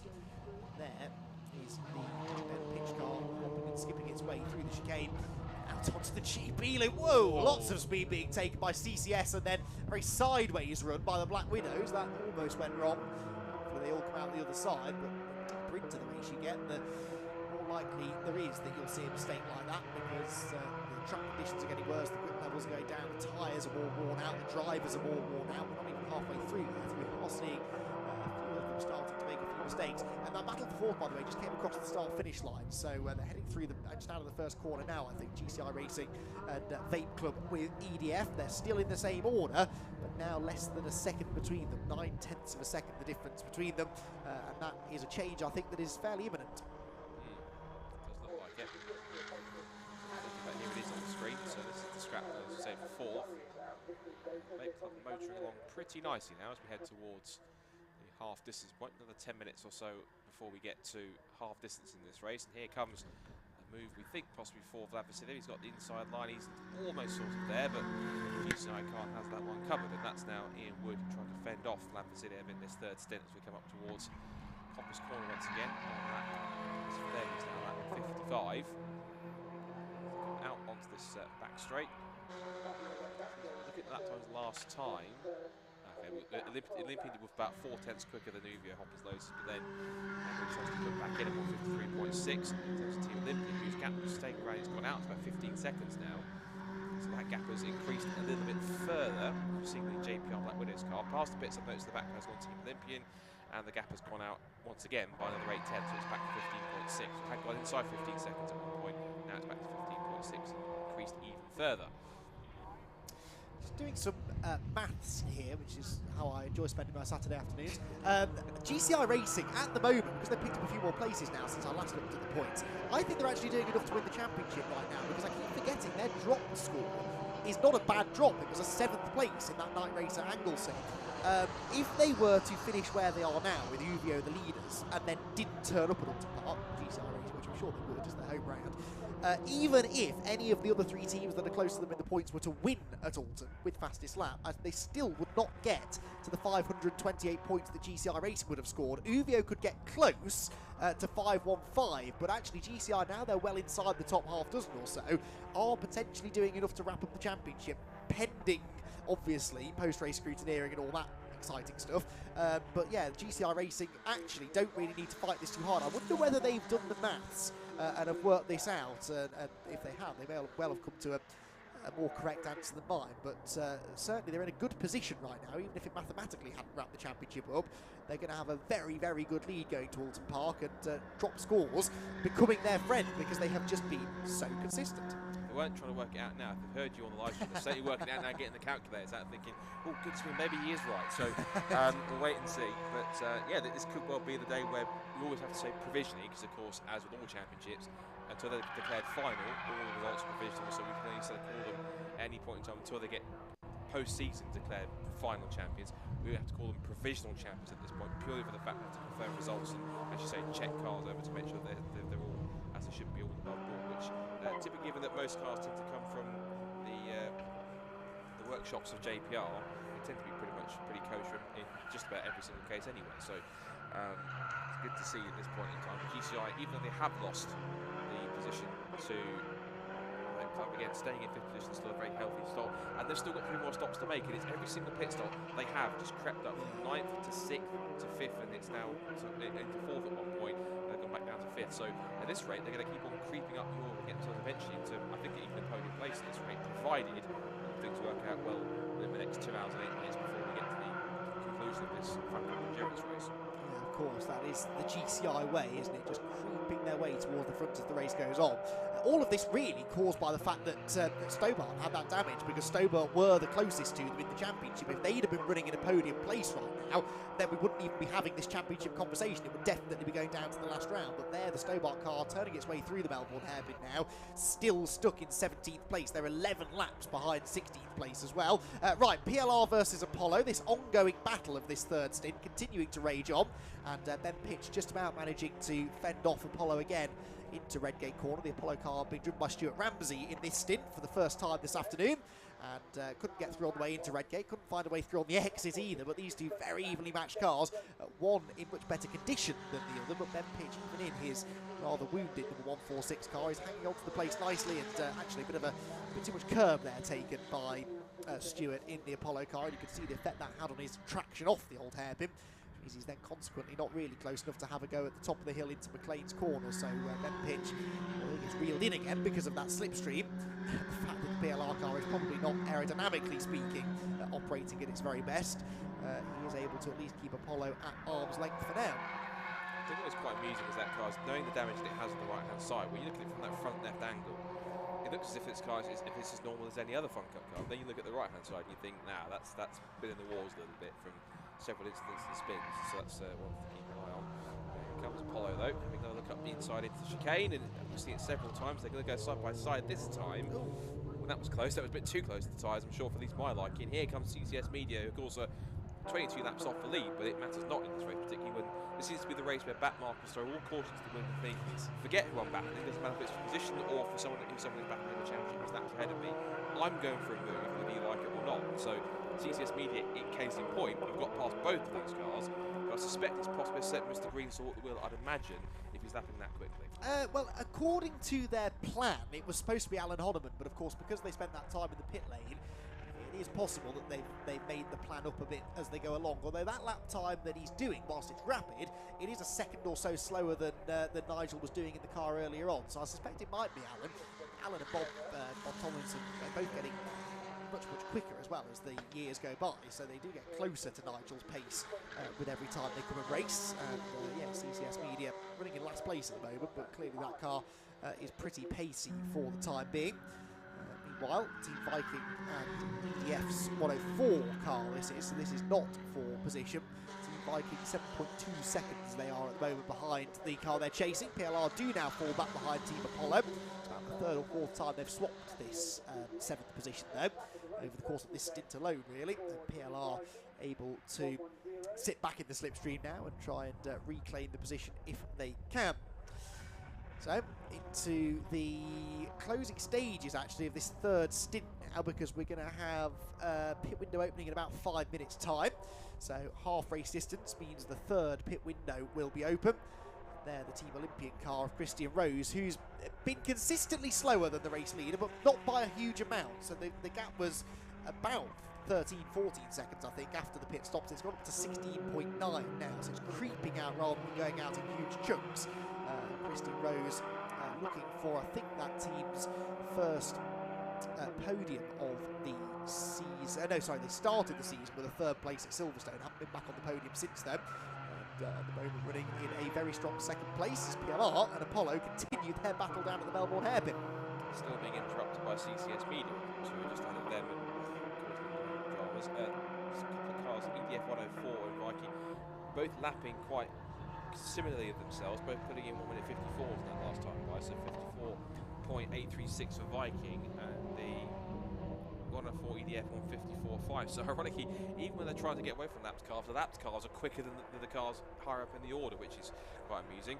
Right, we've seen this before down towards Redgate, and at one point, Apollo was being squeezed almost onto the grass at one point, but it looks like, I think, that Ben Pitch was compelled enough to give him enough room to get to the corner without putting 2 wheels onto the grass.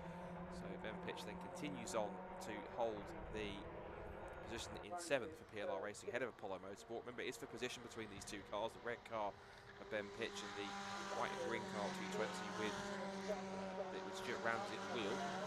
Those 2 stints will finish the car, or is scheduled to finish the car in the last stint later on in a couple of hours' time. And up the hill they go again through Starkeys, through Schwantz Curve, named after the Australian bike racing Kevin Schwantz.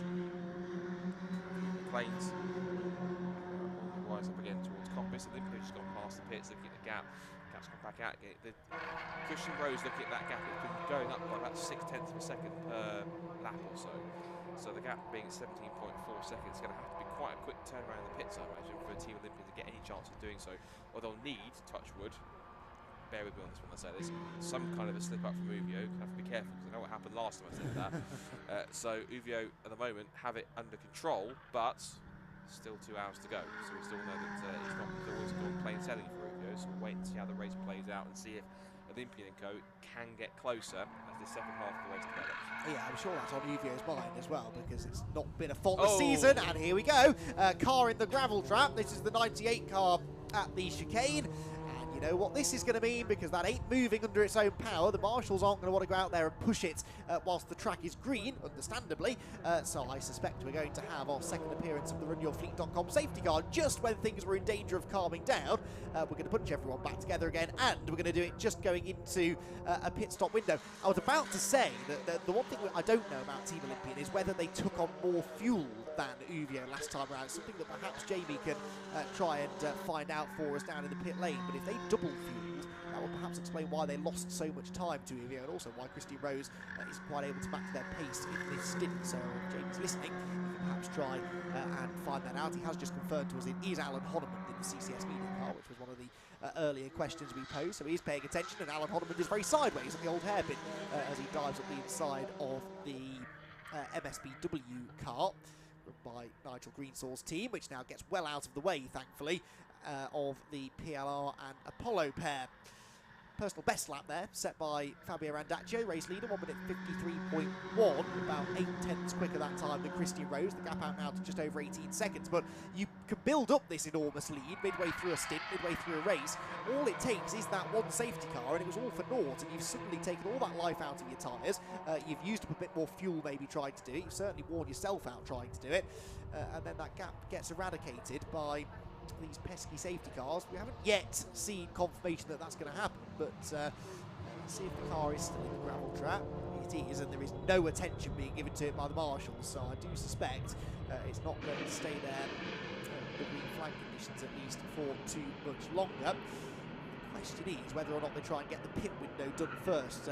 Julian Floyd, our clerk of the course, does like to avoid safety cars during pit windows where possible, because of course what happens is everybody dives for the pit lane at the same time, because you lose so much less time by pitting behind the safety car than you do under green flag conditions. And okay, we've only got 18 cars running in this race at the moment, but well, never mind, here we go, the safety car is being scrambled, so we are going to get that situation, Scott, where I suspect they're all going to start pitting at about the same time. Although interestingly, I think some of the cars are going to come across the line now and see the board when some of the ones that have already gone through haven't. This has the potential to really mix up the order, because everyone bunches together, but those who cross the line before the pit window open have to do a whole other lap behind the safety car, and that I think will include the race leader before they're allowed to come in. So this could be a real turning point of the race. The key is going to be on this one in terms of exactly who dives. It's obvious to say, but who dives in when. So that's going to be the key thing. So which ones are going to choose to make that early stop if they have passed it, which I'm sure obviously the quicker you want to do it, the better. And who are those going to leave it up until the very late bit, or even possibly bag it? Now, this you see here, Uwe has immediately been picked up, but they have passed the pit. They have passed the pit window open board, which means that now they crucially have got to spend a whole lap behind the safety car before they pit. So I think it's difficult to try and tell. I don't think it's not going to benefit Olympian either, really, because ultimately, yes, they'll get closer, but they've got to have the same situation where they're going to go around. It will close the gap up, so it'll probably depend on maybe on the order of their pit stop. But see there, Olympia just at the top of the hill. They will catch and be on the tail of Uvio up behind the safety car, as will Shire GB and everyone else. So those three are going to be all together. It's now working out who's going to be the highest placed car. We think, as Andy's pointing on the timer screen, around about 7th or 8th place, which ironically involves PLR Racing, who had all those dramas today. And ironically, could be this safety car that could be saving their race this afternoon for the most part, if the pit stop window works out for them well and they get a good shuffle up the order, if they can get their pit stop in quick time before anyone else does. Yes, because if they have already seen that board, they can pit this time. They haven't yet caught the safety car either, so they're going round at a reasonable pace, whereas, as we've just seen, the race leaders only now have seen the board, and they're trundling around at safety car speed. So let's see who does dive in. There goes Viking. They haven't pitted, so they have had to stay out. PLR and Apollo, I think, have actually just got across the line, so I don't think they had the opportunity to pit either. So it might be that all the lead lap cars end up in the same boat here and all having to pit at the same time, which is music to the ears of Jamie Peters-Ennis, I'm sure, who does love it when all the lead lap cars come into the pit lane at the same time. Makes his life very entertaining indeed for 30 seconds or so. There is the RunYourFleet.com Jaguar safety car, and the leading 1, 2, 3 cars, interestingly, with no traffic between them, Scott. Team Olympian getting quite keen, almost pulling it alongside the Uvio cars. It was going out the chicane there. That's quite interesting. So, whether that's intimidation tactics or just simply them being a nuisance on the purpose, or just doing what they're doing just because, it's going to be intriguing. Right, the live Snatch vehicle you can see on the top of the right-hand side of the shot is just moving up to go and retrieve the FF Corsa car. I think it is actually an FF Corsa because I noticed the logo on the back of the car. So it's good to have a team like FF Corsa at least giving Fun Cup a try, which is good, something different than endurance racing. Now, in terms of pit stop, I've just heard Field Up Racing screech away from their pit stop. Chirp of wheel spinners they came off their pit box. That's another team that's benefited from the safety car. If anyone else is coming in, well, no one else has come in yet, so this is interesting. So I imagine that we are going to get these top three are going to come in, at least if not go for, well, it'd be strange if they went for another lap, but these top three I think probably should come in. Yeah, Uvio in. But Olympian are not. I don't understand that. Olympian have stayed out, so have Vape Club as well. So this is bizarre. In comes Uvio. That's one tank of fuel, or one churn of fuel going into the number 1 car. I do not understand why Team Olympian and Team Vape Club and Viking as well, all lead lap cars, have passed up the opportunity to make what is basically a free pit stop behind the safety car, because now these cars, when they leave the pit lane, will coast right back up to the tail of the safety car queue, essentially negating any of the time loss that they've had by pitting. And those others are going to fall right to the back of the pack. Now, okay, again, they will then catch back up, so as far as time is concerned, they won't lose a lot of time, they will lose plenty of track position here. Unless they're possibly banking on, obviously, yeah, because the cars behind will catch up pretty quickly. Yeah. Unless they're banking on the safety car getting around, or the safety car staying out long enough, they can take advantage of the pit stop. But as you say, if they do that because they're all bunked up behind the safety car, any advantage that we're going to have is pretty much going to be totally negated, because then the cars that were around them that made their stop just now.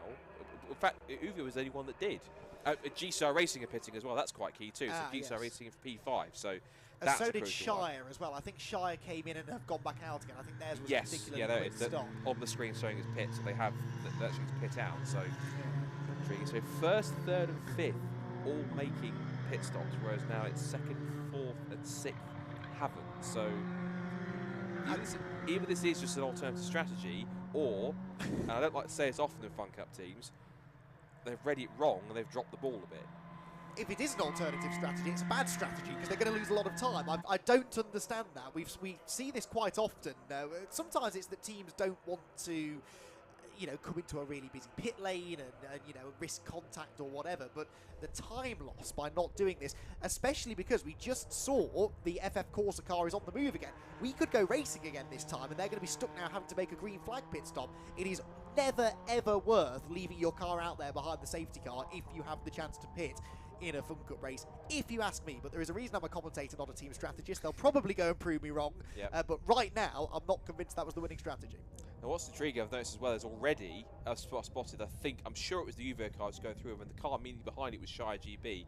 They've already essentially caught up to the back of the queue. So, as you say, if these cars are going to start coming in a second, which they should go into shot any moment now, in a few seconds' time, then those 3 cars, I'd imagine, will dive in. But the big question is going to be, where are they going to come out in the shuffle? Because undoubtedly UVO will come back out in lead. And also, this has also helped Shy GB get into second and GCR Racing up into third. So that's crucial. Right, so safety car stays in. Now Olympian comes in. Now Tacosis comes in.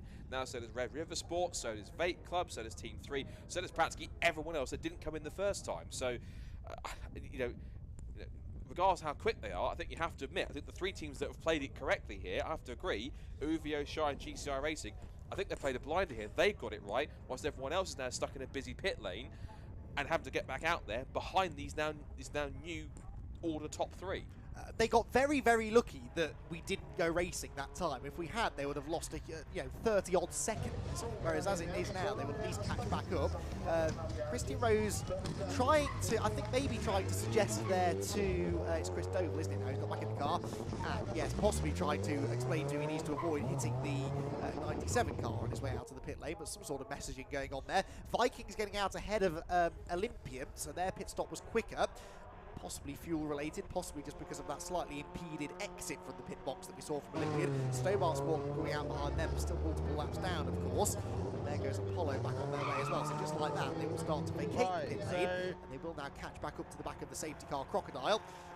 But they could well have found themselves in front of that had they pitted, or certainly closer towards the front of it, had they pitted a lap earlier. Anyway, they have all now made their 3rd pit stop. I don't think there's anybody who has yet to make 3. Yet every single car has been in at least 3 times, some 4 times, of course, with their various issues. And we've got Liz working on the pit stops. Liz Hanley from Fun Cup UK. Who's busy with driver changes. I mean, that's, I don't think I can ever recall seeing her getting busy on the pit lane, so it is all hands to the deck today. There are lots of hire cars out. There are more hire cars out than normal, so every member of JPR staff being put to work. Surprised they haven't got Jamie involved yet. He is down there in the pit lane already, after all. Oh, I thought Paul wanted to get his hands dirty, get involved with the culture. No. He'll Is that completely out of the question? There'll be a very important meeting going on somewhere involving tea and biscuits that Paul is otherwise engaged with, I'm sure. I see. Right. Okay. Yeah. So that's going to be intriguing. So I say it is a JPR hire car. So I guess in some cases it's not too much of a surprise. But yeah, you are right. Liz is usually heaving away lots with plenty of work to do in the background. But I think unless I've not noticed it before, I've never really seen her sort of get involved in that in sort of Fun Cup car type sort of in pit stops, etc. So good to see her give that a go, which is good, which is excellent. I guess now, right, safety car darts it. Hold on, Uve's back in, and so is GCI. Huh? But they've just pitted a couple of laps ago. So that okay. Well, what are they doing? Is the question. Yeah, we're both as baffled at each other at this. I think because that's. I think they're fueling the Uvio car, from what I could see. Well, again, we thought we played a blind, so now this now gives Shy GB, but they're going to try and wet this out. So Shy GB now lead.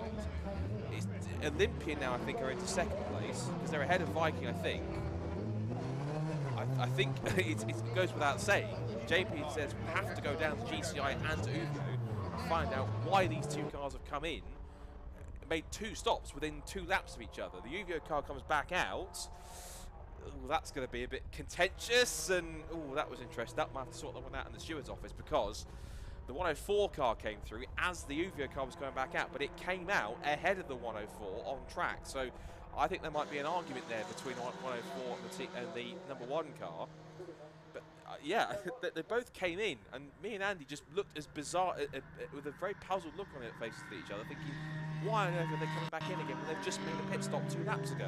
We thought they'd played a blinder, so the team that actually has played the biggest benefit out of everyone is Shy and GB because they've pitted and they've stayed out. So this now gives all the cars which had pitted previously, or the lap just gone before that both Uvio and GCI came in, they now have benefited once again. This now moves try and work this out. So Shy GB will now take the lead.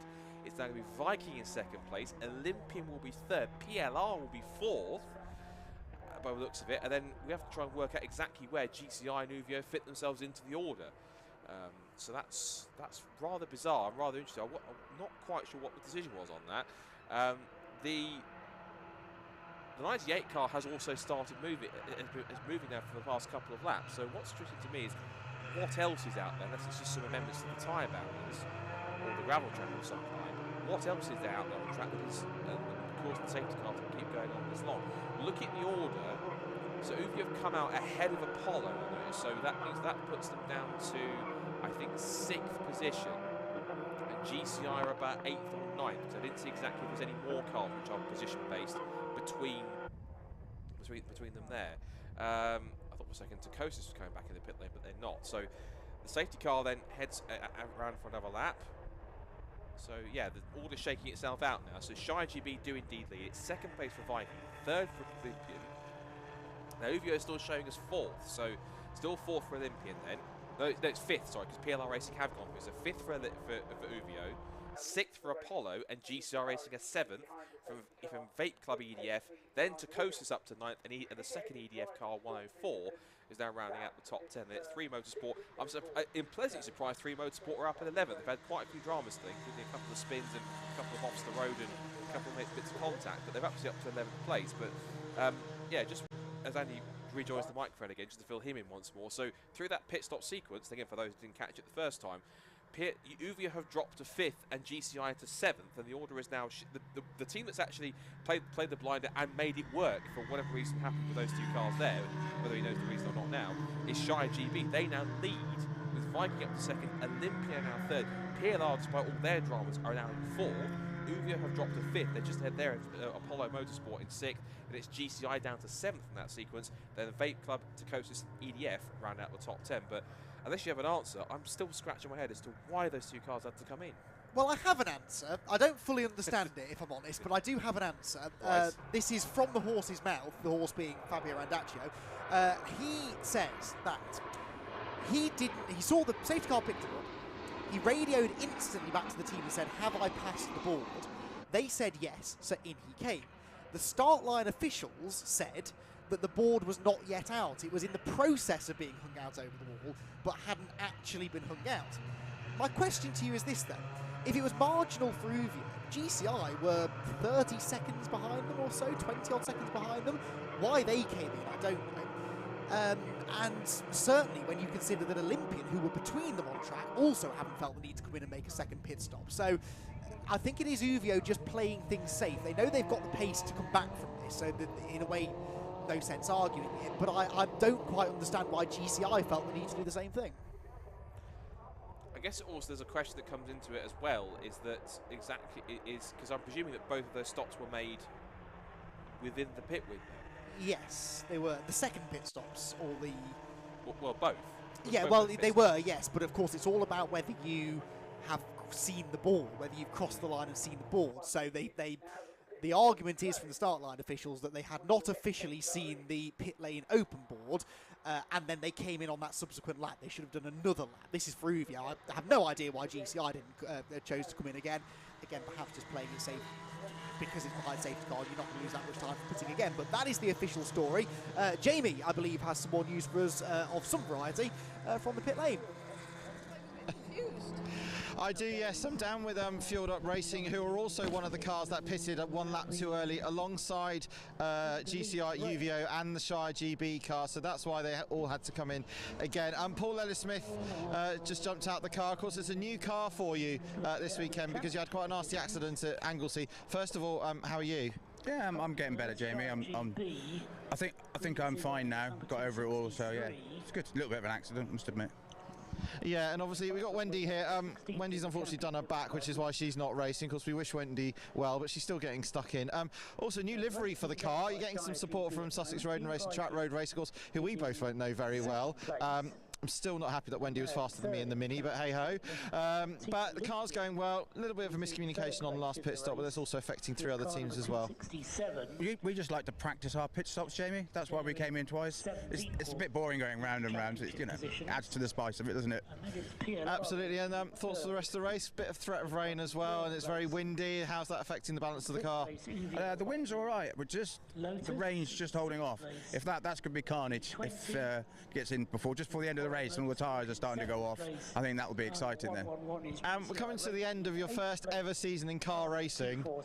How have you found it all? You've had to learn really quickly, haven't you? I think the paddock's been amazing. Everybody's really friendly and helped us and everything else, and it's been a really good season. We've done every race so far, so and we've finished most of them. So yeah, all but one. So that's good. Great stuff. Thanks a lot, Paul. We'll hand back to Scott and Andy as we go green. Right then, okay, we are back to racing again here at Donington Park. A very jumbled up order now in this penultimate round of the FunCup Endurance Championship UK.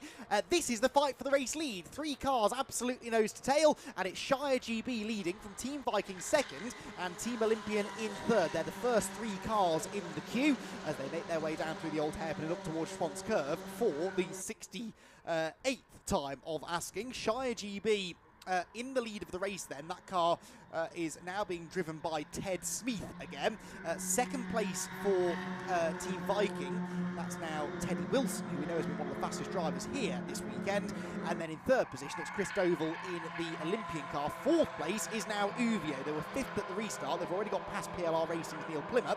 And so Farkini Diot in the Uvio car number 1, is back into 4th position. They've served this extra pit stop, whether they agree with it or not. They have done so, and that now puts them back into contention. Here comes the Viking car on the inside for the race lead. This all has championship implications. When the race settles down again, if it settles down, I'll try and work out what it exactly means for the points, because of course GCI also lost a lot of ground there. The bit of information I've had from Jamie in the pit lane though is that they double fuel, so they have put on more fuel than anybody else have GCI, plus they've made that extra pit stop, so they've lost time. They might be able to gain it back at the next round of pit stops anyway. Change for second down there at the Melbourne hairpin. Team Olympians Chris Doval at the inside of the Shire car of Ted Smith, but it's Teddy Wilson who will lead them around then at the end of this, the 68th lap of racing, after a topsy-turvy third round of pit stops that have really changed the complexion of the race. Here comes the Uvio car though, Farkini right in the slipstream of Ted Smith into Redgate Corner. He goes up the inside, he brakes later, and he moves back into a podium place. It won't be that much longer, I don't think, before he's up there fighting Teddy Wilson for the race lead, but Teddy is not going to move out of his way. Teddy is quick. He is, I think, more than capable of fighting Farkini, and as we're now into this second half of the race, he's going to be far less likely to roll over and let him go. Chris Doval's not going to be an easy overtake either, in fairness, but Farkini, who I'd imagine is a bit fired up after that decision to come in and pit again was made. He is going to want to try and make some progress here as quickly as he can. Up towards Schwantz Curve they go. Into the right-hander at McLean's then. Team Viking leading the way. Donington always has been a good track for Viking. They've had a clean race up to this point as well. Trouble-free, touch wood. And they are leading the way now for the first time this afternoon as they turn up through Coppice Corner once again. They are the 4th different car to lead the race so far in this one. Team Stobart Sport, of course, they're trying to get themselves a lap back. They're now only 7 laps behind FF Corsa, who are back in the race after that gravelly moment. Here comes Chris Doval at the inside for the race lead, trying to get the Olympian car back out in front. Remember, Chris Doval did lead a lap earlier on. There was lots of chopping and changing there, though, as they came out of the chicane. Who is going to emerge down at the bottom of the hill as the race lead? It could be Farkini. No, not quite. It is the Viking car, but they're all on top of each other. It looks like a 5-lap sprint, this. Lock up on the outside for Uvio. Viking hanging on to the advantage, but look how closely bunched they are. The leading cars absolutely together. GCI there running wide in the background. They had briefly, in fact, no, they've just fallen behind the Vape Club car. That puts them down into 8th place, but Team Viking leading Olympian second, and Uvio now, Scott, back down to 3rd. Yeah, just with GCI, looked like they possibly outbraked themselves a little bit and got a little bit sort of squirrely under brakes, which just about kept them out of harm's way for the cars around them. But you're absolutely right. I mean, Paul Roach, think about FunCup sprint racing. It looks pretty fun watching these guys going at it in a proper 5-10 minute sequence here. 3 of them for the lead, and mind you, this is after this is 3 hours, sorry, 2 hours and 20 minutes. This is not after 15, 20 minutes into a race. This is not the beginning of a race. This is literally mid-race after a safety car. And this is battling for position between these three cars. As round the outside goes Farkini into second place. And now he gets a proper crack at Teddy Wilson now in the Team Viking car. Trying to make his way through also. Get a lap back on the Stobart Sport car at least, or but now a lap back down on it is the 104 car on Stobart Sport, and side by side, as you kind of predicted in many ways, up the inside goes Farkini. Is he through? Yes, it took a second to try and work that one out. Up the inside, and as easy as you like. Wasn't you going to get too excited there, because you could see it coming from a mile off in many cases. Up the inside he goes. Spits some flame on the down change. They go through down through the gears. Tacosa's are moving pretty rapidly as well. They're up to 9th place, but actually that is for almost for position, isn't it? Because Tacosa passed. No, sorry, Tacosa have dropped behind EDF, so EDF have passed Tacosa on that lap somewhere between that sequence since they passed the pits. So that's now changed. The PLR car, which is still in 5th position, is now all over the back of the Stobart Sport car, still with its tank tapes, literally massive big squares of tank tape now hanging off in the breeze, but that's what they need to watch out for. And again, these EDF cars love to get involved in places where they're not involved in battle, because they're up there basically being a nuisance now to Team Olympia now when it's down in 3rd position. They might even get themselves involved in the lead battle if they're not careful, but all sorts going on at the front, and everyone will all gather together. This is this is very much typical Fun Cup, particularly on restarts, in terms of they don't do things by halves. They'll go out there and race like it is a 15-minute MX-5 championship sprint race rather than a 4-hour endurance race. It is mega to watch at times. And as I suspected, Farkini is struggling to get away from Teddy Wilson here. Now, Rob Croydon is back in that black and red EDF car. We saw how quick he was earlier on. He is 1 lap down, but he's only 2 overtakes away from getting back onto the lead lap. The same is sort of true of Paul Rivette, who is into the Tacosis car now. Paul Rivette, former Renault Clio Cup champion and multiple race winner in that category, in about his 2nd or 3rd year now, Fun Cup racing. Battle on for the race lead. Teddy Wilson up the inside into the old hairpin. He's there. He's sort of hovering on the inside line. Farkini had to leave him space. They're both going to be slow off the corner, and you know that Rob Croydon's going to try and take advantage of that. The 3rd car in line trying to get back onto the lead lap. That EDF car is every bit as quick as the race leaders. He's got the slipstream as well. Got the bit between his teeth, more importantly. And there goes Teddy Wilson up the inside of Farkini for the lead. Teddy Wilson is not going to stand down here. He wants that lead. He may struggle to keep hold of it, but look, that has now allowed Croydon to start sort of sniffing around behind the Uvio car. Perilous times here for some of our leading contenders in the race as they battle for position whilst also battling the traffic. I'll admit, I thought for a second Rob Croydon had stuck his nose down the inside at the worst possible moment, and I thought he was inches away from contact there, but thankfully he backed out at the right moment. And for those, I'm sure there are, the most of these guys are not that too fussed that Rob Croydon's in there, but for the drivers are thinking, well, why is he getting involved in this? I guess the response is because there's no blue flag. Simple question in response is, why not? It's a fantastic battle, and it proves his pace as they almost go 3 abreast and towards the hairpin. All nose to tail, they all stack up one after the other. Because, as I say, he's got the pace to do so. So if he's able to race with them, provided he doesn't do anything which obviously directly affects or purposely affects the cars around him that are battling for the race win and indeed the championship as a result of it, then ultimately he's free to race as he wishes in many cases, provided it's within the lay of the law. So he should be absolutely fine, and Rob Croydon certainly just out there to enjoy himself, and also this is massive confidence for him and EDF that they can lap. Granted, in a pack that's battling for the lead position anyway, but they can lap on the same pace and keep with cars and teams like Uvio and Olympian and Viking. This is going to give them massive confidence for the next few races, particularly the finale, and indeed next year if they stay on, because of course it proves that towards the end of the season they've started to crack the code of this Fun Cup car and find the pace they need to stay with the race leaders, and effectively in many cases become one of them, even though they were that behind. Yes, at the moment, by the way, I reckon GCI Racing down in 7th are still just about doing enough to wrap up the championship today, but Uvio and Viking are going to be very close together in the fight for 2nd in the points, so this does matter. It might not be for the championship, but it could be the battle to be runner-up in the championship come the end of the season at Donington Park between these two. As it stands, I've got them 4 points apart in Viking's favour. Of course, if they swap positions, then that would be 2 points gained for Uvio, 2 points lost for Viking, and then end up level on points going to the final round in the fight for 2nd position. Of course, there's every chance more drivers, more cars are going to get involved in this battle, though, because Olympian aren't that far back from them. in that green car. They've got the EDF car between them. Here comes Uvio back to the outside into the chicane, but Teddy Wilson now looks like he's settling down a bit out in front. He's still having to defend, but he's worked out where he needs to defend, and also that every time he does defend, it backs Farkini into Rob Croydon, and that then prevents the Uvio driver from being able to focus fully on going on the attack. But Croydon's on the inside of both of them into the hairpin. That almost ended in contact. Farkini sensibly gave him a wide berth. Croydon's up the inside of the Viking car. He gives him a hip and shoulder out onto the grass. This is proper racing. We're enjoying it. I'm not convinced that Teddy Wilson or Farkini are. I think the phrase with probably stronger language than "what are you doing" is probably on the lips of both the drivers. Now they're preoccupied battling each other for what is now the race lead. Rob Croydon's thinking, cheers for that, boys. I'll just drive off the distance and get my lap back. See ya. So he now, in a nice way, doesn't have a care in the world at this point. He has done, typically because there's no blue flags, he hasn't done anything wrong. There was no contact. He wasn't trying to make a move to get in the way of anyone. He's just trying to get his lap back and race at the pace that he's at. And now it brings first, second, third together. PLR also trying to make moves as well. They're in fourth place, scrapping with the several laps down Stobart Sport after their contact earlier on. And I also think a driver getting involved in this, I think, is possibly Johnny Molam. As for Farkini, thinking, will you get out of the way, Rob Croydon? Because he's trying to get through and trying to get away from the cars behind him. He's got a good run off the corner.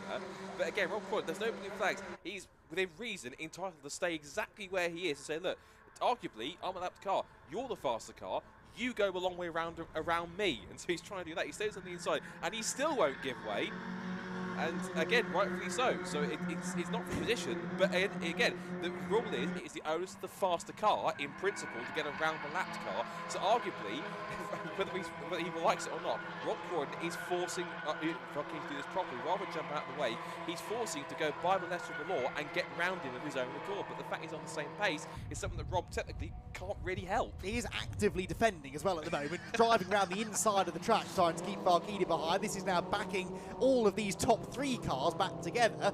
Farkini would always be better off just leaving Croydon to it. PLR have dropped back a little bit because they were right behind Stobart Sport, but there's a gap now, and I think that's possible. Is that Johnny? I think it's Johnny Molam at the wheel of that car now, so he's enjoying himself in this battle. And he's probably looking at his battle thinking, I fancy a bit of this myself, my first Fun Cup race. Now he's sort of certain, now that he's supposed to get past PLR, dispose of them, either it's not for position, he might stack up into this group as well. But Rob Croydon, no care in the world at this point in time. He's just, I'm sure, certain, behind all the serious concentration, there is a massive grin underneath his helmet thinking, I'm loving this, I'm up with the front runners, I'm keeping pace with them.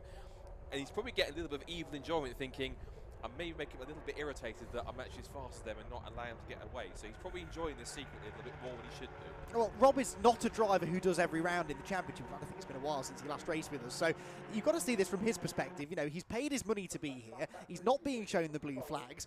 He might not do another Fun Cup race for another year or so. I hope not, but, you know, that is a possibility. He's going to get stuck in. Now, there is an argument to say he possibly shouldn't be defending from the race leader, because then that is making the job of the leader even harder to find a way through. But anyway, he'll argue that afterwards.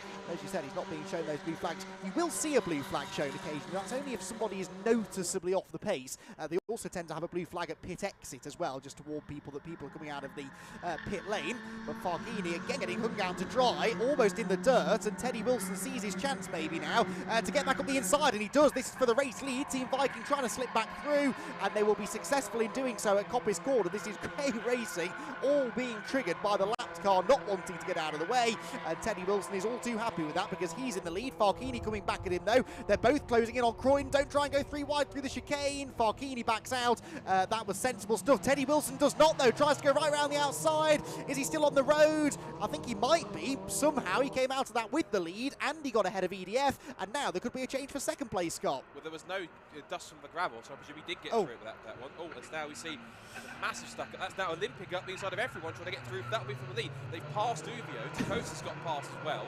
We've now got in there trying to work with everyone that's in there. We've got Stobart's in there, Johnny Bowman with Red River Sports in there. You've got Apollo's in there, PLR. Everyone is in this battle, and in a nice way, it's all because of Rob Croydon. So I suspect he definitely is enjoying this at some point. This is a massive stack up here. So now we've got to try to work that sequence out after the chicane, because there was a big shuffle around. So Viking now are in the lead of the race. Second place now Olympian. Hoffman's down to third. and now it's PLR racing with Apollo on their tail as well. So you've got first, second and third together at line astern, then a few cars back, then fourth and fifth line astern as well. Top 5 are currently covered at the moment by, incredibly, 2.5 seconds. But the timing screen doesn't tell the whole story, because there's a car in there which arguably some should say shouldn't be there, and there are also lapped cars in there having their own scraps. Now it's side by side for seconds. Viking, he thinks, right, I've had enough of this. Back up the inside to second place, he goes past the team of the Olympic car. There goes the Red River Sport car of Johnny Molan. He's certainly enjoying this, as they've both passed the Stobart Sport car. Also in quick succession goes PLR and Apollo. Now side by side they get things right. Can I do it this time round the outside line? Croydon says, nah, think again, round the outside and comes onto the position. And now it's exactly what was to go. Side by side for the lead. Viking up the inside. Teddy Wilson thinks we've been here before. Back up the inside he goes, and into the lead once more, ahead of defending the lead from. No, sorry, he lost the lead a moment ago because obviously he has to get back in front and was challenging EDF that time. So, and now there's Bodywork peeling away from Viking's car now. So it's another car that's hitting the walls here. It'll certainly act a bit of an air brake, but again, these front wings are not sturdy. Sets down for second. He was very close to hitting this tyre stack, and that compromised to run out the corner. Either side of Uvia went to Kosis and Red River Sport. You always don't know what to look or what to where to look or what to say next. It's just going to happen. Something's going to happen, but what it's going to be, I'm not sure, because of all that, with Olympic getting through, Uvia is possibly being swallowed by the whole group of cars behind it. This is extraordinary, and there is still under an hour and a half to go in this race. PLR Racing are now up alongside Uvia as well. Remember, those two cars crashed here at the chicane at the end of last year, right in the dying moments of the race. It was Fabio in the car, but it was Neil Plimmer, who's out very wide indeed, Neil Plimmer, in the PLR car, so they may well have clashed at about the same bit of racetrack as they did just under 12 months ago. Bodywork flapping on the Viking car. Rob Croydon still leads this train, but doesn't lead the race. It's almost irrelevant, really, to talk about positions here. There are a bunch of cars on the track. They're all very close together, and they all want to beat the living you-know-what out of each other. This is incredibly close racing, and the fact that it's not all for position doesn't really matter. It's still massively entertaining stuff. Croydon then still just about in front. Down towards the old hairpin they go then. Poor old Jamie is waiting to interview someone in the pit lane. I'm inclined to make him wait a bit longer because this battle is continuing to kick off, and I think we could have another lead change coming up here in a moment or two. We'll get them through McLean's, see if we do get some side-by-side action, and then maybe head down to Jamie in the pits, who really should be finding himself a nice comfy spot to sit and watch this race from, because the action is very much on track. Right, dare I say it, we've gone half a lap without a lead change, Jamie. What have you got for us?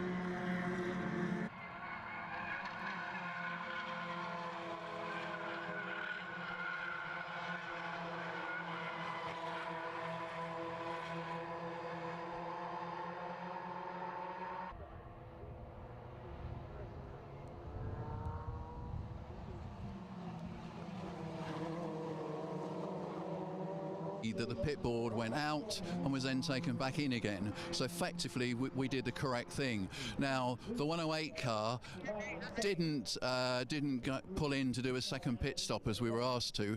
Uvia and ourselves did. So we've lost that chunk of time coming in for a second pit stop. So what I've asked for now is to straighten the situation out. Basically our pit stop time should be taken off the result at the end of the race, so we get 40 seconds back or something like that, because it's just thrown the results, you know, up in the air really. So I think it was a bad mistake because they were trying to do safety car boards and pit window boards at the same time, but to put it out and take it back in again just, you know, throws a complete mess. And I think when you get the three leaders all come in, you know that something's happened. We had someone looking down there, saw the board and no hesitation, you know, so very unfortunate, but yeah, a bit of a cock up.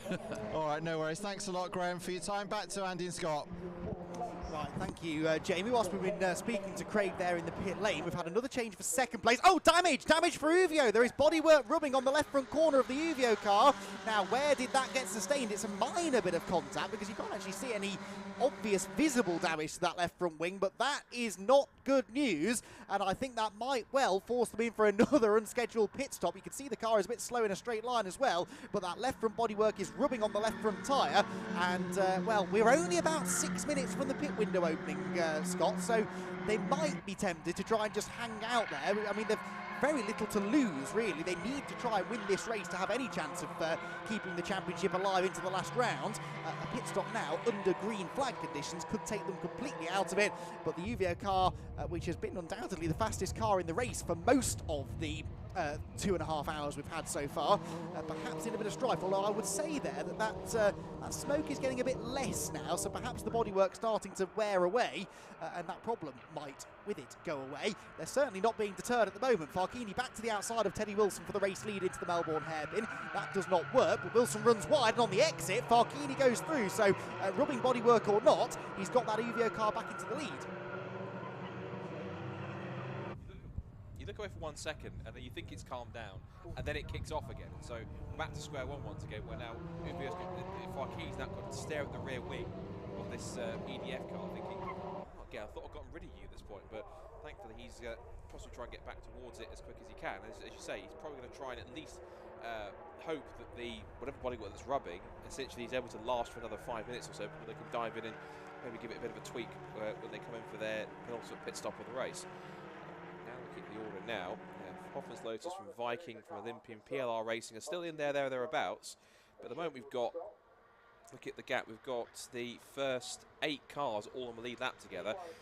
This really does look like the World Stock Car final rather than we've got bodywork flapping off of Team Viking's car. We've got the smoke pouring from a piece of bodywork rubbing on the Uvio tyre. We've got PLR's car, which is patched up to high heaven with tank tape. Takosi's car missing a right rear. That's the that's Field Up Racing. Field Up Racing in and something mechanical on the rear of the car. That's possibly. Well, it's been in the gravel, hasn't it? There's a part of the gravel trap that's been dispensed from the back of the car. The tyres are dirty as well, so I think maybe they were just clearing the gravel out and checking it over for damage. But remember, that was wasn't the car that went to the gravel chicane, wasn't it? It was 98. So that's a new off that they've had, but back into the race they go. And I think they're rejoining in a nice clear bit of track. Actually, there's no one else around them. Well, there's one car, the Black Widow's there in the background, but that's possibly not a bad thing. It's got them out of that immense pack of cars that never really have fragmented after the safety car. Well, they've kept quite close together. Case in point, here they are again at the Melbourne hairpin. Still with Rob Corden being as stubborn as he ever has been at this point, but in all fairness to him, he's entitled to be there. He's not being told to get out of the way by anyone, so he's just driving his own race because he's running at the same pace as everyone else, which is what he's entitled to do. He might be hit. Oh, that was close. I think Croydon tried to go for the racing line, didn't realise that Farkini was almost that far enough alongside, and sort of turned out last minute thinking, oh, crikey, I didn't realise you were there. So now it's Farkini's turn to go back on the attack and thinking, right, can I finally get past him without any contact or actually possibly getting involved here with more moves? Croydon holds it firm on the inside line. Farkini will look for the inside on the cutback, but still nothing doing. This will now once again bring Team Viking and Olympian, and to a certain extent PLR back into this. PLR has got to try and get around the buffer that Viking has, that Olympian has, in the form of Takosis and also Red River Sport. Looks like Johnny Merlin, who's running at the moment in 11th place, but that is for position, in fact, actually, I think it is. No, sorry, no, it's not, because Red River Sport is a lap behind Takosis, excuse me. So at this point in time, that's holding on. Meanwhile, for P6, you see GCI Racing, who are trying to chase after Apollo.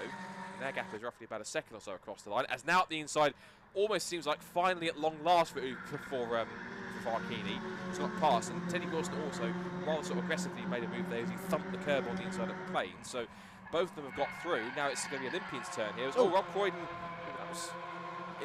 That car moved as if something broke on it, or something kind of like just couldn't get the car turned properly. I think he was just trying to match the speed of the leaders through that corner and couldn't quite do it, perhaps in a bit of dirty air as well. But yeah, the frustration at letting them through has perhaps led to that secondary mistake, which now takes him even further away from getting back on the lead lap. Of course, the reason that he was wanting to stay in front there is because if we had a safety car whilst he was in front of the leaders, he'd have been back on the lead lap, he'd have been waved back around to the back of the queue, that car would have been right back in contention for a podium. But as it happens, it doesn't now look like he'll be able to do that. But the leading three are together again. We're a minute and a half away now from the penultimate pit window opening. So this is going to be interesting as well, because I believe that GCI Racing double fueled last time, according to the information I had from Jamie. So they have not dropped back that far in this stint. They're only 5.3 seconds off the lead because of how much they've been holding each other up out in front. They could get right back into this fight after this set of pit stops, if that is the case, because this should, in theory, be a quicker pit stop for them than those who have to put on more fuel to get to the end. Uvio then now starting to make a break. Now they're in front. They have pulled out a 0.6 of a second cushion. There is GCI Racing then.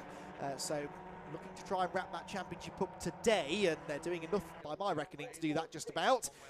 But can Uvio hang on to the race lead? That's the next question, because Teddy Wilson is refusing to be shaken off, despite the fact he's got that bodywork flapping, which definitely is slowing the car down in a straight line. But he's got the slipstream now, that negates that a little bit, and he's certainly asking all the right questions of Farkini, whose car smokes its way up through Starkeys, through Schwantz Curve, and into the braking zone at McLean's, where Teddy Wilson made that move on Farkini a few laps ago. Can't quite get up the inside this time around, but he's staying with the number 1 car, and certainly keeping the pressure on. I wonder whether we might see Farkini pit a little bit earlier than normal here as well. If they are worried about that bodywork rubbing, that makes sense to pit early, get out of this fight, if nothing else, come out into some clean air, and perhaps that might be the way to go. But right now, he has clean air in front of him, but an awful lot of busy track behind him, with Teddy Wilson and Chris Doval both breathing down his neck. Not a great run through the chicane there for Farkini, but I think he'll get away with that. And keeps the lead as they drop down into the Melbourne hairpin, where we've seen so much action today. Anybody going to jump out of line this time? Well, the EDF car does. Of course it does. That's Rob Croydon back up the inside of Paul Rivette and almost into the back of Chris Doval. Leans on Rivette. Paul Rivette, I'm sure, has been on the receiving end of those sort of hip and shoulder moments through his one-make racing career. Been dishing it out a bit as well over the years too, as Paul, so he will not, I'm sure, have much to say about that. Croydon goes past him, so too does Johnny Molam, actually, as we head now, I believe, into that penultimate pit window.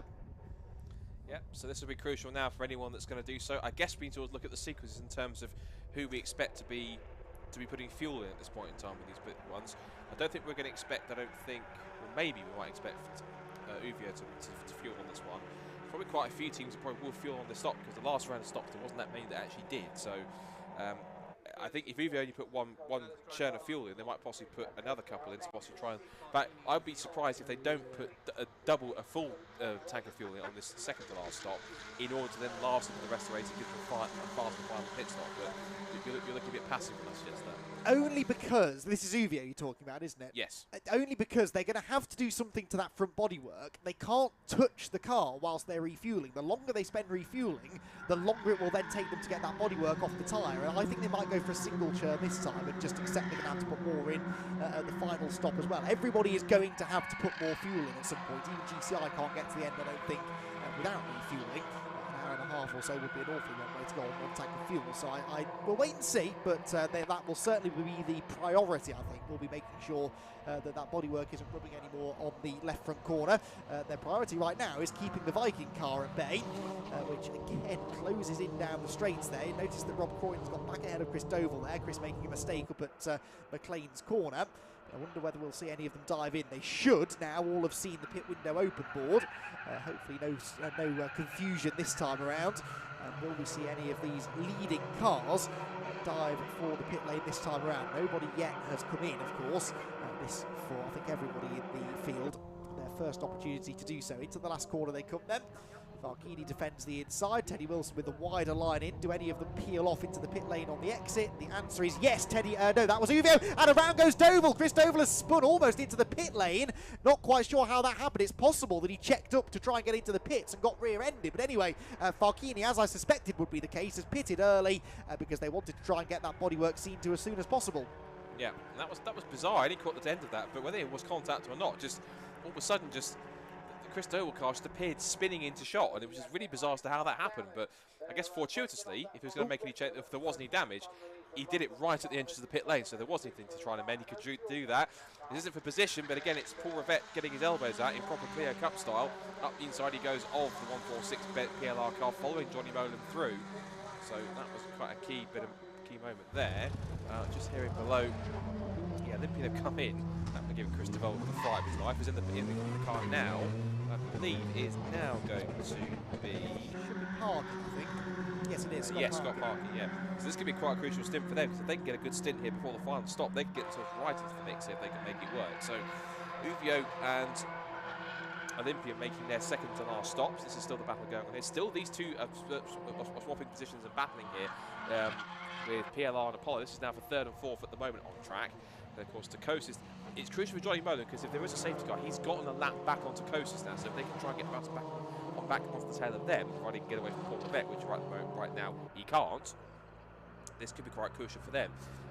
Rob Croy, meanwhile, once again decided he wants to play with the Team Viking car, and Team Viking have been seeing nothing but EDF Motorsport cars all day, both the Vape Club car and the 104. You just cannot escape them at all. A couple more pit calls in, Fueled Up Racing in for a scheduled stop for them. Car 49 is into the pit lane. So that is another scheduled stop for that car. We saw that car coming in. Some gravel cleared, so that was an impromptu stop, whereas this one is on schedule. And no other pit calls from that leading group so far yet, so still... no, sorry, Viking come in, isn't it? Viking are in then for their second to last stop, fueled in 2 shares of fuel for Fueled Up Racing. They do live up to their name. That's the second time in this race, isn't it? So, it is. Sometimes the jokes write themselves. In that car comes then in, as you said, comes Team Viking. So Rob Croydon is now back on the lead lap again. If there were to be a safety car, he'd get his lap back as it stands. And I'm sure he'll stay out as long as he can to try and make sure that that is the case. Give himself the best chance of that being the case. There's the Viking car. They're fueling. They are still fueled, which suggests to me that might have been a double fuel stop. Jamie, I think I spotted, was stood right next to him, so hopefully he'll be able to report back to us on whether or not that was a double fuel. But certainly they've taken on some fuel, the Viking car. Nice clean stop, out they go, and they head back into the race. Now, where are they in relation to those who've already pitted? Well, Team Olympian are coming past the pit lane now. This will be very, very close between those two who are fighting for position. There goes the Olympian car. They're ahead of Team Viking, so it was a longer stop for the Vikings than it was Olympian. The other question, of course, is where is Uvio in relation to those two? There's the Shire GB car. They've also made their 4th mandatory pit stop of 5. But are we going to... a bit of news from Olympian. Scott Parkin and Christian Rose have swapped their stints. So Christian is in the car now, and Scott Parkin will do the final stint. There's some logic there, I think, given the pace that we saw out of Scott earlier on. Yeah, I did think whether there was a pleasant surprise of how quick Scott was in terms of race pace, whether I looked at that and thought, maybe it's worth us putting him in as the last driver for the last stint if we need to get back some crucial seconds on the cars around them. Maybe that's quite a smart change in strategy there from Olympian, so that's good thinking from the squad to switch them around and put Christian in. Someone's getting fuel, and it's the JPR Blackburn car that's handling once again. Can I talk to both of you? Yeah. Pit crew duties. Helpfully do up the belts. Car 99's next incumbent, which is Connell. More pit calls in, including Apollo Motorsport from 2nd place. Did work out what Uvio's gap is over they are still ahead of Olympian and Vape Club. It was showing us 10 seconds, and I suspect that was whilst Olympian were in pit lane, so I think it was going to be a little bit less than that perhaps. We'll get to that in a moment or two, though. For now, we can head back down to Jamie in the pits. Yeah, I'm down with Teddy Wilson and Farkini. They're just discussing their stint now. First of all, Teddy, that's probably the busiest stint you've ever done in a Fun Cup, isn't it? Yeah, it was pretty hectic the whole time, to be fair. Everyone was just battling away, and yeah, it was enjoyable, but a bit frustrating at the same time. And for you, Fox, is again, car's a little bit bruised, but you're still plodding on and racking up the miles, and you're still up there. Yeah, we got wrong-footed, and we had to do that other pit stop when we didn't have to, because they've looked back and the pit window was open, so we've actually done an extra pit stop. It doesn't matter because the safety car was there, but that was just fantastic stint, and there was some I think unnecessary defending, but what that from a couple of the cars, but what it did, it just brought everyone into play, and it was a brilliant scrap. He's hurting because his wings flapped up, and so he's got a big air brake. He's got like a sail down the straight, so I was pushing him along a bit just to try and help him along. But yeah, really great fun. And how great is it to have someone like Teddy, who doesn't normally race these, to come in and get straight on it? I mean, it's only your 4th appearance or 5th appearance over the last sort of couple of years, and he's learned very quickly, hasn't he? Oh, these little... I was going to say something bad then, but yeah, I mean, they come in. It's great to have talent like this coming into Fun Cup. It keeps us old fat fellas honest, so it's really good fun. I mean, that's nice to hear, isn't it? Yeah, definitely. No, it's good experience, like driving with everyone on the track. Everyone's pretty fair, apart from bar a few, but that is what it is. So elbows out for the last stint? Yeah, bring it on. Looking forward to it. Thanks a lot, guys. Back to you. They come in, and it should be Excellent Michael stuff Ward there. Fabio and Farkini Diot and Teddy Wilson then, and Farghini answering our question there. He absolutely loved that stint. It referred to some of the defensive moves that were being made, but always with a smile on his face. And that really does rather sum up the whole ethos of FunCup endurance racing here in the UK. It's supposed to be fun, after all. Certainly worse ways of spending your Saturday afternoon into evening now, really. It's 5:30. The sun is getting a bit lower in the sky now. Track conditions, I'm sure, changing slightly, although it's brighter and sunnier now than it's been all race long. The winds also died down a lot, so the conditions actually probably more pleasant now than they have been since the race started. Still cycling through this penultimate round of pit stops. PLR Racing haven't yet stopped, nor have GCI Racing, so they both have a 30-odd second lead over Uwe Hoffman's Lotus. There is GCI right behind PLR now. So Craig Butterworth closing in slightly on Neil Plimmer over the course of the last couple of laps, except he's not actually anywhere near the PLR car there. Why is he not near the PLR car? Neither of them are pitted. PLR, at the start of the lap, I'm not misreading this, are they, were 4 tenths ahead of GCI Racing. Well, there at the back of that group is GCI Racing. Where is PLR? Have PLR had a problem, or is it GCI who have dropped back? I think it's PLR, you know. They're now lead. Okay, so I think PLR have stopped on track somewhere. I think they've had an issue somewhere because the PLR car has not come through that time, Scott.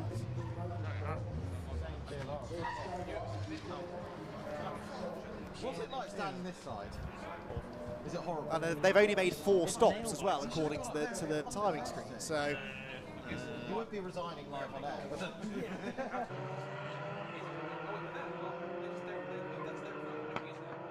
Yes.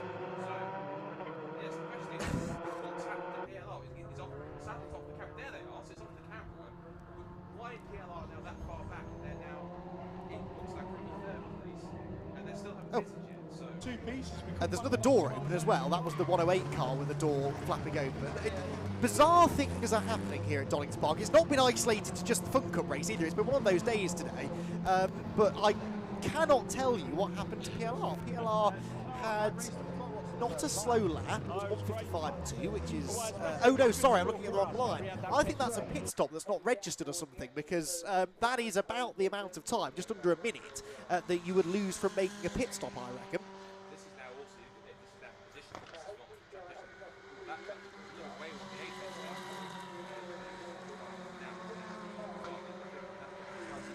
to force his way up the inside of Team Viking. That's going to be very close to play to make that one. The outside and through goes the. I think that's possible 10 speed to get it going through.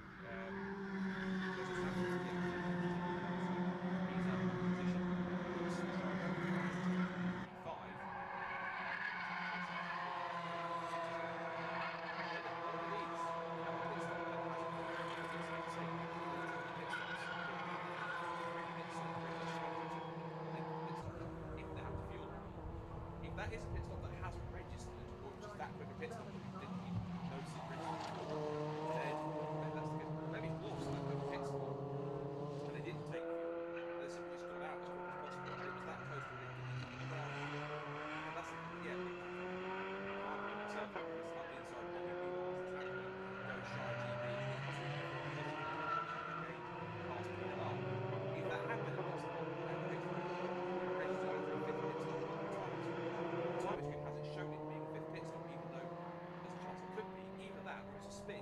That the ultimate person needs to find out is that is genuinely that will be after they understand what's happened. Whether it is a pit stop, I'm not sure because the second. We need to know whether if they had run a pit stop and the timing system hasn't registered it, or whether that was some kind of a spin that they had and it's the problem that. Now what's intriguing out of all of this is the team that has now risen to the lead of the race. All of this has happened is GCI Racing. Now, the starting slow, and Bradley Wood himself. Every single pit stop team have gained at least 1 place. They've gone from 9th, it's back to 6th, then to 5th, then to 4th. They've corrected a little bit.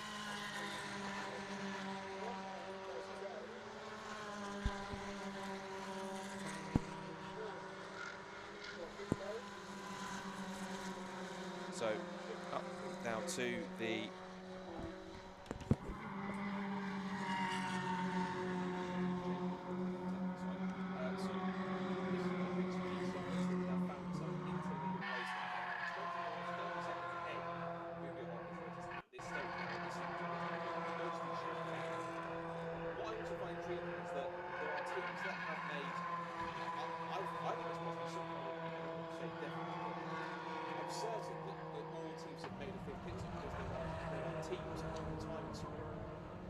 So it's still showing that so whether it's simple time that has registered in the next it might be have to wait and see whether the confusion going from there. The whole sequence, you can take the presumption that everyone has been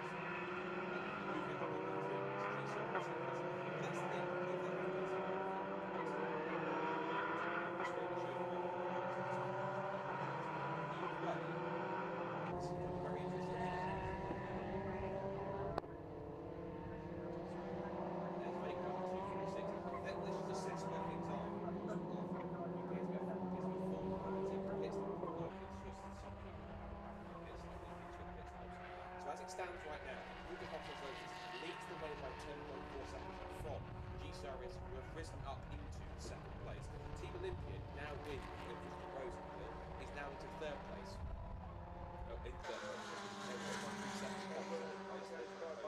Fourth is Ashai GB, they're ahead of these two cars that shot at the bottom of the screen. PLR racing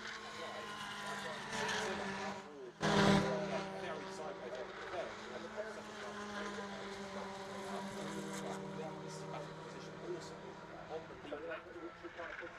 For 6th, for 7th and 8th positions. This is Apollo Motorsport in 220, Car 246 Base Club, and then EDF Motorsport in 9th, followed by Dakotas rounding out the top 10.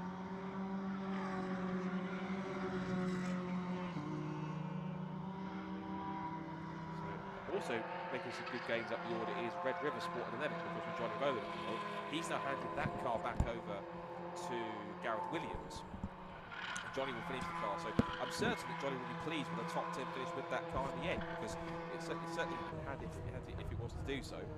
But this battle continues on. Then still, Apollo and Vape Club have been pretty much tied together for this stint and a half or so, pretty close together at this point in time. But yeah, either there's Andy back on the mic now, either there's something going on with TSL time that's not registering pit stops properly, or something's happened in that pit window which hasn't as caused a rather weird phenomenon or weird circumstances happen. Something's happened to Coast also as well. They just saw them going through the chicane not quite at full speed, but I think it's an understatement to say there are, as you said earlier on, there are strange goings on in this race so far, isn't there? It's just been one of those days. And I have a theory. I don't know how right this theory is, but I wonder whether, because there must be a transponder of some sort at pit lane entry that registers when cars are coming into the pit lane. We've just had a car spinning into the pit lane. I wonder if Chris Doval, in the process of spinning into the pit lane, has knocked the transponder out. Because it was ever since that point, wasn't it, that we've now not been registering that people have pitted. I went down there and spoke to Neil Plymouth, who clearly has pitted, because I've spoken to him.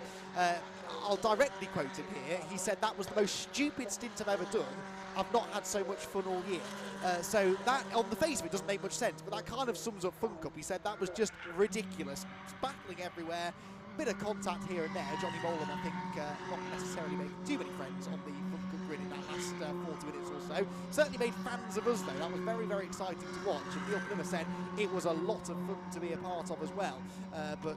Yeah, he has pitted clearly now since I've come back up to the box.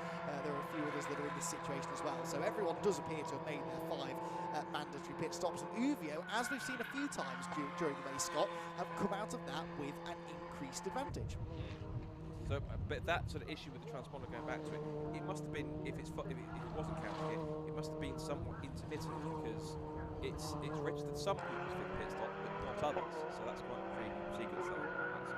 But at least we know that that whole sequence is shaken out of fifth pit stops. So when we go to our next sequence, it will then showcase as being our last sort of half an hour, 40 minutes to decide who comes out on top of this. I guess also in terms of, we talk about the championship, GCR Racing now up to 3rd now, so essentially in this scenario, given that they are ahead of, well, the only team that they're battling with in terms of the championship that are around them at all, I guess in many cases, are I think Team, no, not Team Olympian, no, so Team Olympian a bit further back. So the closest team that they're battling in terms of that top 4 is Uvio, but even if Uvio do win this race, GCI being 3rd, I don't think we can officially properly say that they're going to wrap it up, but they'll be incredibly close, if not on the money. What I'll do is I'll input some numbers into my spreadsheet whilst we hear from Jamie in the pit lane. Yeah, we're down with Neil Plymmer, who's probably had the busiest stint he's ever done. You got sweat on in that, didn't you? Absolutely. What a crazy stint that was. Yeah, really good. Best stint I've had all year. A car that we can actually drive. I know it's got a lot of bodywork missing, but it's going well. And it's got the speed and we can keep up, and you know, a 7-car group there with us sitting in P4, 3 other cars that, you know, so many laps down in the mix as well. Just crazy, but great to be back in a competitive situation near the front. And obviously we're on the GP for a first time, I think, since the World Cup, which I think you were part of. I mean, how different is it? Because you've got obviously the S's, the Melbourne Loop, then into Goddard's. I mean, it's not a circuit we use. I mean, setup-wise, have you had to do much to the car? No, it's just you just lose the lovely flow that Donington's got. But no, car's okay. Circuit's good. I mean, I think the choice was we either raced on the GP or we didn't get to race at Donington, and we love Donington. So Paul brought it into the calendar, and it makes for a change. So yeah, it's great. I mean, you're currently P5, second in the Masters. I mean, you just got to just try and just bring it home now. I mean, you got sort of 3/4 of the car left, because it has been beaten up, hasn't it? Yeah, we've got a lot of bodywork missing, and we've got a lot of tape holding it together at the moment. Like you say, we're 3/4 of the way through a 4-hour race. So, you know, what's Fun Cup's like? Safety car, 10 minutes to go, and a typical Fun Cup. Yeah, and obviously final round going to Alton as well. I mean, it's all to play for. Yeah, it will be. I think as far as we're concerned, it's us and Stobart's going for the Masters, so we'll see how that goes. Uvio are at the front at the moment, so I don't know. It's Fun Cup, we don't know. Another round to go in 4 weeks' time, so we'll see. Thanks a lot, mate. All right, thanks, Jeremy. Back to you guys. Neil Plymmer, Mr. Fun Cup, really, here in the UK. He's raced in pretty much, we think, every Fun Cup race that's ever occurred here in the UK. Fun Cup's been in the UK for 20 years now, became a championship only about 10 years or so ago, but Neil Plymmer was a race winner right back as early as 2002, and he and that team, which has had a couple of different names, a few different drivers alongside him, but he has been the one constant, and it really wouldn't be the Fun Cup without him. So great to see that Neil's still enjoying himself as much now as he was 20 years ago, and still just as quick now as he was 20 years ago. The ex-Formula 4 1600 ace, of course, was Neil. Right, I've done some counting. Well, I haven't. My spreadsheet has. And yes, at the moment, GCI are still doing enough to win the championship. They would be in a position now where even if they didn't rock up at Alton Park and any one of their big rivals were to win at Alton Park, they still wouldn't be able to get any closer than actually 15 points of GCI racing. So GCI in a good position right now. For second place, though, it would be very, very tight. 3 or 4 of them actually would be in contention. PLR, you have to add into that as well. And, well, actually, they're going to lose out a little bit. Just change that, there we go. So yes, it would be, as it stands, 472 points for GCI Racing, 444 for Uvio, 436 for Viking, 431 for Stobart, and 428 for PLR Racing. So at the moment, that would be just about a big enough lead for GCI to win the championship, but we'd have a 5, maybe 6-way fight actually for second place going to Alton Park, because I'd imagine the EDF with Vape Club car would be just about close enough. They're running in 7th place at the moment. Yeah, it's touch and go. They might not be able to get second, but they could certainly jump back into the top 5 if they were to have a good round at Alton Park. As Neil Plymmer said, though, there's a lot still to play out in this one, with 56.5 minutes or so to go. An 11.9 second lead now for Uvio Hoffman's Lotus. Team Olympian 5.3 seconds further ahead of GCI Racing, who are third, with the Shire GB car in 4th position, reeling them in slightly, actually. So that's the battle to watch for, I think, for 3rd place. GCI Racing, I think that's Ian Wood back in the car now for this penultimate stint of the race. Yes, it is. And the Shire car is now with Sam Smith, who has been the quicker of those two, and he is reeling him in. Also, get a nice balmy sunset. Ticks on about just over an hour to go in this race, so finishing just before 7, not long before 7 o'clock. So it's a nice sort of way for this race to continue on. Thinking about it, I think that should things stay as they are, and essentially GCI stressing on the division do enough to take a good time out of the ahead of Alton Park. We can give this class a little bit until the season's over. far this season, but it's enough for them with the consistency to win the championship. So strong effort from these guys. Of course, this team comprises of drivers now personality which that was championship Black Widows, and it's almost a very British kind of after you and after you, and kind of like everybody can work out what apex to take on the blind side. So on that side, but this looks very much like a case. It's quite a poignant thing, I guess, for Butterworth, because particularly Graham Butterworth, Craig, they in many cases were the originators of, am I right saying, bringing looking after Fun Cup when it first started. So for them to come on its 20th anniversary, to come full circle, essentially in a position where they can win the championship, which they started off owning and running. It's quite, when you think about it, it's quite a story to come away from the season, where they come after the last couple of seasons, to come home after the last couple of seasons, and to actually back to this championship and see where they're going to win it. Yeah, absolutely, and that car was racing in the championship 20 years ago as well. It's not the only one either, but these cars, even though they are over 20 years old, they're all refurbished frequently, they're looked after by the JPR team, and they are still working just as well, clearly, as are the drivers as well. Right then, so we have Uwe Hoffman's Lotus then, with this nice advantage. We have had that change for third, by the way.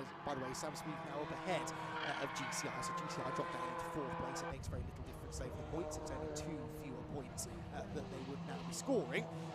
Still give them a 13, nearly 40-point lead heading to the final round, and their drop score, remember, would be the 58 points they scored for that 7th place last time out at Anglesey. There's the race leader dropping down into Redgate Corner.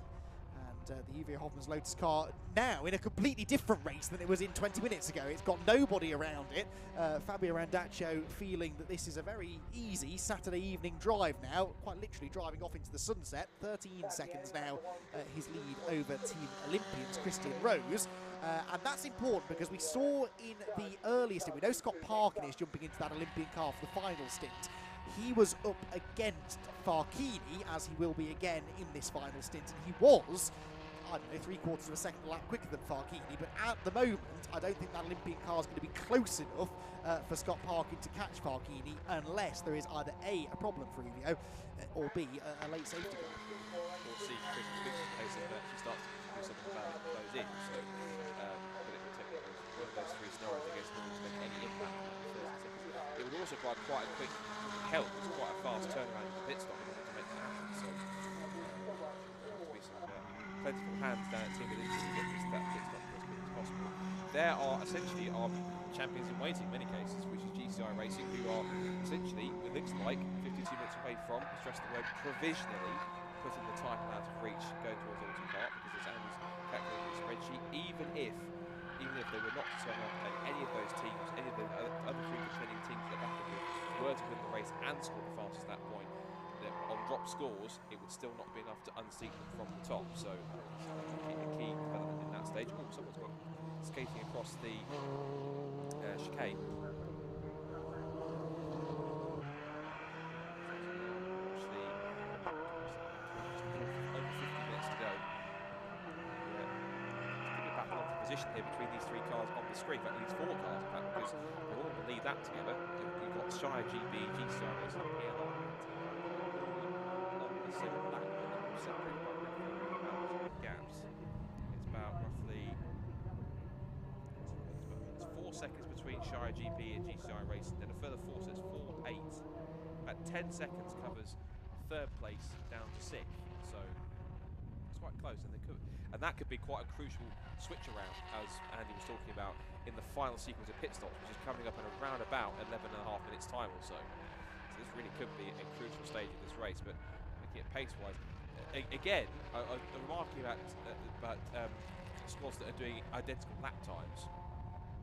You mentioned about the fact that Team Olympian and Uwe Hoffman's Lotus have done exactly the same lap time last time by, 153.870. There's some body work on the Team Viking car, still flapping around on the front right as it goes through, but there it is in 6th position. Get the rest of the top 10, some more battles going on. Still 8 cars on the lead lap, separated by 50 seconds in total. And that 8th car being Apollo Motorsport, trying to chase after Vapor Club with EDF Motorsport. Looks like I suspect possibly maybe they were the ones which had maybe the moment, if not just a slightly different pace in terms of speed.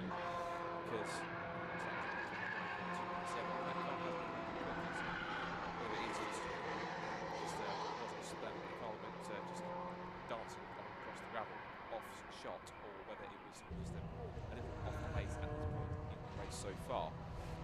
50 minutes still to go. You see this 104 car. Some will say troublesome, but I think many would others will say entertaining, because it was getting up there in the mix and enjoying itself, particularly in the hands of Rob Croydon. Simon Coles is back at the wheel now. And that 104 car, for the record, is currently sat in 9th position. It's the first car that is currently in. It's the first car in the field which is at least a lap down, so it's currently the highest placed lapped car. There's the 98 car. That's the FF Corsa machine. The FF Corsa, the team that you might have seen racing in championships such as British GT, and I think some Brit car, maybe some GT Cup in there as well, but they've decided to give Fun Cup a crack. And hopefully, if they like it, they'll be back for a bit more of a full-time assault next year if they enjoy it to do so. There is the 98, currently with Michael Ward at the wheel, that car being shared with Ed McDermott and Mark McAllister, and it's Mark McAllister who will get in for the final stint. And when the pit window opens in about just over 9 minutes time. Race leaders, they are on course to try and pick up their 5th win of the season, which is quite extraordinary to say so, when in fact that this is the team which essentially is going to miss out on the championship victory, and it is going to be, by the looks of things, all being well, because we've still got under 50 minutes to go, touch wood, GCI Racing, who appear to be in line to essentially be provisional champions at this point, with a single round race left to go at Donington Park. It's Fabio Randaccia turns his way through the chicane. Distinctive Spider-Man helmet with the custom sort of Spider-Man visor, although I don't think he races the car with that visor down very much. It's just there for show in many cases. Through the hairpin, it's got past the Team 3 Motorsports car, which is in 12th position at the moment. Team 3 Motorsport, that car being controlled by Mark Snow. Andy Bennett will get the wheel of that car. Then here comes the Olympian car into the hairpin. 267, as we say, with Christian Rose at the wheel. Scott Parkin will get behind the wheel of that. And it looks as though, in terms of the pace, that Christian Rose, he's not necessarily catching Fabio Randaccia, but he's not losing that much time either. The gap has stayed pretty static at around about now, sort of 13, 14 seconds. Across the line goes Christian Rose, and the gap is still 14.5 seconds, so he lost half a second on that lap alone. So if he is losing time, it's not massive chunks, it's little bits of time that he might be losing. Battle for third still quite fascinating. So across the line has gone Shy GB, and GCI Racing, their last lap was actually 2.3 seconds slower, so they're actually losing time to the car in front. So through the low hanging sun into the sky as it casts long shadows and these beautiful, almost golden sort of coverings of light over the Donington Park Grand Prix circuit. It is a wonderful circuit to race at, particularly when you get into the later races in the day, towards the end of the season, when you get these really lovely sort of sunsets and late afternoon sort of glows around the circuit from the sun coming through. Thankfully, the dark clouds which are around the circuit have managed to stay clear. They are still hanging around, but they haven't, thankfully haven't broken and haven't caused a problem in terms of any rain showers. We did get that very light sprinkle, very light sprinkle on the grid when we were introducing the Mazda MX-5 SuperCup, the race before this, as we come through. So now as they come up towards the chicane, you see there the Shy GB car, which has Sam Smith at the wheel. He'll hand over to Ted Smith, so Sam is just coming towards the end of his third and final stint at this point. So what's the gap between, actually, what is the gap between first, second and third? It's actually now, okay, so Sam Smith was half a second quicker on that run than Christian Rose. So there's also not only the tail of, well, actually that said, last lap for the Uwe Hoffman's Lotus car, without a lapped car around it, was a 1:54.284 for Olympian, 1:53.6. That's a bit better towards the end of the stint. And we've seen this several times, is that before the end of the stint, or coming towards the closing stages, the Uvio car either backs off or loses a little bit of pace, and it's the cars behind that start to close in and have a chance of trying to overhaul them. The thing is, though, Uvio are very good in the pit stop phases, and we've seen them practice them time after time, and they've been doing this for the last several years. Almost every single race weekend, they will jump in and do a few pit stop practices to keep themselves sharp and to make sure that all the procedures are fresh and everyone's mind.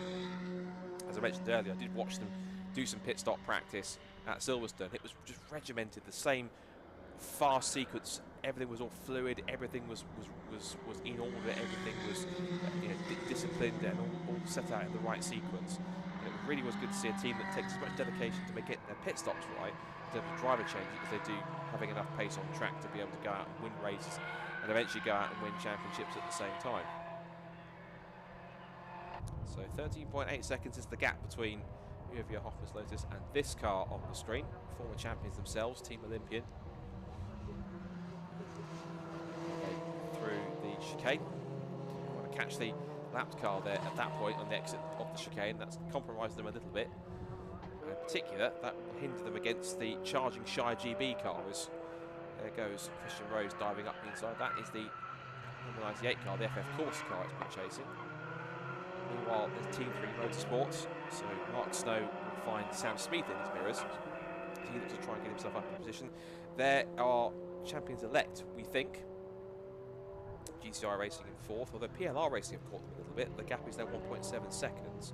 And on the last lap, PLR were 9/10 quicker. So I suspect there's a possibility that they will catch and pass them. But then again, we have got the final set of pit stops to come, so that will certainly, almost certainly, be a deciding factor as to whether or not there is a change about in positions from third downwards, as Sam Smith puts the lap on Mark Snow and moves himself up another place on track. Meanwhile, that's the JPR Black Widows car 99 trying to get itself back past or being passed on track by the Tacosis car. That's the car in 10th position, and it's now chasing after the 49 car, which is the fueled up racing car, but actually it's ahead of it and trying to put another lap on it. So the fueled up racing car at the moment is showing us 5 laps down off the leader, but Tacosis are 3 laps ahead of them. So at this point it should just be a formality to get through, but as we've seen with the lead battles in particular, scrapping with the 104 EDF Motorsports car, it's not as simple as just making a move and then being done with it, because if you can get back into the mix, then certainly they will try to do so. So very close to the pit window now, less than 3 minutes to go, as up the inside goes Paul Rivette, I think it is Paul Rivette in that final, if not he's in the final stint. Tacosis, of course, are in car number 158. So Alex McLeod's at the wheel now. So Alex McLeod, although having got past, once again, these back markers do not like to lay down and just let these faster cars through. If they've got the pace, they will try and race with them as clean as they can. But Alex McLeod tries to put paid to that one and decides to try and make the move stick. He tries at least, and I'm not quite sure what the filled up racing car is trying to squeeze back up the inside when all it's trying to do is just unlap itself. I have to admit, we've seen back markers, some lapped cars getting involved in scraps. The battling which the 104 car did, that was okay. I have to be honest, that was a little bit silly of the filled up racing car for trying to stick its nose up the inside to basically pass the car on track that is 3 laps ahead of it. So it's not in a direct fight. It might have been a bit of a fun move to try and get back on the switchback, but I don't really think that was necessary for filled up racing. I think because that could have unnecessarily caused a problem, if not ended Tacosis' race, if they made contact and the 158 car had gone spinning off the road. So we're back in the slipstream again. See if they can make it way through. Just under 90 seconds until the pit window does open for the last time. Fueled up racing, car 49 with Paul Ellis-Smith at the wheel, holding on ahead of Alex McLeod. The 49 car will hand over to Paul Taylor for the final stint, as they make their way down towards the hairpin. They're also being chased down by JPR Black Widows, or at least being curtailed by, and sliding wide at the hairpin. That was the fueled up racing car. And as he came back on the road, looked at the 99 car there with Paul Connell. I think he tried to kind of make that move stick. I don't know if there was contact or not. It looked like there may or may not have been. But I think at the very least, the 99 guy had to really check up on the brakes to ensure there was no contact. See your leaders in the background. You see GCI, I think, looks like they have lost a place to GCI have lost a place to Team Viking. They've lost out to PLR. And now GCI have dropped back behind Team Viking, because I saw in the background that the yellow and black car is ahead of GCI's black, white and red machine. So a change on there for 6th position. Meanwhile, yeah, this is our leaders back here, so that as PLR have got through on track, they're the ones that are dealing with the ever-present 104 EDF Motorsports car. So as PLR go through, they're the Team 3 car, so they get through. And still, the 104 car, some will say he's making a nuisance of itself, but I think, to be fair, they've been quite entertaining today. Simon Cole's playing his bit in keeping the 104 car on the cameras. And there, just behind them, is the Team Viking car holding station in 5th, and GCI Racing in 6th position. And they're all going past the Team 3 Motorsports car in quick succession. Team Viking car thought about it for a second, hesitated, and then goes back through. And GCI just trying to make their way past as well. So GCI have gone from 4th to 6th in the last couple of laps. Got inside the top 6, and through they go. Down towards the old hairpin, and EDF car still holding station with both the PLR Racing car and Team Viking. All right, Andy very briefly dashed off for a moment and has come back. What news or what discovery have you made? So we've been, again, having more exciting conversations about points and drop scores and spreadsheets and all this exciting stuff. Yes, we think that as long as GCI Racing don't lose too many more positions in this race, they have got the championship provisionally wrapped up. Obviously nothing will be official until the final round at Alton has been completed, but they're certainly looking in good shape. So just wanted to make sure that someone from the championship agreed with me, because my maths are famous for letting me down at moments of great need. So yeah, that is the general consensus, and GCI Racing are slipping down the order. As you said, they're falling down to 6th place now, but they have got well, 1.4 seconds over Vape Club with EDF Motorsport, but then a 40-odd second gap back to Apollo Motorsport. We are, though, into that final pit window now, so you know, there's always the potential for things to change around. PLR Racing and Team Viking there coming towards us in this ongoing battle that's going on for 4th place. GCI, you can see, have now been caught by the Vape Club car, so 2 pairs of cars squabbling. Of course, the 104 car is also in there, because when isn't it a factor in a lead lap battle? And that car, no longer with Rob Croydon at the wheel, is very much on the tail of this fight for 4th position. Viking, first ones to make the front runners to make their final stop, so immediately getting themselves out of the traffic. Also in there is Team 3 Motorsport as they crawl in by keeping the tight line at the hairpin. So this is the first of the key final stops then. Because when you work out a 110 car climbs Mark home, back against Teddy Wilson. He wants to get himself a mega last stint to try and secure a potential, if it works out that way, potential podium finish, provided we see how this final sequence of pit stops shakes out the order and closes everything up. Out this new incumbent goes the 110 car. They can't quite get out just in front of, I think, the no, they can, the 251 car that also came in as well. So 251 Team 3 Motorsport also finishing their final pit stop, and they rejoin, or Teddy rejoins in the best possible scenario with a completely clear track around him, so that's going to work out beautifully for him. In pits also, I think, is that the Red River Sport car coming in? No, it's Apollo Motorsport in, so Apollo Motorsport in from 8th, car 220, and also CCS Media. They are still way back in 18th, but 21 laps off the lead, but they're still continuing on, so they will still get some points from that one. Go to complete their final stops. 220, that's going to be Stuart Ramsey taking over from Peter Flynn. Stuart Ramsey then getting set up for the final sprint to the flag. You see there that the rather distinctive figure in the overalls and helmet of Farkini is ready to receive the race leading car once again. So I think it's coming in. In fact, here it is, right on time. As Apollo leaves, Rufio enters. Also in his Red River Sport. I think Stobart Sport are in as well in the background. Is that Olympian? And there's Olympian in as well. So Olympian also in too. So the top 2 in for the pit stops. And if there was, I don't think Uber took any fuel by the looks of things. They did. Oh, they did? Yeah, I don't think it was a full churn though. Might have just been half a churn.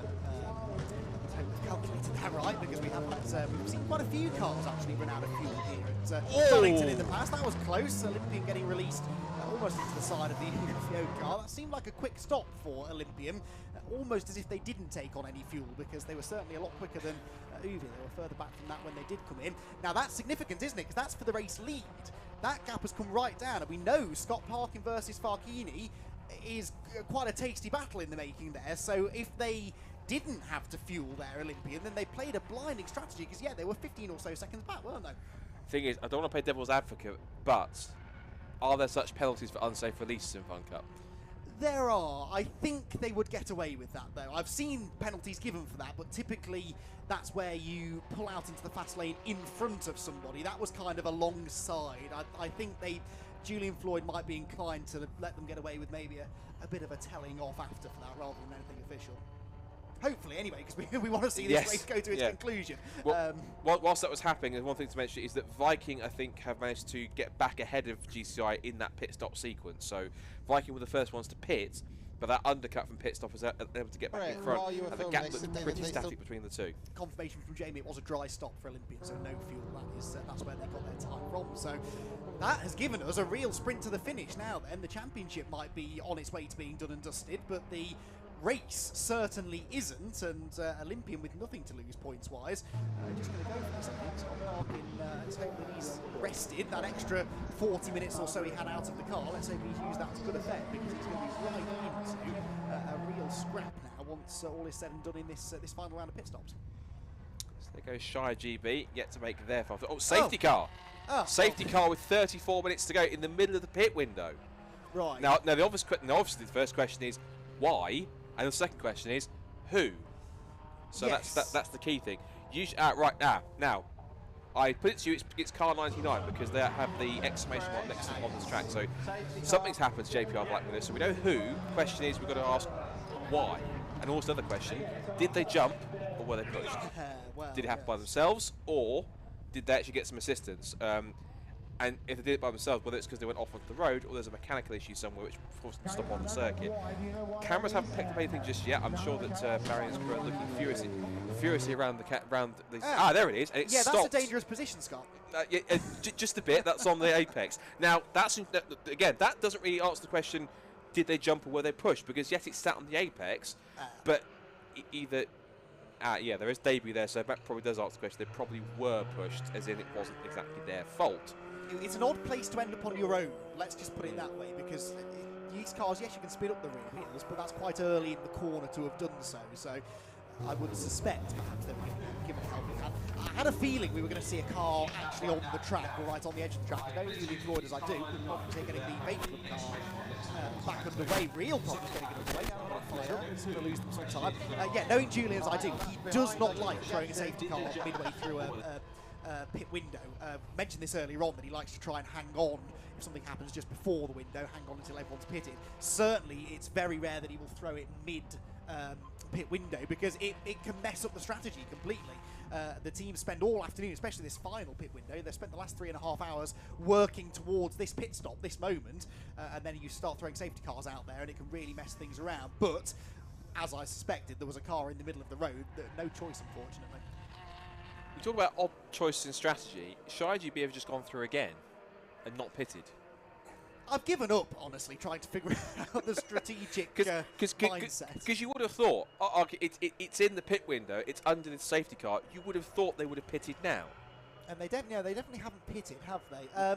The only thing I can think of is that they've put a lap on those who have pitted, which I don't think is the case, but if they had, in theory, it's beneficial, perhaps, to try and keep hold of that lap. They're going to have to pit anyway on the next lap around. I don't think they have, because usually when they go across the line, anyone who hasn't crossed the line is on the lead lap. It shows them a timing screen until they do, as being one lap behind, because they haven't crossed the line to go on to the next lap. So again, in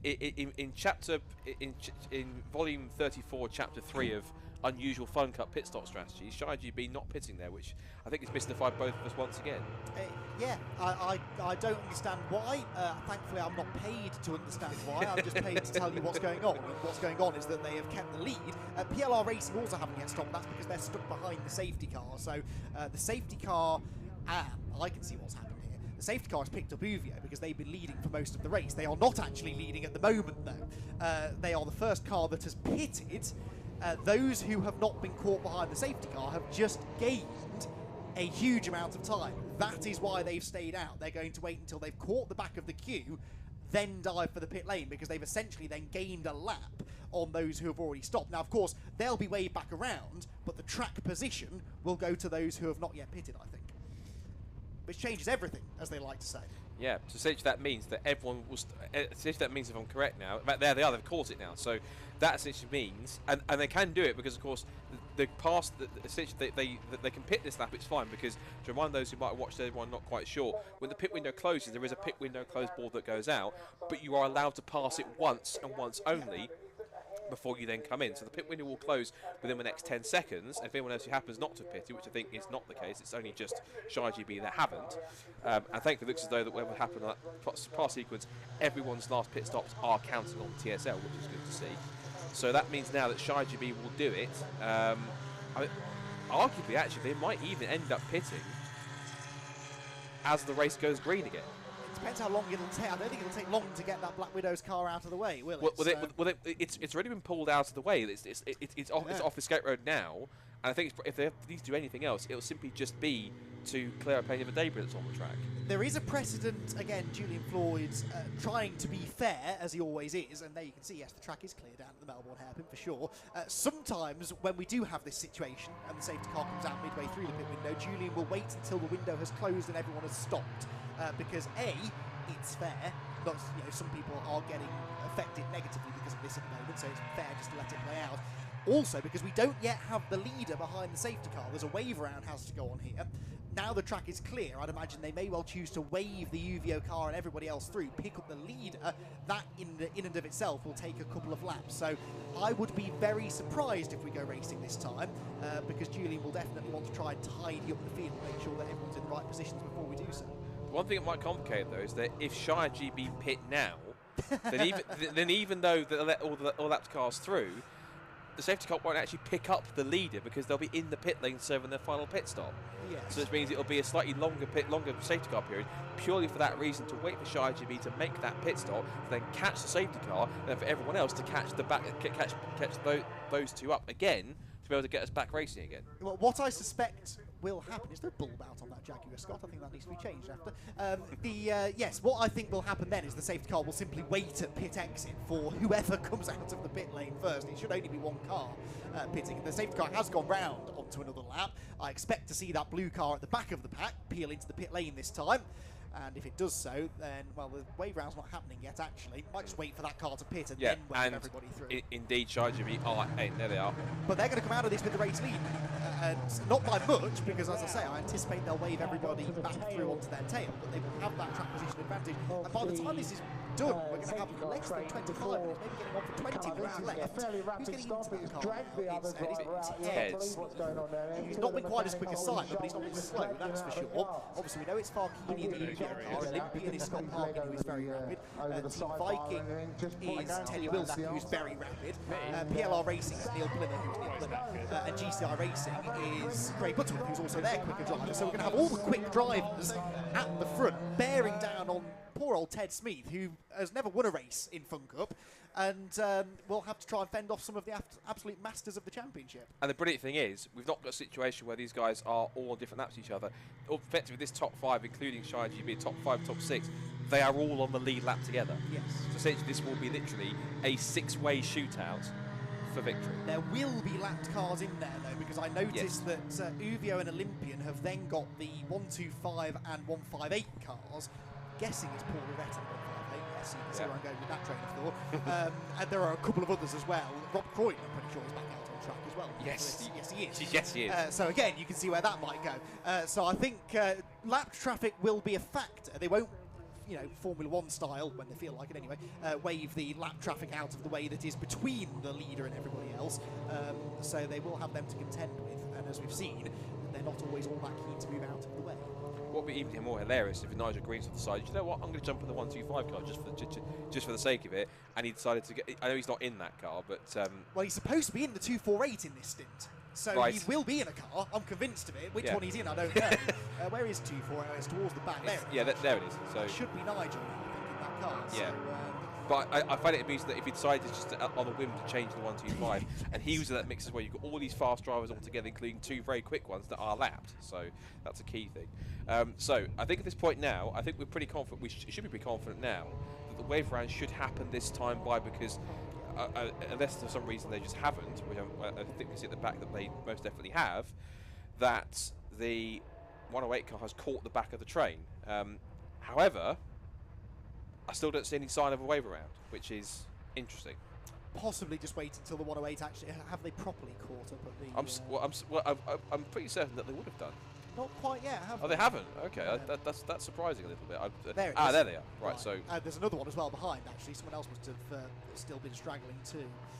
So I think we're going to have a bit of a wait, perhaps, before we get the wave round done. They'll not want any stragglers, because we want to make sure that they can easily pick up the race-leading car. Also got to do it at the right bit of the track as well. You don't really want to be doing it through the crater curves, for example. Right, whilst they sort that out and we wrap our head around what's going on, let's see what Jamie's got for us in the pit lane. Yeah, I'm down with Gareth Williams, who was in the 97 Red River Sport Car. For those people that don't realise, your first ever car race. It is track days till now, but it was a lot of fun. And I guess I realised it was about consistency rather than getting my fastest ever lap. So I really enjoyed it. Johnny's made our position look quite good because he's caught up, but I loved it. And of course, Fun Cup, as we know, is one of the most competitive endurance championships out there, and to come into it completely blind, I mean, what attracted you to it? I've really enjoyed doing track days, and Johnny's basically shown me everything you do wrong when you have fun on a track, and I found that really interesting. And then you start going faster, and you frighten yourself a bit, but it's a lot of fun. So it was the next step, I guess. And you hinted you might be doing some more potentially next year. Yeah, I'd love to. These races, everyone's been really friendly. My first race ever, so I really enjoyed it. Okay, well, welcome to the party. I'm glad you've enjoyed it. Thanks a lot. Back to you guys.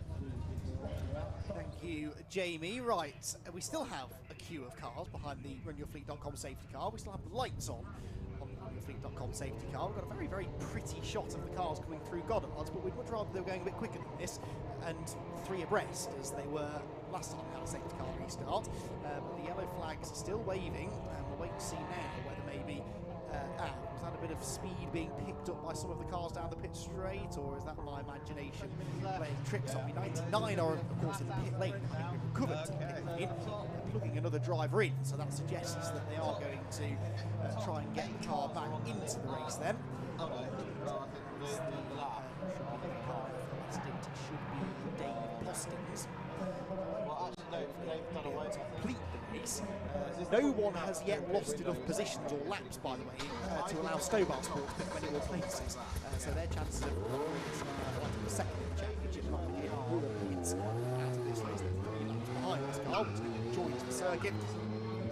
Spent that a huge chunk of time pointing the wrong way. So they rejoin the circuit. There is now literally no other reason to have the safety car out there, Scott, than to get the wave around done. A process that I'm hoping they're going to start executing fairly soon. I wonder if there was possibly a chance to do it this time, but then because the 99 car then got back to the pits, is now back on track again, that they now have to wait for that car to join the queue and then do the wave round. They've done it. Oh, they've done it. Okay. I think so. These cars are far too spread out to be. Yes, there you go. Right, so you might be onto something there, Scott. Let's hope they pick up the leader now. The message has got through to the safety car driver this weekend. Who is the safety car driver this weekend, Scott? It's good old friends Jamie and Tony. Ah, good. Jamie Firth and Tony Apson, faithful safety car drivers as usual, and they have picked up the leader. There it is. The Shy GB have been picked up, so everyone else will now scoot round to get to the back of the queue, including, of course, the 99 car as well. And then we're going to get a pretty decent, I think, sub 20-minute dash for race victory now between essentially Shire, Uvio, Olympian, Viking, PLR, and GCI Racing all at once. In fact, even as well, you can throw into the mix as well because they're on the same lap. Vape Club and Apollo on the same lap, so top 8 on the same lap together, most of which have their quickest drivers in the field. I think it's an understatement to say this should be pretty tasty. It's always been the case. It's part of what I really love about Fun Cup, is that you never ever know what's going to happen in these races until the very end, because there are often so many cars on the lead lap when we get into the final hour that a late safety car like this can completely mix the race up. It brings so many people back into contention, throw in a bit of pit strategy and just the sheer timing of this safety car. and you've got a recipe for a thrilling finish. And you know, it doesn't make what happened in the previous 3.5 hours not matter. That still matters a great deal. It's what's put everybody in these positions, but now they've got to do the business out on track. And I think there's a tendency, especially in the UK, I reckon, to be a bit snobbish about things like this. You know, late safety cars bunching the field up and whatnot. It's all a bit NASCAR-ish to some people, but it is part of motorsport. There was no choice but to throw the safety car there. There was no choice but to do it at that exact moment because the car was in the middle of the road going nowhere on the apex of a corner. So unfortunately, this is just how it works, and it's going to give us a really, really close finish. There you can see there was the lead of the blue car. These two cars are laps down. They're not going to be too difficult, though, I don't think, for some of those other lead lap cars to get through. The Field Up Racing car and the JPR Black Widows, both of them being driven by reasonably inexperienced drivers. Hopefully they'll be experienced enough to get out of the way. There is an opportunity here, though, isn't there, for Ted Smeeth to gain a bit of ground, because you do often see with less experienced drivers on safety car restarts, they're not always as on their toes to get going as some of those around, and there is no overtaking allowed before the line on the restart. So if Ted Smeeth really nails the restart and those two lapped cars don't, he could buy himself a few seconds straight away. He definitely could, but it's how he uses those few seconds, crucially, in those opening couple of laps off the restart that are going to be key, because if he can get away, then he'll definitely have an advantage to be able to allow the rest of the cars behind to start battling. Those leading cars have only just gone past the pits, past us, whereas the safety car here, of course, is up at the top of the circuit around at McLean. So going to be another lap, I think, isn't it? At least, yeah, because they haven't even come to shot at exiting Copper's Corner yet, so Redgate Corner yet. So. In the background, so that's going to be quite key in that sense. TCS Media back into the pit lane at the top of the shot as well. That obviously is not scheduled because the scheduled stops are finished. So that's obviously. I wonder if that's a legacy of the mechanical problem they had at the start of the race, maybe, or if it's something else completely unrelated. Maybe Jamie might have to go down to TCS Media and find out what the issue is. I reckon Nigel Greensall wasn't happy that he was going to be at the back of the queue, and he's just going to come into the pit lane now and just saunter out of the pit lane just as the race restarts. No, there is a problem. Wouldn't have been past to try and do that, though.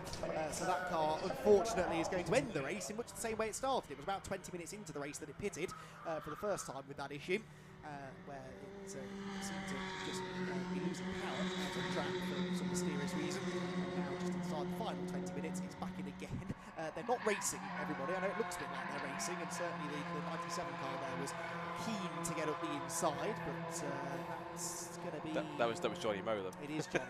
I briefly spoke to Johnny, actually, when I went down there to have my points chat. He was chatting to Paul Rose, and he absolutely loved it. He had that Fun Cup grin on his face that you see so often with drivers who are very used to doing very serious long-distance racing, where, you know, there's a big prize at the end of it, there's perhaps money, there are sponsors to keep happy, and far less of that applies here. This is all about having good fun. Johnny was really enjoying rolling his sleeves up and getting stuck in that previous stint he did. That's him coming back next year, then, I suspect for at least one race. Right, thankfully, this pack has now caught up. I thought for a second that Uvio car was missing, but it's just hiding behind the timing tower. So the leaders now, at least Uvio and Olympian, have caught the three remaining cars, but no sense of urgency for everyone else. No. It's the only person that will appreciate that is Ted Smeeth, because he leads. So the longer he spends the latest car, that's that. Now it's another Greensall car that's holding everybody up and perhaps delaying the restart. I'm not going to make any further comments than that, but if I were the team manager of that squad, I think this is exactly what I'd be asking them to do as well, in fairness. You don't think that Nigel Greensall's got out of his own car to go and be on the pit wall and say, right, do this? To orchestrate the situation. Yeah, it would mean a lot to him, though, to get one of his cars onto the top step of the podium. I mean, I don't think it's happened before since he's been running cars in the championship. I think he briefly got it on the top step at some point. I think it was he had it briefly at Anglesey, I think, last year on the daytime race, and then because there was an issue, because the rear wing got damaged, there's damage to the rear wing, and because of that, unfortunately, the car wasn't compliant with regulations because of the damage, because it was either hanging off to one side or there was some kind of something which had affected the rear wing in terms of the damage it had, which then denied it the race victory, even though it took the lead in the final minutes of that race. So I think you are right. That car in particular, that took what is usually a 263 car, but it's rebranded as 108 for this weekend because of some issues it had previously. I don't believe that team, at least the Smeeths, haven't actually, or if they have, officially after any kind of penalties and stuff are taken into account. I don't think they actually have been classified as a race winner, I don't think, unless your almighty spreadsheet tells different. Hang on, repeat that question to me again. So you want to know... Essentially, I'll answer the question that I think you're asking, which is, have the Tesla 263 car, has the Greensill car actually ever won a race? I don't think it has. No, it has not.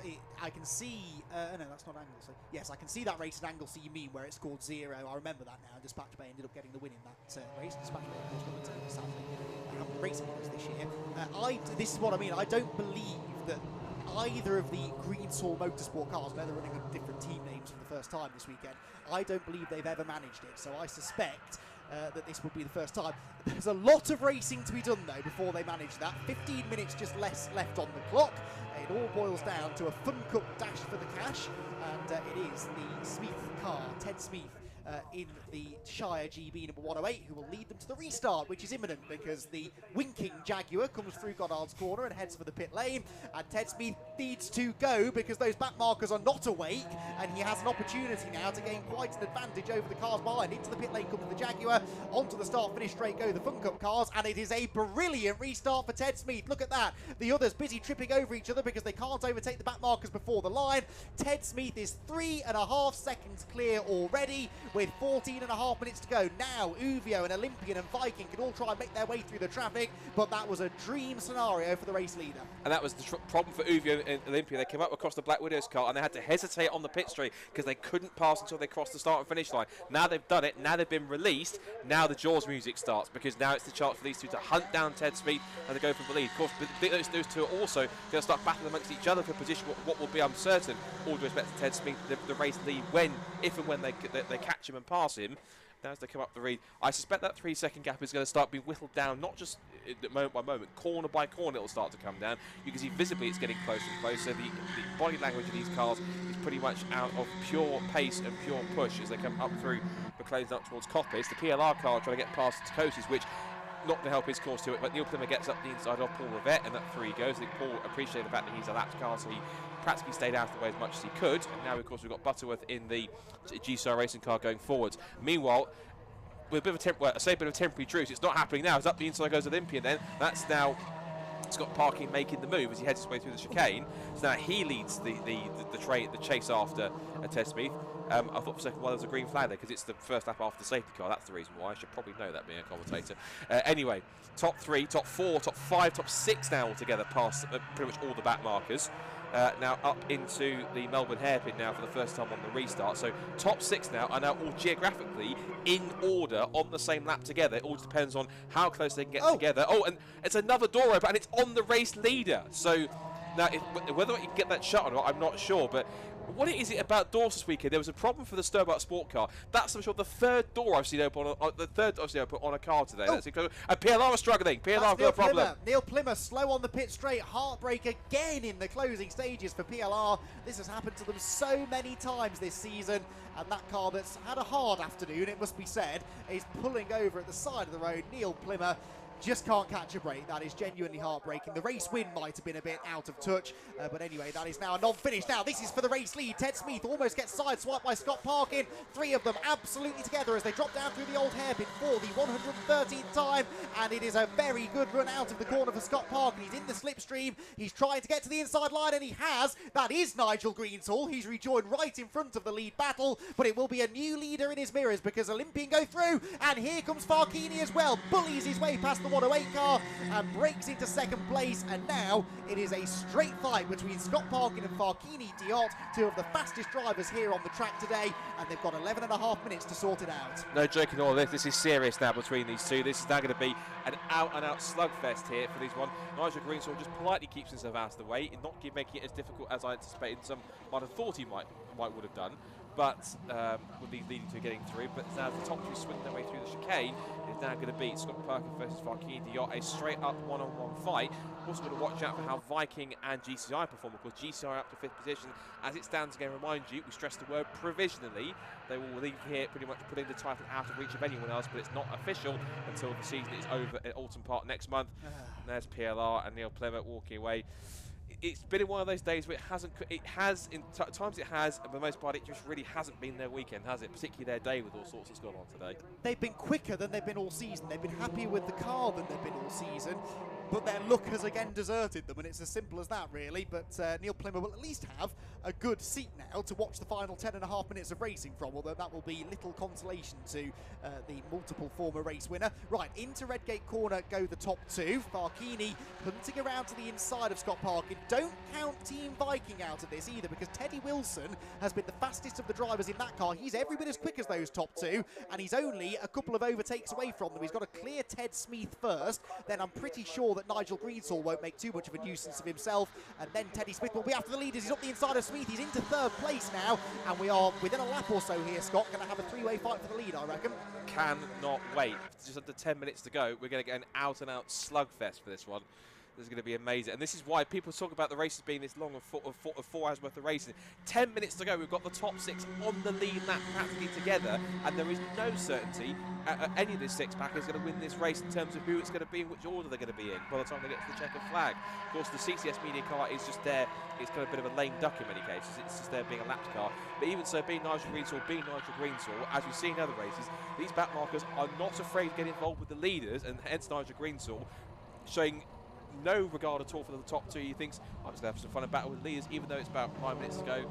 No big deal, of course. And he's going to try and do that, of course, to try and help if he can.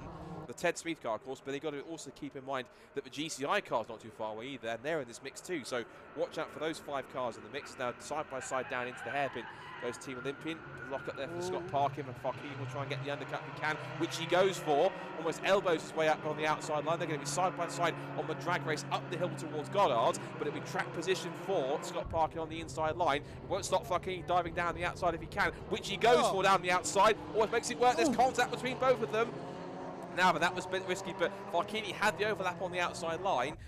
Parkin tried to hold on to it, but there was contact as he swept across. And Parkin's going to come straight back at him. Look, he's had the better run out of the corner because of that slide for Farkini. And Scott Parkin's back up the inside. 8 minutes and 40 left to go. And here comes Teddy Wilson up the inside of Nigel Greensall. That's not for position, but it's to get himself onto terms with the leading two, who themselves are going to be overlapping towards Hollywood. They almost lean on each other, but just about Team Olympian hanging on. Teddy Wilson trying to find a way past Greensall, who's not making life that easy for him, in fairness. Through the Craner curves they go. That bodywork waving around again on the front corner of the Viking car. A lock-up for Parkin, but Wilson has gone through. So the top 3 cars on the road are once again the top 3 cars in the race. And Teddy Wilson loving what he's seeing up the road. Now, is that smoke this time from the Olympian car? It is. That's on the right rear corner, which is interesting. So there must have been some contact, I reckon, coming out of Redgate. There must have been a bit of a squeeze. Remember, Farkini was going for that switchback, but by the time they came into shot, they were single file again. I think Parkin squeezed him. They've touched, and that bodywork is rubbing on the right rear corner. Yeah, because it was right front to left rear on Uvio at the hairpin a few corners back. You're absolutely right, I think, on that one.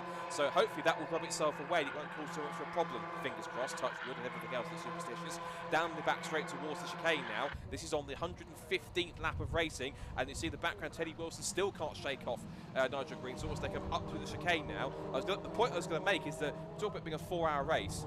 I've made it already, being sort of the length of the race, but we've got this such close race at the end of it. This is not the start of the race. This is now after some 3 hours and 52 minutes worth of racing, and they're still going at it like it's a 50-minute sprint race. Undercut the inside. There's more bumping and boring on the exit of the hairpin at Melbourne for Uvio and Olympian. Is up the inside and back into the lead goes Farkini, but Scott Parkin will come back in if he can up the inside line. He tries to, but on the inside line, looks like Uber has it covered. They go deep this time by, then park the car right on the middle of the apex to come off the exit, and now Parkin has his turn to be back in the slipstream, and we're back to square one again. And keep an eye on GCI. I thought they were quite far back, of course, but the more these cars fight, the easier it is for them to start getting involved. So we could have a 5-car scrap again. Once more back up the inside. Here comes Scott Parkin, unafraid to go back up the inside and battle the defending champions. Big move up the inside, and through he goes. GCI look at their lap times. Meanwhile, lapping 55.0. Everyone in front of them was lapping pretty much exactly the same pace. The slowest of the 5 was Olympian with a 55.4. Everyone else is literally, no, the fastest of the 5 of them was actually Teddy Wilson with a 54.2, and he's closing in with now Ted Smith, who I suspect has been let through by Nigel Greensall to go after them. So watch out for that. So it's now the top 4 of the same league lap altogether. The greatest respect to everyone else. All these battles, I mean respectfully, don't even seem relevant because it's the front 4 we can focus on. That's the scrap for the lead. There's the other Nigel Greensall car, 125 back in the pack. as it's still getting very close. It's still very getting tense up here in the commentary box. Never mind out on circuit. This is why I love the Fun Cup. This is proper stuff. Teddy Wilson just can't quite get after them. Ted Smith has got a bit of a second win now, hasn't he? And is really harassing the Viking car. Remember, points are significant here for certainly Uvio and Viking, because they're fighting for second in the championship. And there's very little to choose between them in that point situation. So Team Viking could do with getting up there ahead of Uvio if they can. No change for the lead into the chicane. Farkini instead setting himself up for the better exit, which he gets, to be fair. Teddy Wilson keeps on taking a bit too much speed into that chicane, doesn't seem to come off it that well, and so lap after lap is under a bit of pressure as they come down the hill. He's certainly under pressure now. Ted Smith is taken all the way down to the inside of the road. Smith then chops across the bows of his teammate and team owner Nigel Greensall, and that gets him nowhere because he outbrakes himself, runs out wide, and Nigel Greensall goes back through. There the Vape Club car defending from Stobart. There again, very different laps. It is all about this fight at the front. Team Olympian Scott Parkin looking for his first victory in the championship. Behind him is the Uvio Hoffman's Lotus car looking for their, I think, 21st win now, 22nd win maybe, as a team anyway in the championship. And Team Viking also looking for a race win. Teddy Wilson has never won a race in Fun Cup, Mark Holm has, but Teddy Wilson looking for his first. Through Redgate they go. I think Ted Smith has perhaps realised now that fourth place, settling for fourth place is not a bad way to go, and he has dropped away from these leading three who still cannot separate each other. And GCR Racing might just trickle their way back towards the 108 car if they can keep it steady. If Ted starts to back off in his last kind of 3/4 minutes, their old hairpin. Meanwhile, behind them, for what it's worth, we've got the 104 car here who's in the scrap. Now, this is not for position. This is simply just on-track antics again for the man himself, Rob Croydon, himself is occupying himself with Stobart Sport Car. They're the two cars that are not in the leading positions. They're thinking, what the hell, we'll just battle amongst each other and have some fun, and that's exactly what we're doing out on track at the moment. And see, every single time in the last few laps, you can tell almost a signal of how hard Farkini is driving. He is punching a massive spit of flame through that exhaust every single time he downshifts going into Copper's corner. So you can tell he is punching through those gears as aggressively as you can to get himself as close as possible. He's having a look to peek to the outside line down towards the S's. Under brakes, it looks as though I think that Parker's got it covered, and Wilson gets a really good run through the chicane this time. And as does Farkini with a good run to try and get onto the back of Scott Parkin car. And again, as you expect, Parkin does go defensive. Down the outside looks Farkini. Here comes Teddy Wilson, the Viking car, trying to get down there as well. Again, we've seen this time and time again, but it looks like this time a little bit of bump in the back, but Parkin was wise to that. He knew that on those previous attempts that Farkini would try the undercut on the exit. This time, not so much. Wise to it. Defends the inside line again into the hairpin. Still 3 minutes to go, and still no certainties who's going to win this race. That was good driving that from Scott Parkin. Positioned the car absolutely perfectly. Waited till he felt that tap in the rear bumper and then accelerated. And that meant that Farkini's momentum had been lost. So they come through with 3 minutes to go, so 2 laps remaining of this penultimate round of the championship, and still any one of these 3 cars could win it. They have now gapped Nigel Greensall, whilst Ted Smith in 4th is keeping GCR Racing at arm's length, so their 4th place seems reasonably safe for now. The lead battle, though, continuing to intensify, and of course Farkini is now being distracted slightly by the arrival of Teddy Wilson on his tail. He can't go all-out attack on the Olympic car, which has a big wobble there through the Craner curves. The back of that car does not look very happy, does it? Because, again, he is sideways there as Scott Parkin through the old hairpin. That gives Farkini the better exit, but there's nowhere to go. Everywhere he wants to be, there is an Olympian car which is stood resolutely on the line. It's on the defensive line, heading towards McLean's corner. And again, Farkini daren't go around the outside because that's an open invitation then for Teddy Wilson to come through into that 2nd place. You still can't separate these 3. At some point, something has to give. It'll either be a mistake from Parkin or a lunge from one of the cars behind, and that could be what settles it. Yeah, it's pretty much a certainty that one of those things will definitely happen. Of course, in which order and who's going to be the main benefactor. Nigel Greensall getting back towards lead 3 as well as they continue to scrap up. So here comes Farkini making a dive up the inside. He has a look, has a peek. He forces Parkin to go a little deeper into the corner. He didn't have a great run through the chicane, and neither did Farkini because he checked up. So now this could be advantage Teddy Wilson. And then look, because it might be 3 abreast by the time they come back across the crest. It practically is. Here they come down the outside line. Well, almost, because I think it is going to the braking zone up at the hairpin, and Farkini outbrakes himself trying to get around and get by Parkin. He runs out wide, and Teddy Wilson's up to 2nd place. As they come up towards the final lap, I don't say anything apart from let you have the honour of doing the final lap, because I have no idea what's going to happen. But Andy, take it away. This final lap could be quite spellbinding, or it could be an anticlimax. One more time around, let's go. I think I know the answer to that already. This has changed the dynamic of the battle, though, because now it's Wilson in the wheel tracks of Parkin. These two haven't really battled each other so much today, whereas obviously Scott did have that battle with Farchini earlier on. Teddy Wilson lunges to the inside at Redgate Corner for the lead at the start of the final lap. Now, can he make the apex, though? I think he might have done. Drifts a bit wide on the exit, tries to close the door, but no, the Olympian car is there, and Farchini gets a nice double slipstream now down the hill through Hollywood, Parkin back in front. So briefly, Viking had the advantage, but they have to concede again as they drop down the hill through the craters into the old hairpin, and Parkin's properly sideways. He lost it. Around he goes into the Uvio car. Did the Viking car carry on? I think it did, but Olympian and Uvio are off the road, and that could be a non-finish for both of them. The rear of the Olympian car was getting looser and looser and looser with every lap, and around they went. Teddy Wilson is half a lap away now from winning his first ever race in the Fun Cup Endurance Championship. Team Viking have had the odd win over the last couple of years. Team Viking a few years ago got a win at Snetterton. Did they win one last year or not? I can't remember. Team Viking, no, I don't think they did, so it could be their second ever win this in the championship. Olympian, I'm afraid, yet more bad luck, and Scott Parkin trudges out of the car. Ultimately, though, it was his spin that caused that. Poor old Farchini was definitely the innocent party, and Teddy Wilson was in the right place at the right time, and he is going to inherit the race win, it would seem. He's 2 corners from home now. Ted and Sam Smith in second position, going for, I reckon, their first podium in the championship. They've certainly never won a race before. And third position for Team Viking. The 98 cars had a moment at McLean's as well, but GCI Racing in third now. That will almost certainly be enough to crown them provisional champions. We'll get to them in a moment, though, because sideways through the final corner comes Teddy Wilson. Team Viking are going to claim their first victory of the season. It's the first ever win in the championship for Teddy Wilson, who drove a sublime final 20 minutes there to grab the win in the penultimate round of the championship at Donington Park. Second place goes to the number 108 Shire GB car, and then side by side battling behind, but it's GCI Racing who I think will come home in third. The timing screen has chosen a wonderful moment to freeze just as the cars are coming across the line to finish the race, but it should have been, yes, GCI confirmed in third position. There is the Uvio car, so they did get going from that. I suspect the radiator is not perhaps in brilliant condition, but the ugliest Fun Cup car in history is going to trudge across the line and eventually be classified somewhere around 6th or 7th. Oh, 99 is off now. The Black Widows have had it off at McLean's corner. That was, Scott, a suitably dramatic end to what's been a dramatic race, a dramatic day, actually, here at Donington Park. That was Fun Cup at its best. Just on that restart, I had some kind of intuition or an inkling that something was going to happen in those last 20 minutes. And it was one of those final laps you're thinking you just sensed that something was going to kick off and was going to happen. I suspect what happened with Scott Park is the damage that he got from the contact at Redgate just kept on rubbing away at the tyre on something, whether it was a slow puncture or something that rubbed away. That is the 99 car clambers back onto the circuit and tries to find a space to get through.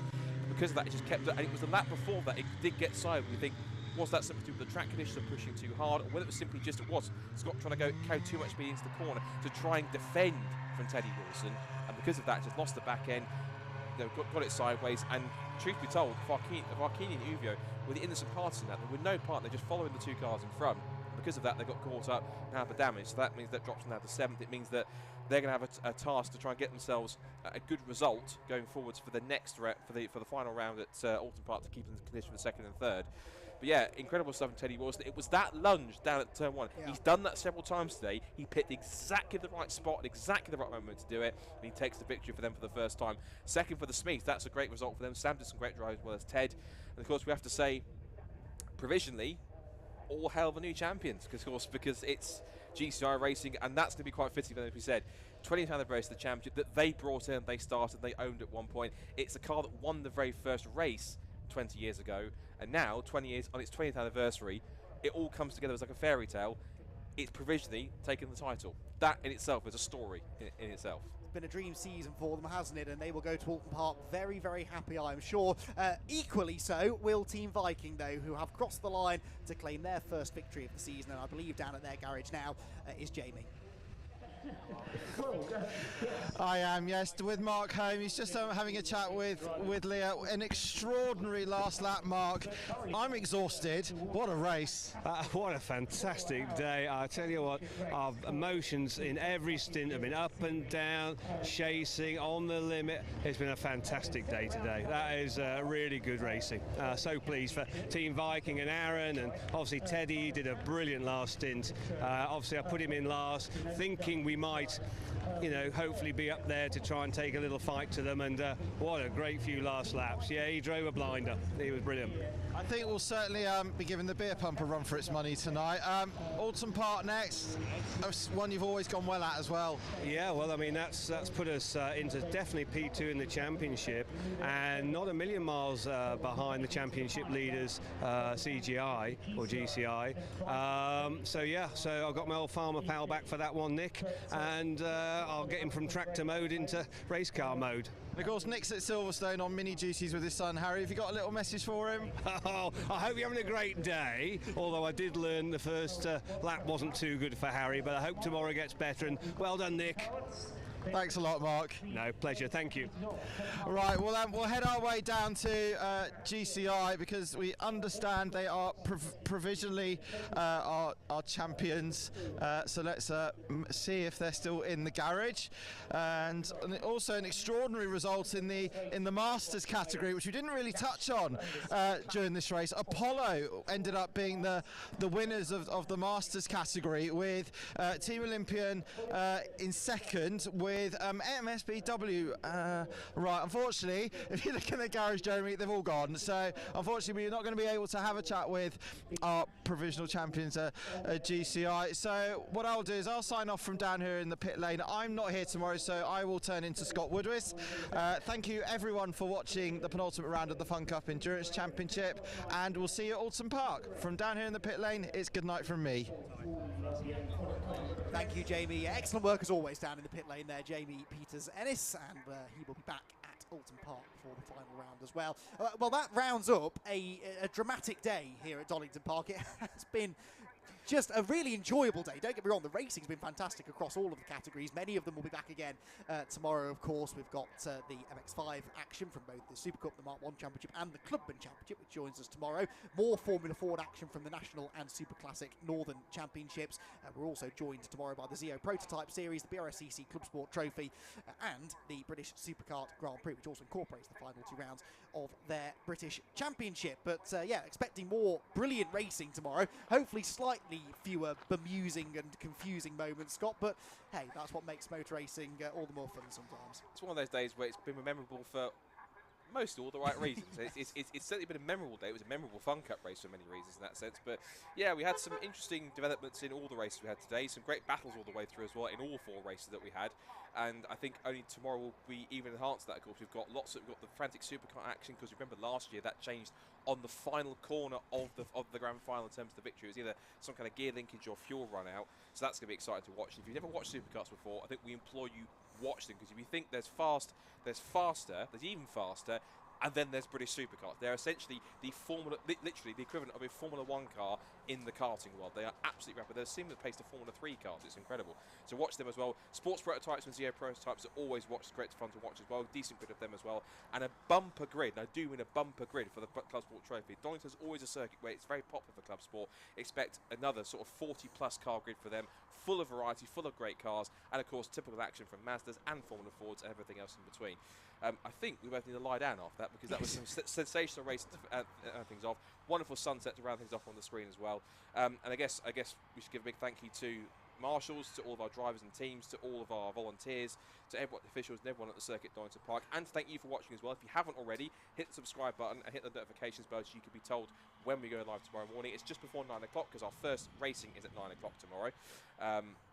Thereabouts, and after that we'll have some qualifying in between, but it should be quite a fun day's worth of racing, so be sure to hit the subscribe button and follow along for more action. But I think we both need to go and recharge after that, because we've got a full day of action pretty much from 9 o'clock sharp tomorrow morning.